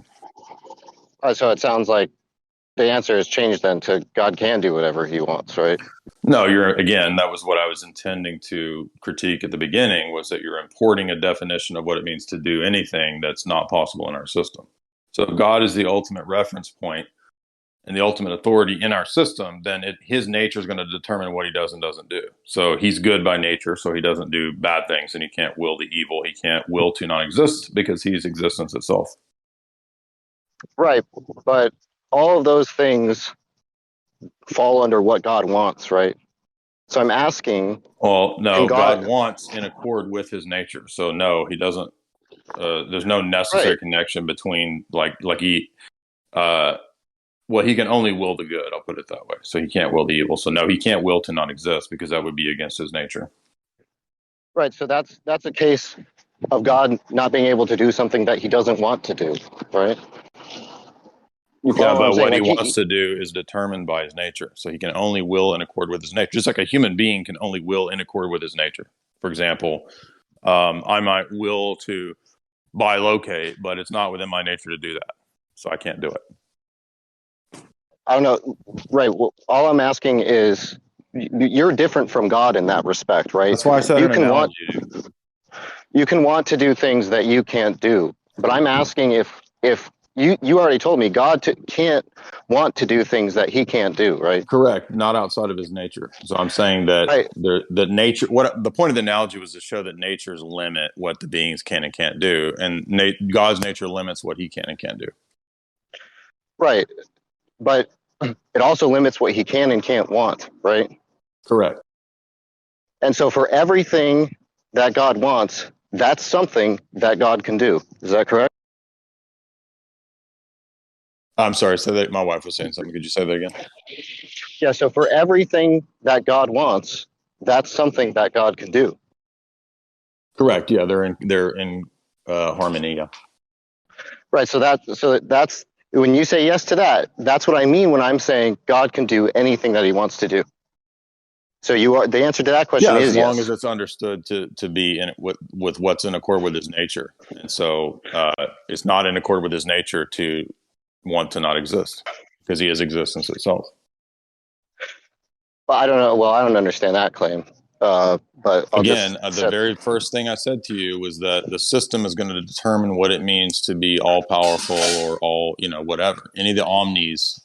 So you're just taking an extra systemic definition of what it must be and saying God doesn't do that.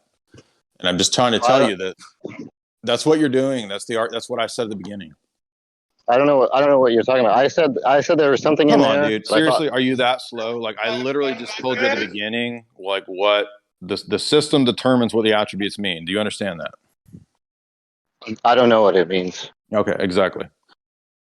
So but what it I means for don't. God to desire and to want and to the omnis, the attributes, is going to be determined by our system. So you can't bring an extra systemic definition of those words and say, can't God do that? And if he can't, then he's not God. That's what you're doing. No, I wasn't actually No, doing that is any of what you're that. doing. That's what you're doing. This is No, a I was. low tier classic atheist argument. Well, I wasn't actually making an argument. I was asking a Okay. Yeah. question. Yeah. Sure. And Right. Here we and go. and They're and in not fact, making arguments. and It's just questions, in and then it's fact, the gotcha. Yeah. and in fact, the first thing I tried to do was to get you to concede, which you did in fact And let's move concede, on. that God This is can not do going anywhere. anything. So from now on, if the person doesn't grasp or understand the second time that I explain the point, we'll just move on because it just goes in circles. It's a waste of time. And I got to do it. So I'll be on with Tristan tonight. We'll be doing an analysis of the NATO PSYOPs document and the transhumanist document from the Ministry of Defense tonight. So be sure and check that out over on Tristan's channel tonight at 8 p.m. Central, I think. But I'll keep going until then. So I'm good to go. Okay, that's Primal Edge Health on YouTube. Yeah, and Tristan Haggard on Rockfin. So it'll mainly be on Rockfin. All right, let's bring up John. John, you can go ahead. Hello. I just had a couple of questions concerning the Orthodox faith. I'm an Orthodox Christian and just had some questions. So, you were mentioning sacrifice earlier, and this is a question that I've been pending for a while. So, and this is a Messianic prophecy, unless I'm wrong on this, but Ezekiel 45, verse 17 says, it essentially says that it essentially talks about how when the Messiah comes, right, there will be an accordance of sacrifice of, young bulls, lambs, for example, and it will be done in a specific time era, in a specific number of months, and there will be a specific number of sacrifices.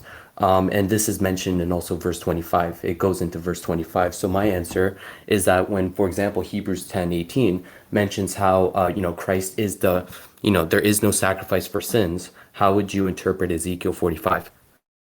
So hold on, I'm opening up Ezekiel 45. Where's the text again? I got it. It's verses 17 to 26. Okay, let me pull that up here.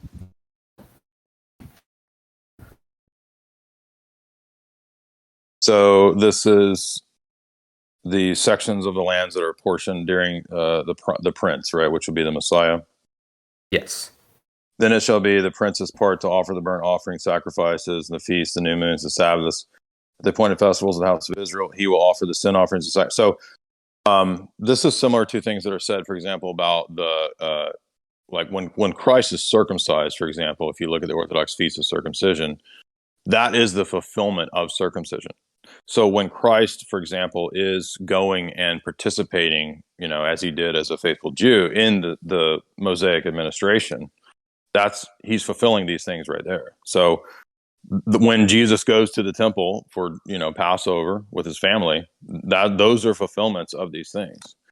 And so the Messianic era's presentation of the bulls and the offerings and all that for the church is fulfilled in the Eucharist. And that's why if you look at Hebrews 13:10, it says that we in the church have an offering, right, which is a Eucharistic. We have a table, an altar, he says, from which those who serve at the Jewish tabernacle have no right to eat, because the church's Eucharist is it's the ultimate sacrificial offering. So what I'm saying is that it's both and. It's fulfilled first in Jesus himself keeping the Mosaic law and going to the appointed festivals, and then it's fulfilled in the church in that the Eucharistic offering is the fulfillment of all of these offerings. All right, thank you. And I'm just curious, how would you answer the argument where it mentions the specific months and weeks, I believe, where these sacrifices will be done? Right. So again, Jesus literally did specifically keep these feasts. So he kept Passover, he kept all of these feasts in his own life, and then there's also a lot of the church fathers do an allegorical significance of the numerology. So, for example, there's a book. It's not written by a church father, but E.W. Bullinger's book, Number in Scripture, is a good analysis of the way that numbers are symbolic in Scripture. But for example, you'll have Old Testament statements about what will happen on Pentecost, and that's fulfilled in Acts 2 at Pentecost, right? So that's why some of these feasts continue into the church. Right? The Orthodox Church does Pentecost, which is the fulfillment of the Jewish feast of Pentecost, right? So in the same way, if you look at Zechariah 14, this is another way to illustrate this principle. Zechariah 14 is describing the Messianic era and is describing a period where the nations have to come and eat at the table of Israel's feasts. And it's the Messianic era, so it's talking about the church, and it's saying that the Eucharist is the feast that it's talking about, and the nations that won't come eat the feast are cursed; the ones that do are blessed. And we know it's the Messianic era because there's still, in other words, it's not the eschaton because there's still blessings and cursings. There won't be blessings and cursings in the eschaton, but Zechariah 14 is fulfilled in the nations doing the Eucharist. It's another example of what's similar to what's here at the latter chapters of Ezekiel. So in other words, the temple, the new temple in Ezekiel, that's talking about the church. It's not a literal temple. I see. And I have some. By the way, if you look at Ezekiel 44, let me give you an example of this. If you look at Ezekiel 44 verses 1 to 4, it says that there's a gate that Messiah the Prince will exit a door, and the door will remain shut. See, that's Mary. That's the perpetual virginity. The door is the fact that she never lost her virginity, and yet Christ passed through her. I see. Okay. I understand that it's more allegorical and sometimes metaphorical. Right. Before I have some questions on Christology and triadology, but before I get Sure. into that, I had a quick question on scripture. So I'm Russian Orthodox, so we have 1 to 3 Maccabees. And correct me if I'm wrong on this, but from what I know, though, Georgian Orthodox Church has 4 Maccabees, and personally, I accept 4 Maccabees as scripture. Would you consider that an innovation, or is that permissible?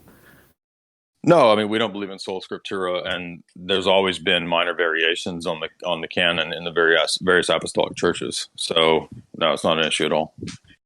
Okay, and most Orthodox Christians that I know, well, I haven't seen any who affirm this view, but because I love textual criticism, I love diving into refuting arguments against the Bible, and Yeah. personally, I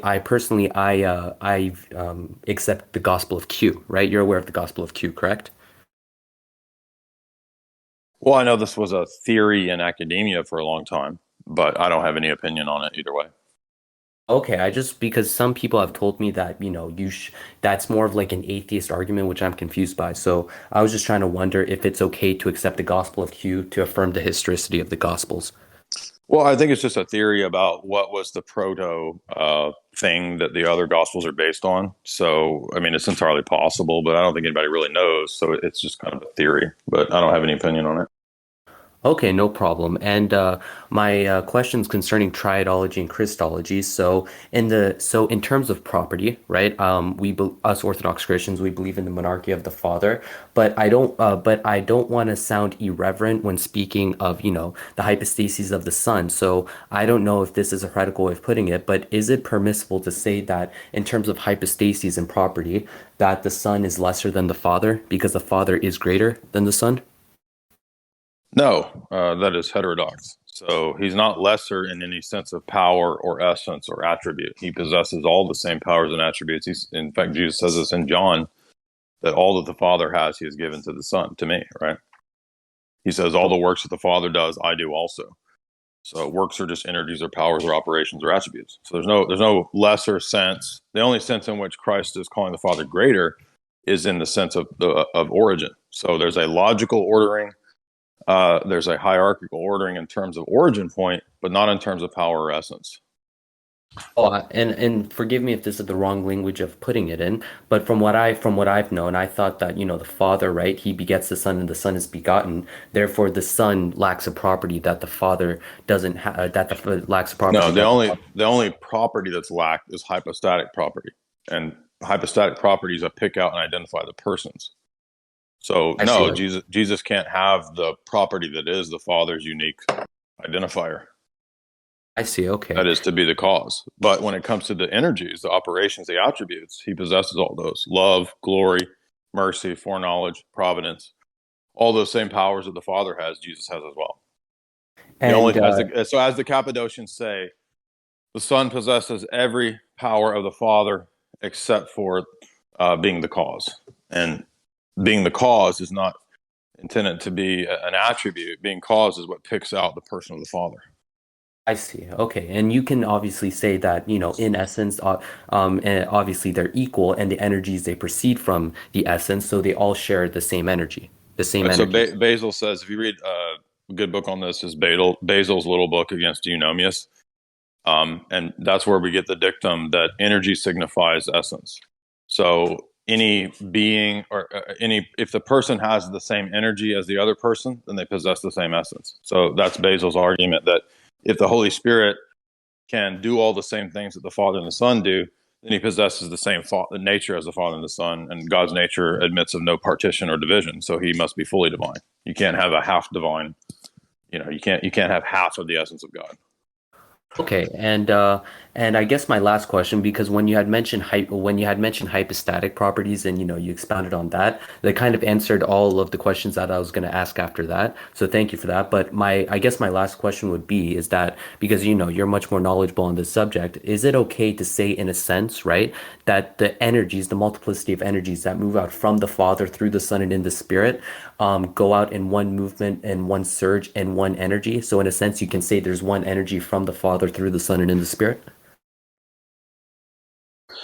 Well, I would say that every energy, according to the tomos of the Palamite councils, is really distinct, but they also share a unity amongst them. So the energies are all one, and they're also many at the same time. And in fact, if you read John Damascus, book 1, you see him say the same thing. At one point, he says, in one sense, there's one energy because there's one God acting, but there's also many energies because God does many things. So it's a both and not an either or.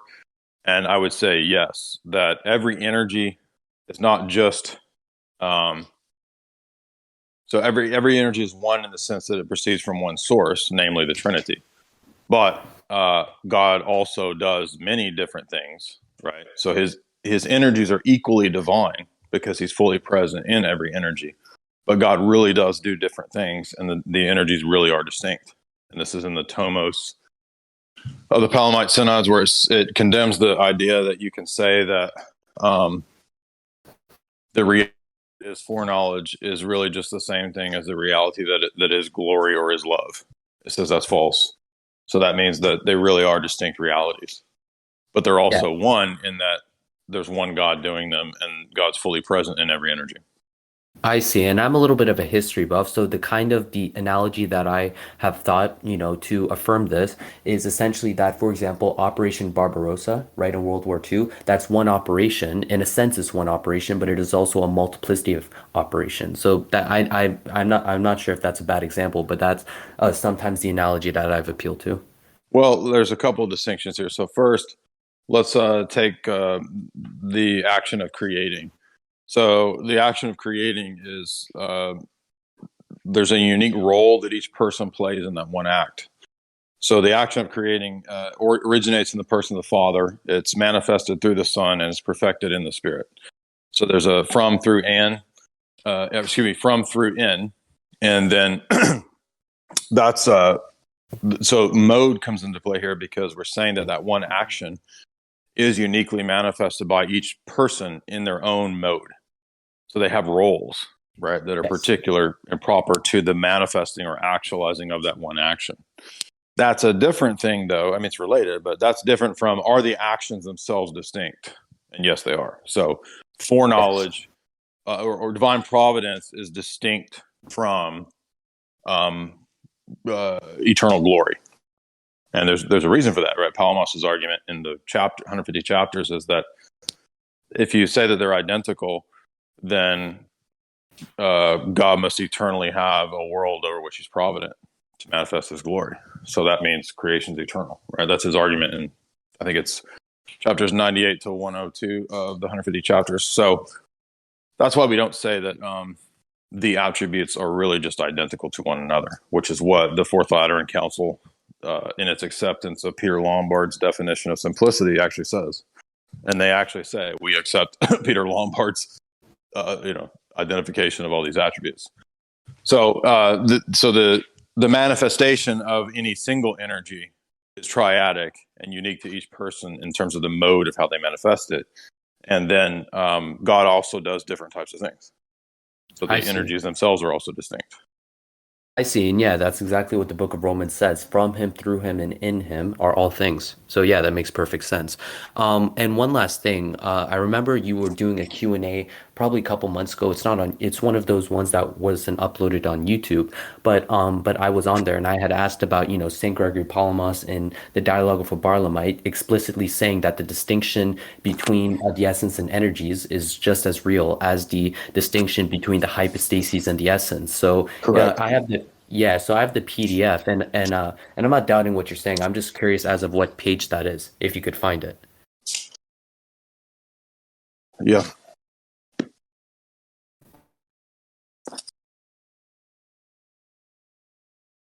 So I'm pulling it out here.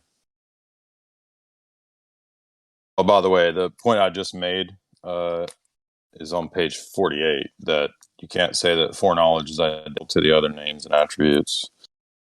Let's see. Page 57, he says God is fully present in every energy, and yet energies are distinct. Are you there? Can you hear me? Yes. Okay, just making sure. Let's see. So 60, what was the question again? Oh, the question was, the is that comparison of the distinction between energies and distinction between persons. yeah, because there's many people who are slandering Saint Gregory Palamas by saying that he didn't teach a real distinction, and that quote is Yeah.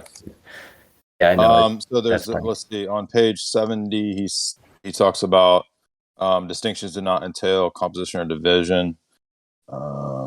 That's where he says that if you take Barlam's position, it'll end up in atheism. Page 72, he talks about the oneness of God and what sense God is one. Person nature distinction is on page 73. And then it also doesn't entail composition and division. So it's probably in these sections. Page 74, he calls simplicity and energy. I'm having to look at my sticky notes at the top to figure out.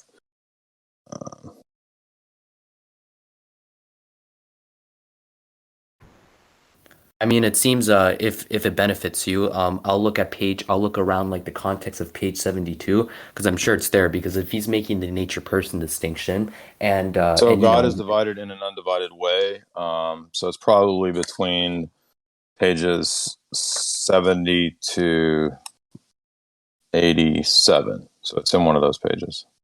I see. Okay, I'll read up on those. And it also might be in the triads too. So let me look at that real quick. Yeah, I'm actually reading through. I've read most of the triads already, and it's very clear that Saint Gregory Palamas is making a real distinction. It's just that people are always It's trying to probably this. slant. Yeah, I know. I understand. It's probably the section where he talks about nature and person, which is page 73. So it's probably there. Yeah, that looks like it's it. Because he's talking about how, in what sense, God is possesses the essence, that each person possesses the essence, and yet the essence isn't divided. That would be, I think, where it is. Yeah. Okay. Anything else? No, that's it. Thank you, brother, and God bless you. Sure. Thank you.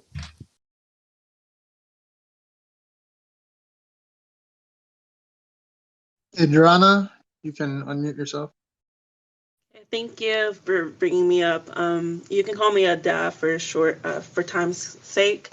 So I have a few questions. I think they're super basic compared to all the questions that have come up, but I'm gonna ask them if that's okay with you. So the first question is there anything else that differentiates Catholicism and Eastern Orthodoxy other than the papacy? Yeah, I mean, pretty much all of the theological issues relating to the energies, the filioque, uncreated grace versus created grace, the eschaton, the doctrine of the nous, which is missing in Rome. I mean, those are all big ones. Okay, thanks. And then a related question is, what is the most appealing thing about Eastern Orthodoxy, in your opinion? Well, I think it's true. So I think that the Bible demonstrates Orthodox theology, Orthodox Trinitarian theology, the proofs in the Old Testament that relate to the church being the continuity with the Old Testament Israel. If you go to Orthodox Shahada and watch the little documentary that Lewis put together there, he does a whole documentary on that. So I think it's like it heals the human person. It provides. I mean, it's the pathway to the resurrection. So I mean, that's why I believe it, because it's Not true. one of the questions, but I keep hearing this thing about energies and essence. Is that just Eastern Orthodoxy thing, or is it just something I'm just not aware of? Because I keep hearing about it, and I'm like, what is this? I mean, it's fundamental to Orthodox theology, but I mean, it's not strictly speaking. I mean, there are some, I suppose, Roman Catholics that are Eastern Catholics that might profess to believe in that, but no, it's pretty much an Orthodox distinctive. Okay, I was wondering because I kept hearing it among the EOs. Right. So do you think the Catholic canonized saints are valid? Well, the Orthodox and the Roman Catholics share saints for the first, 10, 1200 years. And then after that, no, we don't accept the Roman Catholic. We don't accept the Roman Catholic saints who would accept things like the filioque. Okay, gotcha. And I guess this is more of a personal question. What's your favorite Eastern Orthodox saint that isn't a saint in the Catholic Church? Palamas. Well, I take that back. He's a quote so-called saint now in Rome. Probably one of the apologists, like Alexis Toth or somebody like that, or St. John of Kronstadt. Can I ask? I guess this is another question. Sorry. You can ask whatever. Okay. What is the process of canonizing a saint in the Eastern Orthodoxy Church? I wonder. Right. So the Orthodox process of canonization is the same way that it was done in the first 1,000 years. So by the time of the rise of the papal monarchy in the early Middle Ages, this becomes a prerogative of Rome, and Rome alone determines the saints. Everybody knows that that's not what happened in the first 1,000 years of the church. It was done locally. It would be impossible for Rome to verify all of the world's saints. You know, I mean, it was the ancient world, right? So we do it the same way it used to be done, which is just locally. So a person's sanctity becomes known over time. It enters into the liturgy, and the church eventually accepts it everywhere.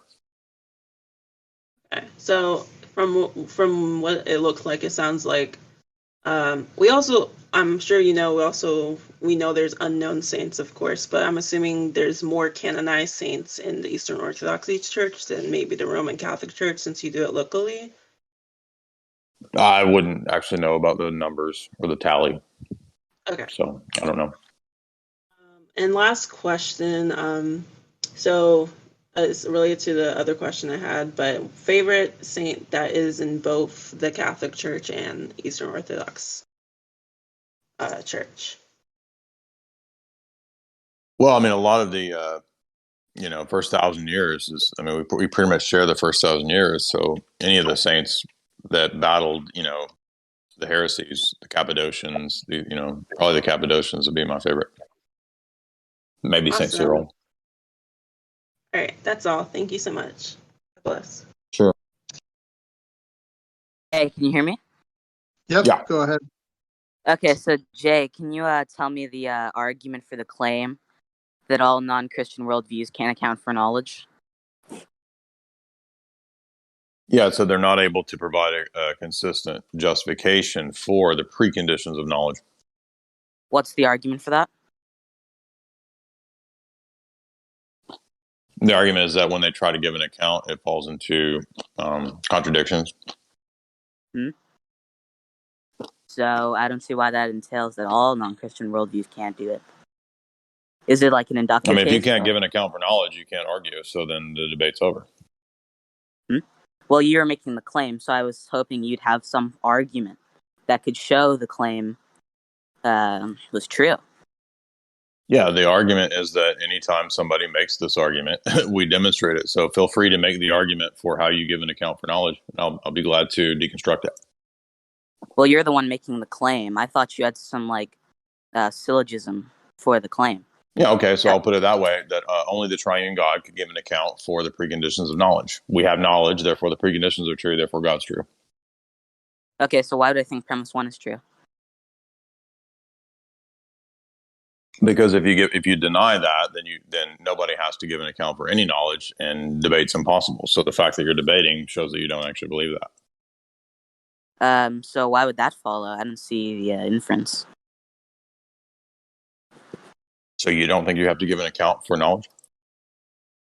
I don't see the inference to the claim that if I denied premise 1 that I wouldn't be able to account for knowledge, or what was your claim? I may have misconstrued. So that the preconditions of knowledge, it's not a debate about knowledge claims, it's a debate about the preconditions of the possibility of knowledge at all.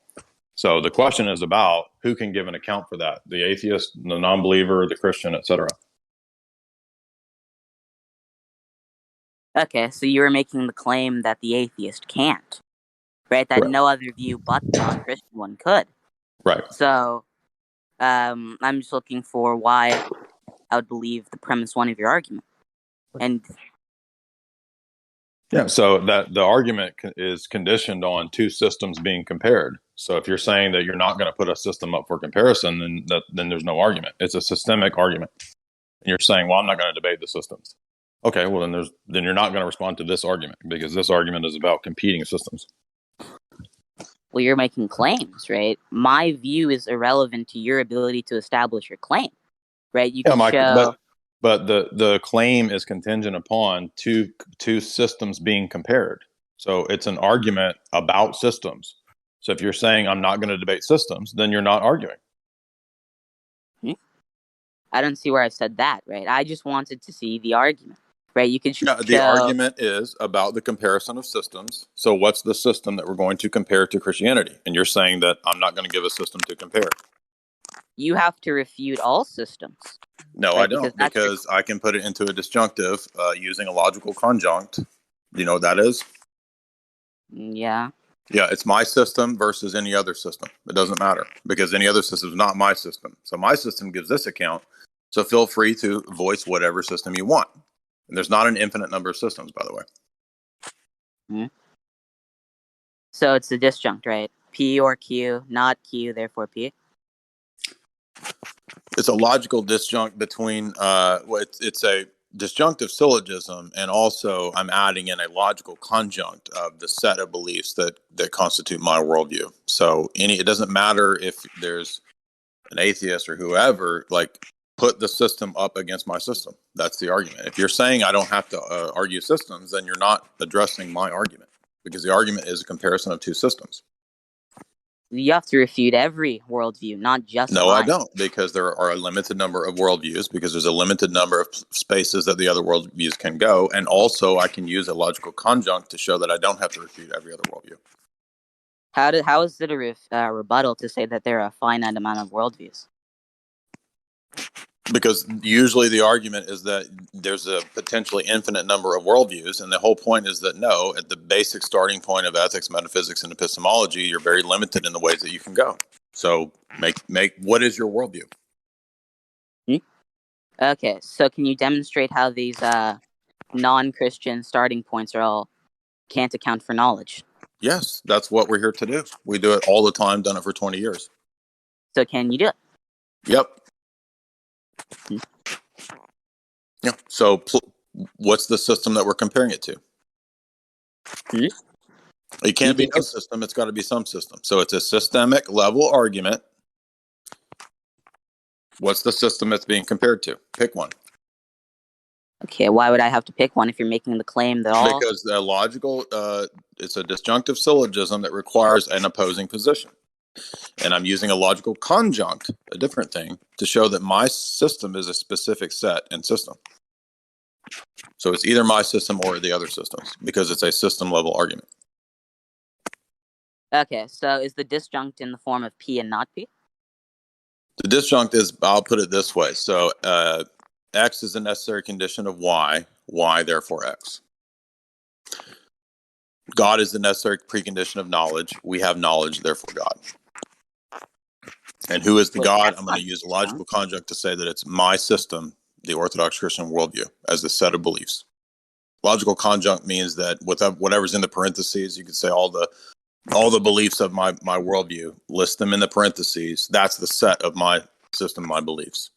And by doing that, it means it's not any other set. And it doesn't matter what you put there. It doesn't matter how many different worldviews you think there are. It's not my system. So by definition, I can put it into a logical conjunct and make it an either or.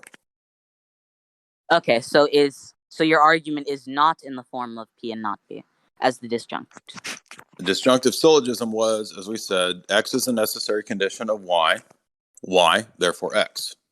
Well, that's not a disjunct, right? A disjunct normally includes an or within the first premise. Right. So it's a disjunctive syllogism, not a disjunct. Okay, it's how does valid, that dude. X is a necessary condition of Y, Y therefore X. It's not full. It's a valid form. I agree it's valid. I don't agree that it's a disjunct. It's a disjunctive syllogism. Can you name the difference between a disjunct All right, so and let's disjunct? move on. This is not going anywhere. He's not going to present an argument. You have to show He's not going to give an argument. why all the And worldviews again, can't... I'm ready to give you an argument if you're going to make an argument. Yeah, I think that actually might have been someone with a little voice. But we have These are all Xerxes. ask yourself people. Yeah, I think that's who that was. Yeah. All right, so Xerxes, go ahead. Hello. What's up, dude? Yeah, I don't think you remember me, Jay, but there was a time, maybe like a year and a half or so ago, where I joined your server and I was in there for all of 2 minutes before you had me debate you. And we got like 2 minutes into the conversation and you banned me. I never knew why. Yeah, I do that a lot because there's a lot of bad arguments. Okay. Well, can you answer how Christianity accounts for knowledge? But yeah, be glad to have been doing it for 5 hours straight. Well, go ahead. I'm listening. Right. So every act of knowledge presupposes different categories that are the preconditions of knowledge. The preconditions don't stand alone. They require some kind of grounding or justification. And that's precisely what God does in the Christian paradigm.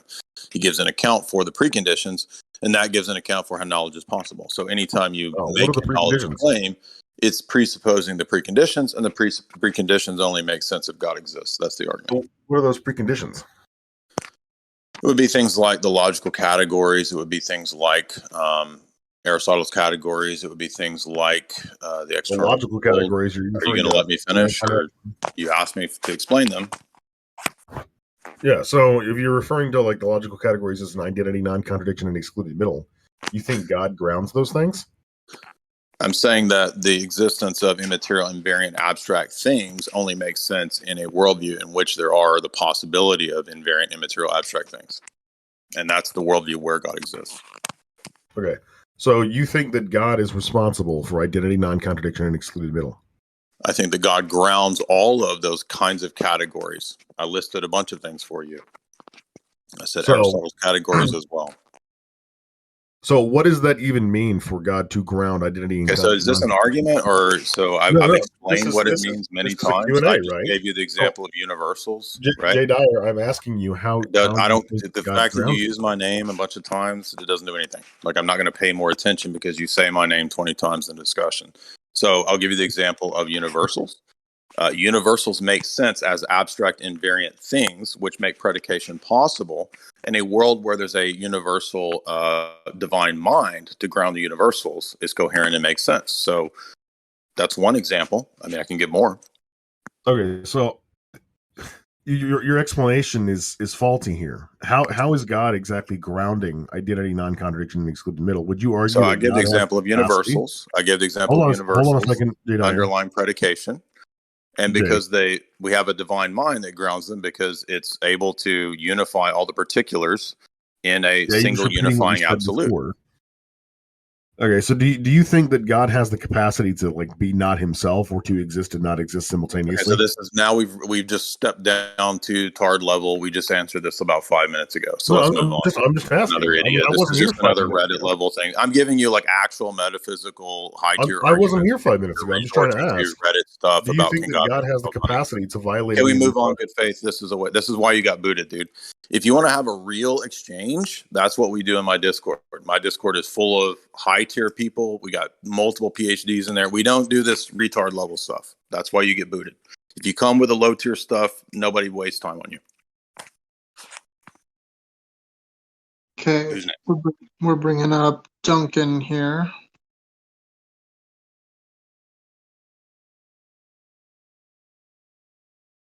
I mean, imagine like getting an actual discussion going about real things and then falling back on, can God make himself not exist? I mean, what is wrong with you people? Like that, the tier of just, I mean, like I expect better of the atheists. This is just so low tier, dude. Well, at least you've seen there's a spectrum. Somebody needs to bring the Graham Oppie level stuff here, please. Yeah, I would love it. We got Albert B here. Go ahead, Albert. G'day. So I have a very different question to sort of what's being asked. So it's more of an opinion, I guess. So just the background. So you know how St. Basil the Great wrote that address to young men on the right use of Greek literature, right? So there's this idea of engaging with like cultures outside. Now, that's with Hellenism, right? And I guess there's this idea of the fathers that like philosophy as well in Hellenism is a pedagogy to the Greeks. Now, when it comes to other cultures, say like I guess Hindu cultures, like the Bhagavad Gita, the Vedic texts, is there any way that like Orthodox can engage with them fruitfully without them falling into some sort of perennialism? And I guess it's a bit more loaded nowadays because of the age movement and how they've drawn it. But yeah, I just wanted you to say Well, I something mean, about if you that. look at Christ the Eternal Tao, that's precisely what that book is intended to do, to look at Yeah, Eastern exactly. religions. And if you know, the whole purpose of the Logos Spermaticos Logi doctrine is precisely a better way to do this kind of comparative religion. So, yeah, the Logi is the bridge to doing that in the right way without being a perennialist. So that would be a good book just to read, that Christ the Eternal Tao, and that engages Well, I more would with say more than just Taoism. read Ambiguum 7 by St. Maximus on the Logi, and then read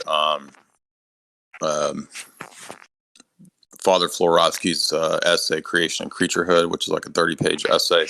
And you'll see that the implications of the Logi doctrine apply to how there's truths, everywhere, basically. Yeah, exactly. So I guess it's a matter of emphasis or priority rather than saying they're all the same truths. Like, I guess like the Baha'i faith or like the perennialists, there's this idea of Logos being the, that arche, that principle, and then you see the sort of the seeds of the truth. Whereas it's not like it's all the same. I guess that's how you fall into perennialism and those sort of errors, right? Yeah, exactly. All right, sweet. Thank you. That was all. Thanks, Albert. Next, we got Big Swifty. How's it going, Jay? Can you hear me? Yep. Yeah.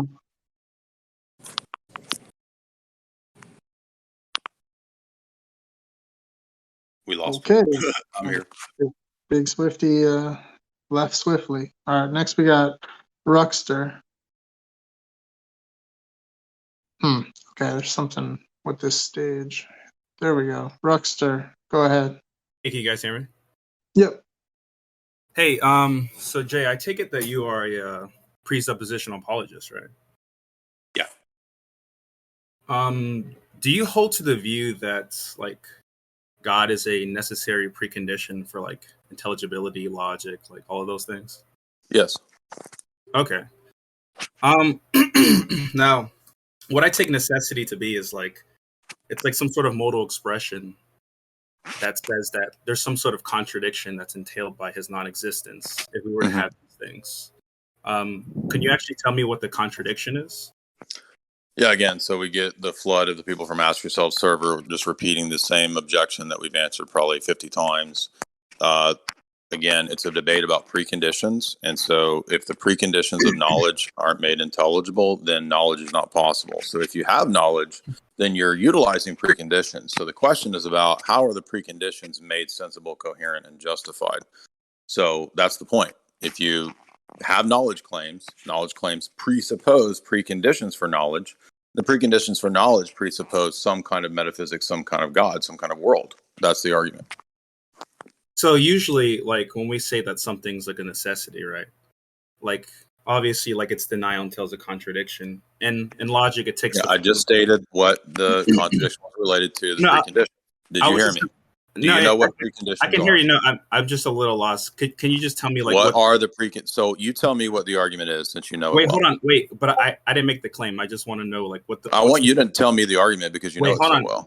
What's the proposition in that proposition? Okay, so this is another Ask Yourself goober. Let's just move on. He's not interested. So I don't know how many times to say that it's a precondition, and none of these people know what we're talking about. They literally have no idea what a precondition is. So again, for probably the 10th time today, preconditions of knowledge, the things that have to be the case to make knowledge even possible. Nobody in this goober group seems to understand, not you guys, I'm talking about the Ask Yourself group. They don't seem to know what that is. And that's what the argument hinges on. So at least go understand what that is before you come respond to the argument, because they've done this for 2, 3, 4 years now of this just inane low IQ response where they don't even grasp what a precondition is, that the argument is about the preconditions, and they never get this. Every time I ask them, what do you think a precondition is? None of them know. Okay, that's 101 to this argument. So please go understand that first if you want to critique the argument. And I'm happy to state the argument for the 50th time that knowledge claims presuppose preconditions for the possibility of knowledge. So what's under dispute here in the argument is not knowledge claims, but the preconditions for knowledge. The preconditions are what's in dispute and under analysis. And I'm asking the question, somebody's worldviews are going to have to give an account for that because we're all using these things. And those things are stronger and they ground knowledge claims. So our dispute is not over mundane, average, empirical knowledge claims. The dispute and the argument is centering on preconditions. So if you don't know what preconditions are, don't come argue against this argument because you're not going to get it. You're not going to be able to refute the argument because it's about preconditions. So go learn what a precondition is.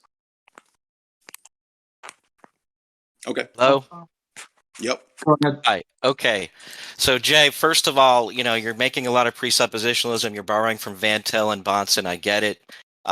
However, ultimately your appeals to logic and your appeals to reason and to universals, I mean, they prove to a high probability that God exists, but they don't prove to absolute certainty that he exists. Do you accept that? Well, that just depends on what you mean by absolute certainty. I would say the highest degree of human certitude possible would be things like transcendental categories, because they're preconditions for knowledge. They're so necessary that to deny them would be to destroy the possibility of knowledge. And the argument is that God is the grounding of the transcendental categories. All right, I agree with that. I would just say that Aquinas, his argument regarding whether God has knowledge is very similar to presuppositionalism. Your argument there on it anyway. No, yes, not. it is, because he's No, still it isn't. arguing. He's still arguing from universals, proving that God has But knowledge. that's And not he's saying arguing it's a from probabilistic universals argument. is not. You don't know what you're talking about. Arguing from universals is not what the transcendental argument is about. So transcendental arguments are different from the transcendental argument for God, and that's not what Aquinas does. It's essentially the same argument rehashed No, it to is me. not. Anyway, No, it is there are not. numerous Listen, All right. listen. Aquinas does not believe you can do a natural proof for the Trinity. Transcendental argument is arguing for the Trinity. So right there, you're wrong. I'm not talking about in regards to the Trinity. I'm talking with That's regard what to the transcendental universals. argument for God is. It's the Trinitarian. That's what I'm doing. Okay. Well, That's you not can what. have it in the That's not what Trinity, and that's a Aquinas says. separate issue. I'm talking only about universals and You're knowledge. Okay. confusing. It doesn't, dude. A transcendental argument is not the transcendental argument for God. They're two different things. Do you see that? Okay, well, that's not my main question. My main question here is how do you account for the inconsistencies in tried your to play system? gotcha on that. Hold on. You try to play gotcha on that. So I want to illustrate to you Okay, because go ahead. I'm sure this will come up in the Trent debate. The transcendental argument is attempting to argue for the Trinity and the specific doctrine of Orthodox Christian theism, right? And that's not what a transcendental argument simpliciter is. So Kant does transcendental arguments. He has nothing to do with the Trinity, right? He's not arguing for the triune God. Aquinas, early on in the Summa, out of hand rejects all a priori arguments. So there's absolutely no way he can make the transcendental argument for God. He rejects a priori arguments.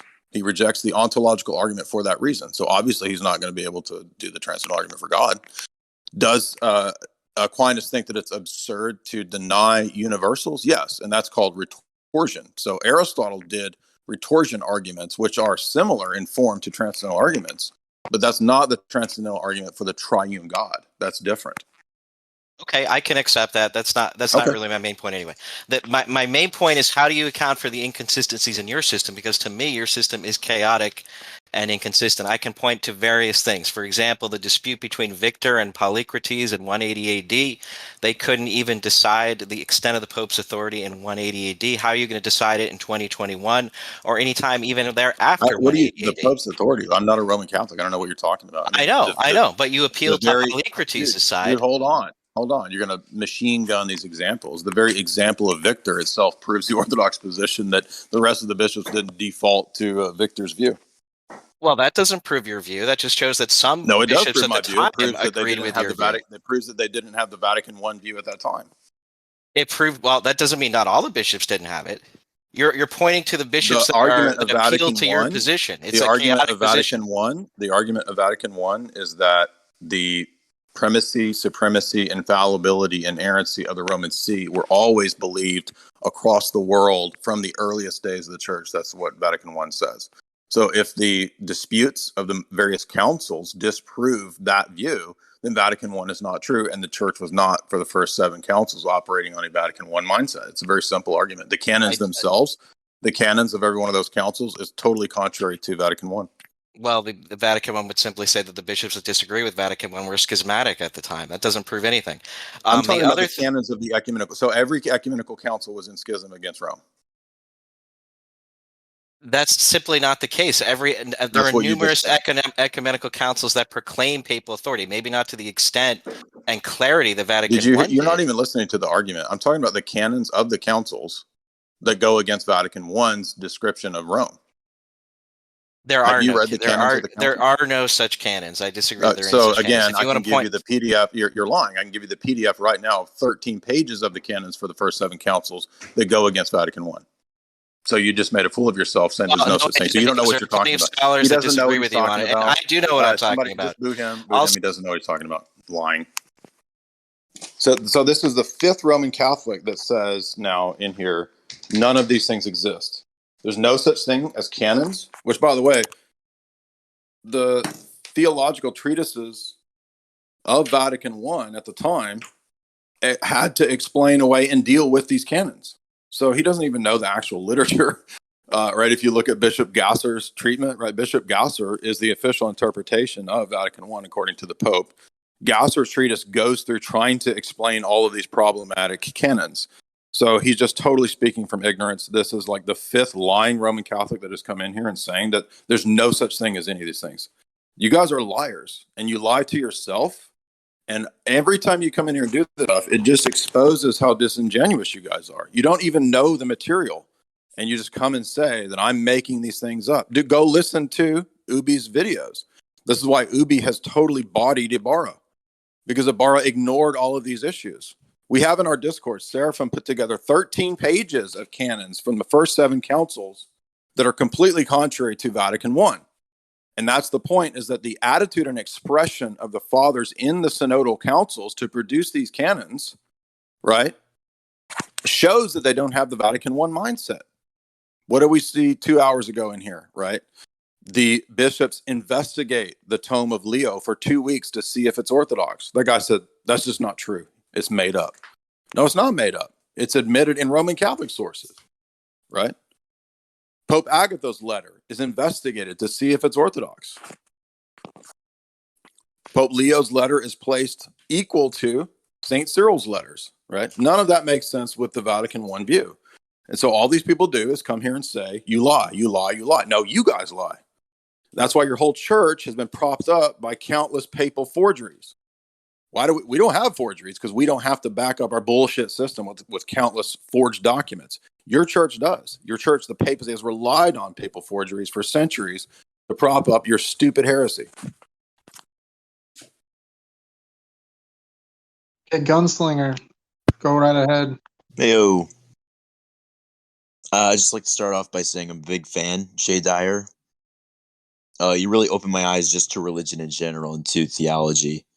Okay, so usually that's the preface for something bad coming. Oh, I'm a big fan. By the way, here's why you're a total piece of shit. I'm just joking. No, I'm not gonna debate you. I just had a genuine question because I don't know if this has to be about religion or if it's like a genuine Q&A or what's up. Is because I just got in here, so. You can ask any question. Go ahead. Oh, cool. Yeah, do you save your ass hair? By the way, those that are interested, if you come to our Discord, or if one of the mods has it handy, somebody can put Seraphim's collection of it's on my website too. The canons of the ecumenical councils that refute Vatican I. I have your website bookmarked. Yeah, somebody can link that whole 13 pages of canons, which don't exist according to that dude. Well, do you? What now? I'm just a troll. What did you say? I don't know. I think he was just trolling. Let's see. What else? Got another like 5 or 6. Corporate operator. Yeah, we'll call it to a close here in a little bit because I'm going to go on Tristan's stream. Cool. Yeah, go ahead. Whoever's next. With these stages, we just gotta wait for them to accept and come up. So it'll just take a sec. All right, Omni, you can unmute yourself. Okay, Catholic, you can go ahead. Yeah, can I be heard? Am I coming in loud and clear? Yep.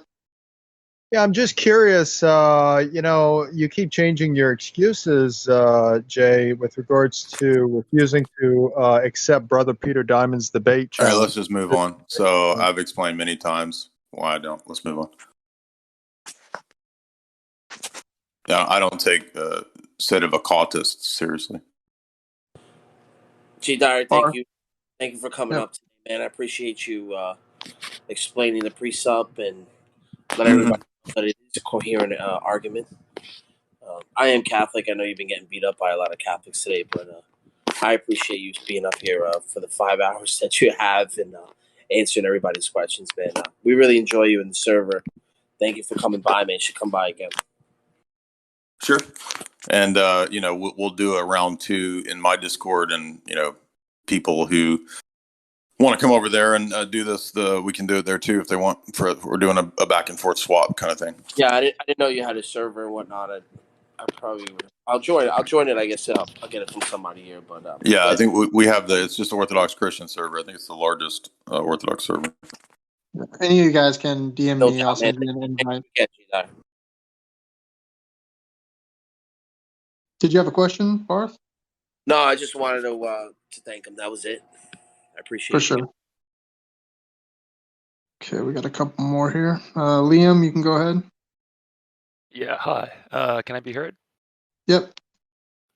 Yeah, I was gonna ask about pre-sub. Like, say I come with you, like, almost all the way. Like, I accept all the transcendental arguments, and I agree about like the triune God and all the attributes you want to throw on there. Say I like get off the ride, so to speak, when you get to like the Bible and the person of Jesus. Do you have like another a priori like from the armchair argument, or do you have to then go to like a probabilistic like empirical thing? Well, I mean, the argument is presupposing not just the existence of God, but the whole Christian paradigm. So it's the entire metaphysics and worldview that Christianity presents, and that's revealed via Scripture. So it wouldn't make any sense to say, well, I agree with Tag, but I reject Scripture. Well, Tag presupposes the content of Revelation, so it really wouldn't make any sense. What if I just deny like certain parts of scripture? Like I just don't believe like the same canon that you do. Like Right. Well, I mean, accept, the like, system itself says what you have to accept, so it doesn't make any sense. You can't like pick and it's not a buffet style system, so it's a holistic the a thing. priori argument actually guarantees like a certain number of books in the Bible. Like you have like a transcendental argument for like there being 71 books. I'm not a Protestant, so you're assuming that the presuppositional argument of a Protestant would be my argument. That's not what I don't believe in sola scriptura. Okay. So we're Orthodox, not Protestants. Yeah, I don't understand, but that's fine. Doesn't seem like we're going to make any progress. Wow. They're not sending their best. Okay, Duncan, go ahead. You got a working mic there, Duncan? Okay, Spicy, you can also unmute yourself. Sure. Yeah, just a quick question. And you might have already answered this, so I apologize if that's the case. But what do you think determines God's impossibility to lie or to do certain things? It would be that his actions are in accord with his nature, and so he by nature is good, and he by nature is truth, and so he can't do things contrary to his nature. Oh, hello. So Can you hear me? I guess this would just kind of be the same question with like a modified premise. What do you think ultimately dictates the impossibility of God's nature then? Like if it's anything other than God, then I don't think God's nature is impossible. What do you mean? no. So like, what makes God's nature possible or impossible? Let's just move on. So the questions are degenerating or getting really low tier. So this is the last one. Hello. What's up, Jay? Hey, dude. Okay, so I want to ask you two questions. The first one's not like serious. Play baseball? I did play for 2 years when I was young. I played in I think 8th and 9th grade, and then I was done. I went on to basketball. Like an MLB team? What now? I said, do you like an MLB team? Like, what's your team? No, I'm saying when I was in like middle school, I played baseball. What do you mean? I was asking what your favorite team is for like the major Oh, league. I don't watch sports. Oh, okay. And then the second one is I'm a Protestant, and what's been kind of like turning me off that is this female pastor we have in the church. Like it's kind of it kind of goes against what I've seen in some scripture. So well, yeah, it's kind of like asking what's the Orthodox position in regards to like women in the church. I've tried to like discuss yeah. I this mean, with them, and they say we have all male priesthood, so there's no such thing as. I mean, there are a few liberal individuals trying to push for that, but I mean, it's so fundamental to Orthodoxy that it's all male priesthood that's never going away. and like, did you say the verses in the New Testament like outright refute female clergy or priesthood? Absolutely. Yeah, clear as day. That's all I wanted to ask. Appreciate it. Okay. All right, cool. Thank you All right, guys. It's been Jay. good. We did about 5 hours. Some good stuff, some heated stuff, some not so good stuff. So it was about what I expected. But thank you very much for having me. And if anyone wants to continue debates, you can always come over to our server too. Yeah, thanks a lot, Jay. That Yeah, was a thank real you, Good Faith, marathon. for setting this up. And everybody have a good night. Yeah. Good night.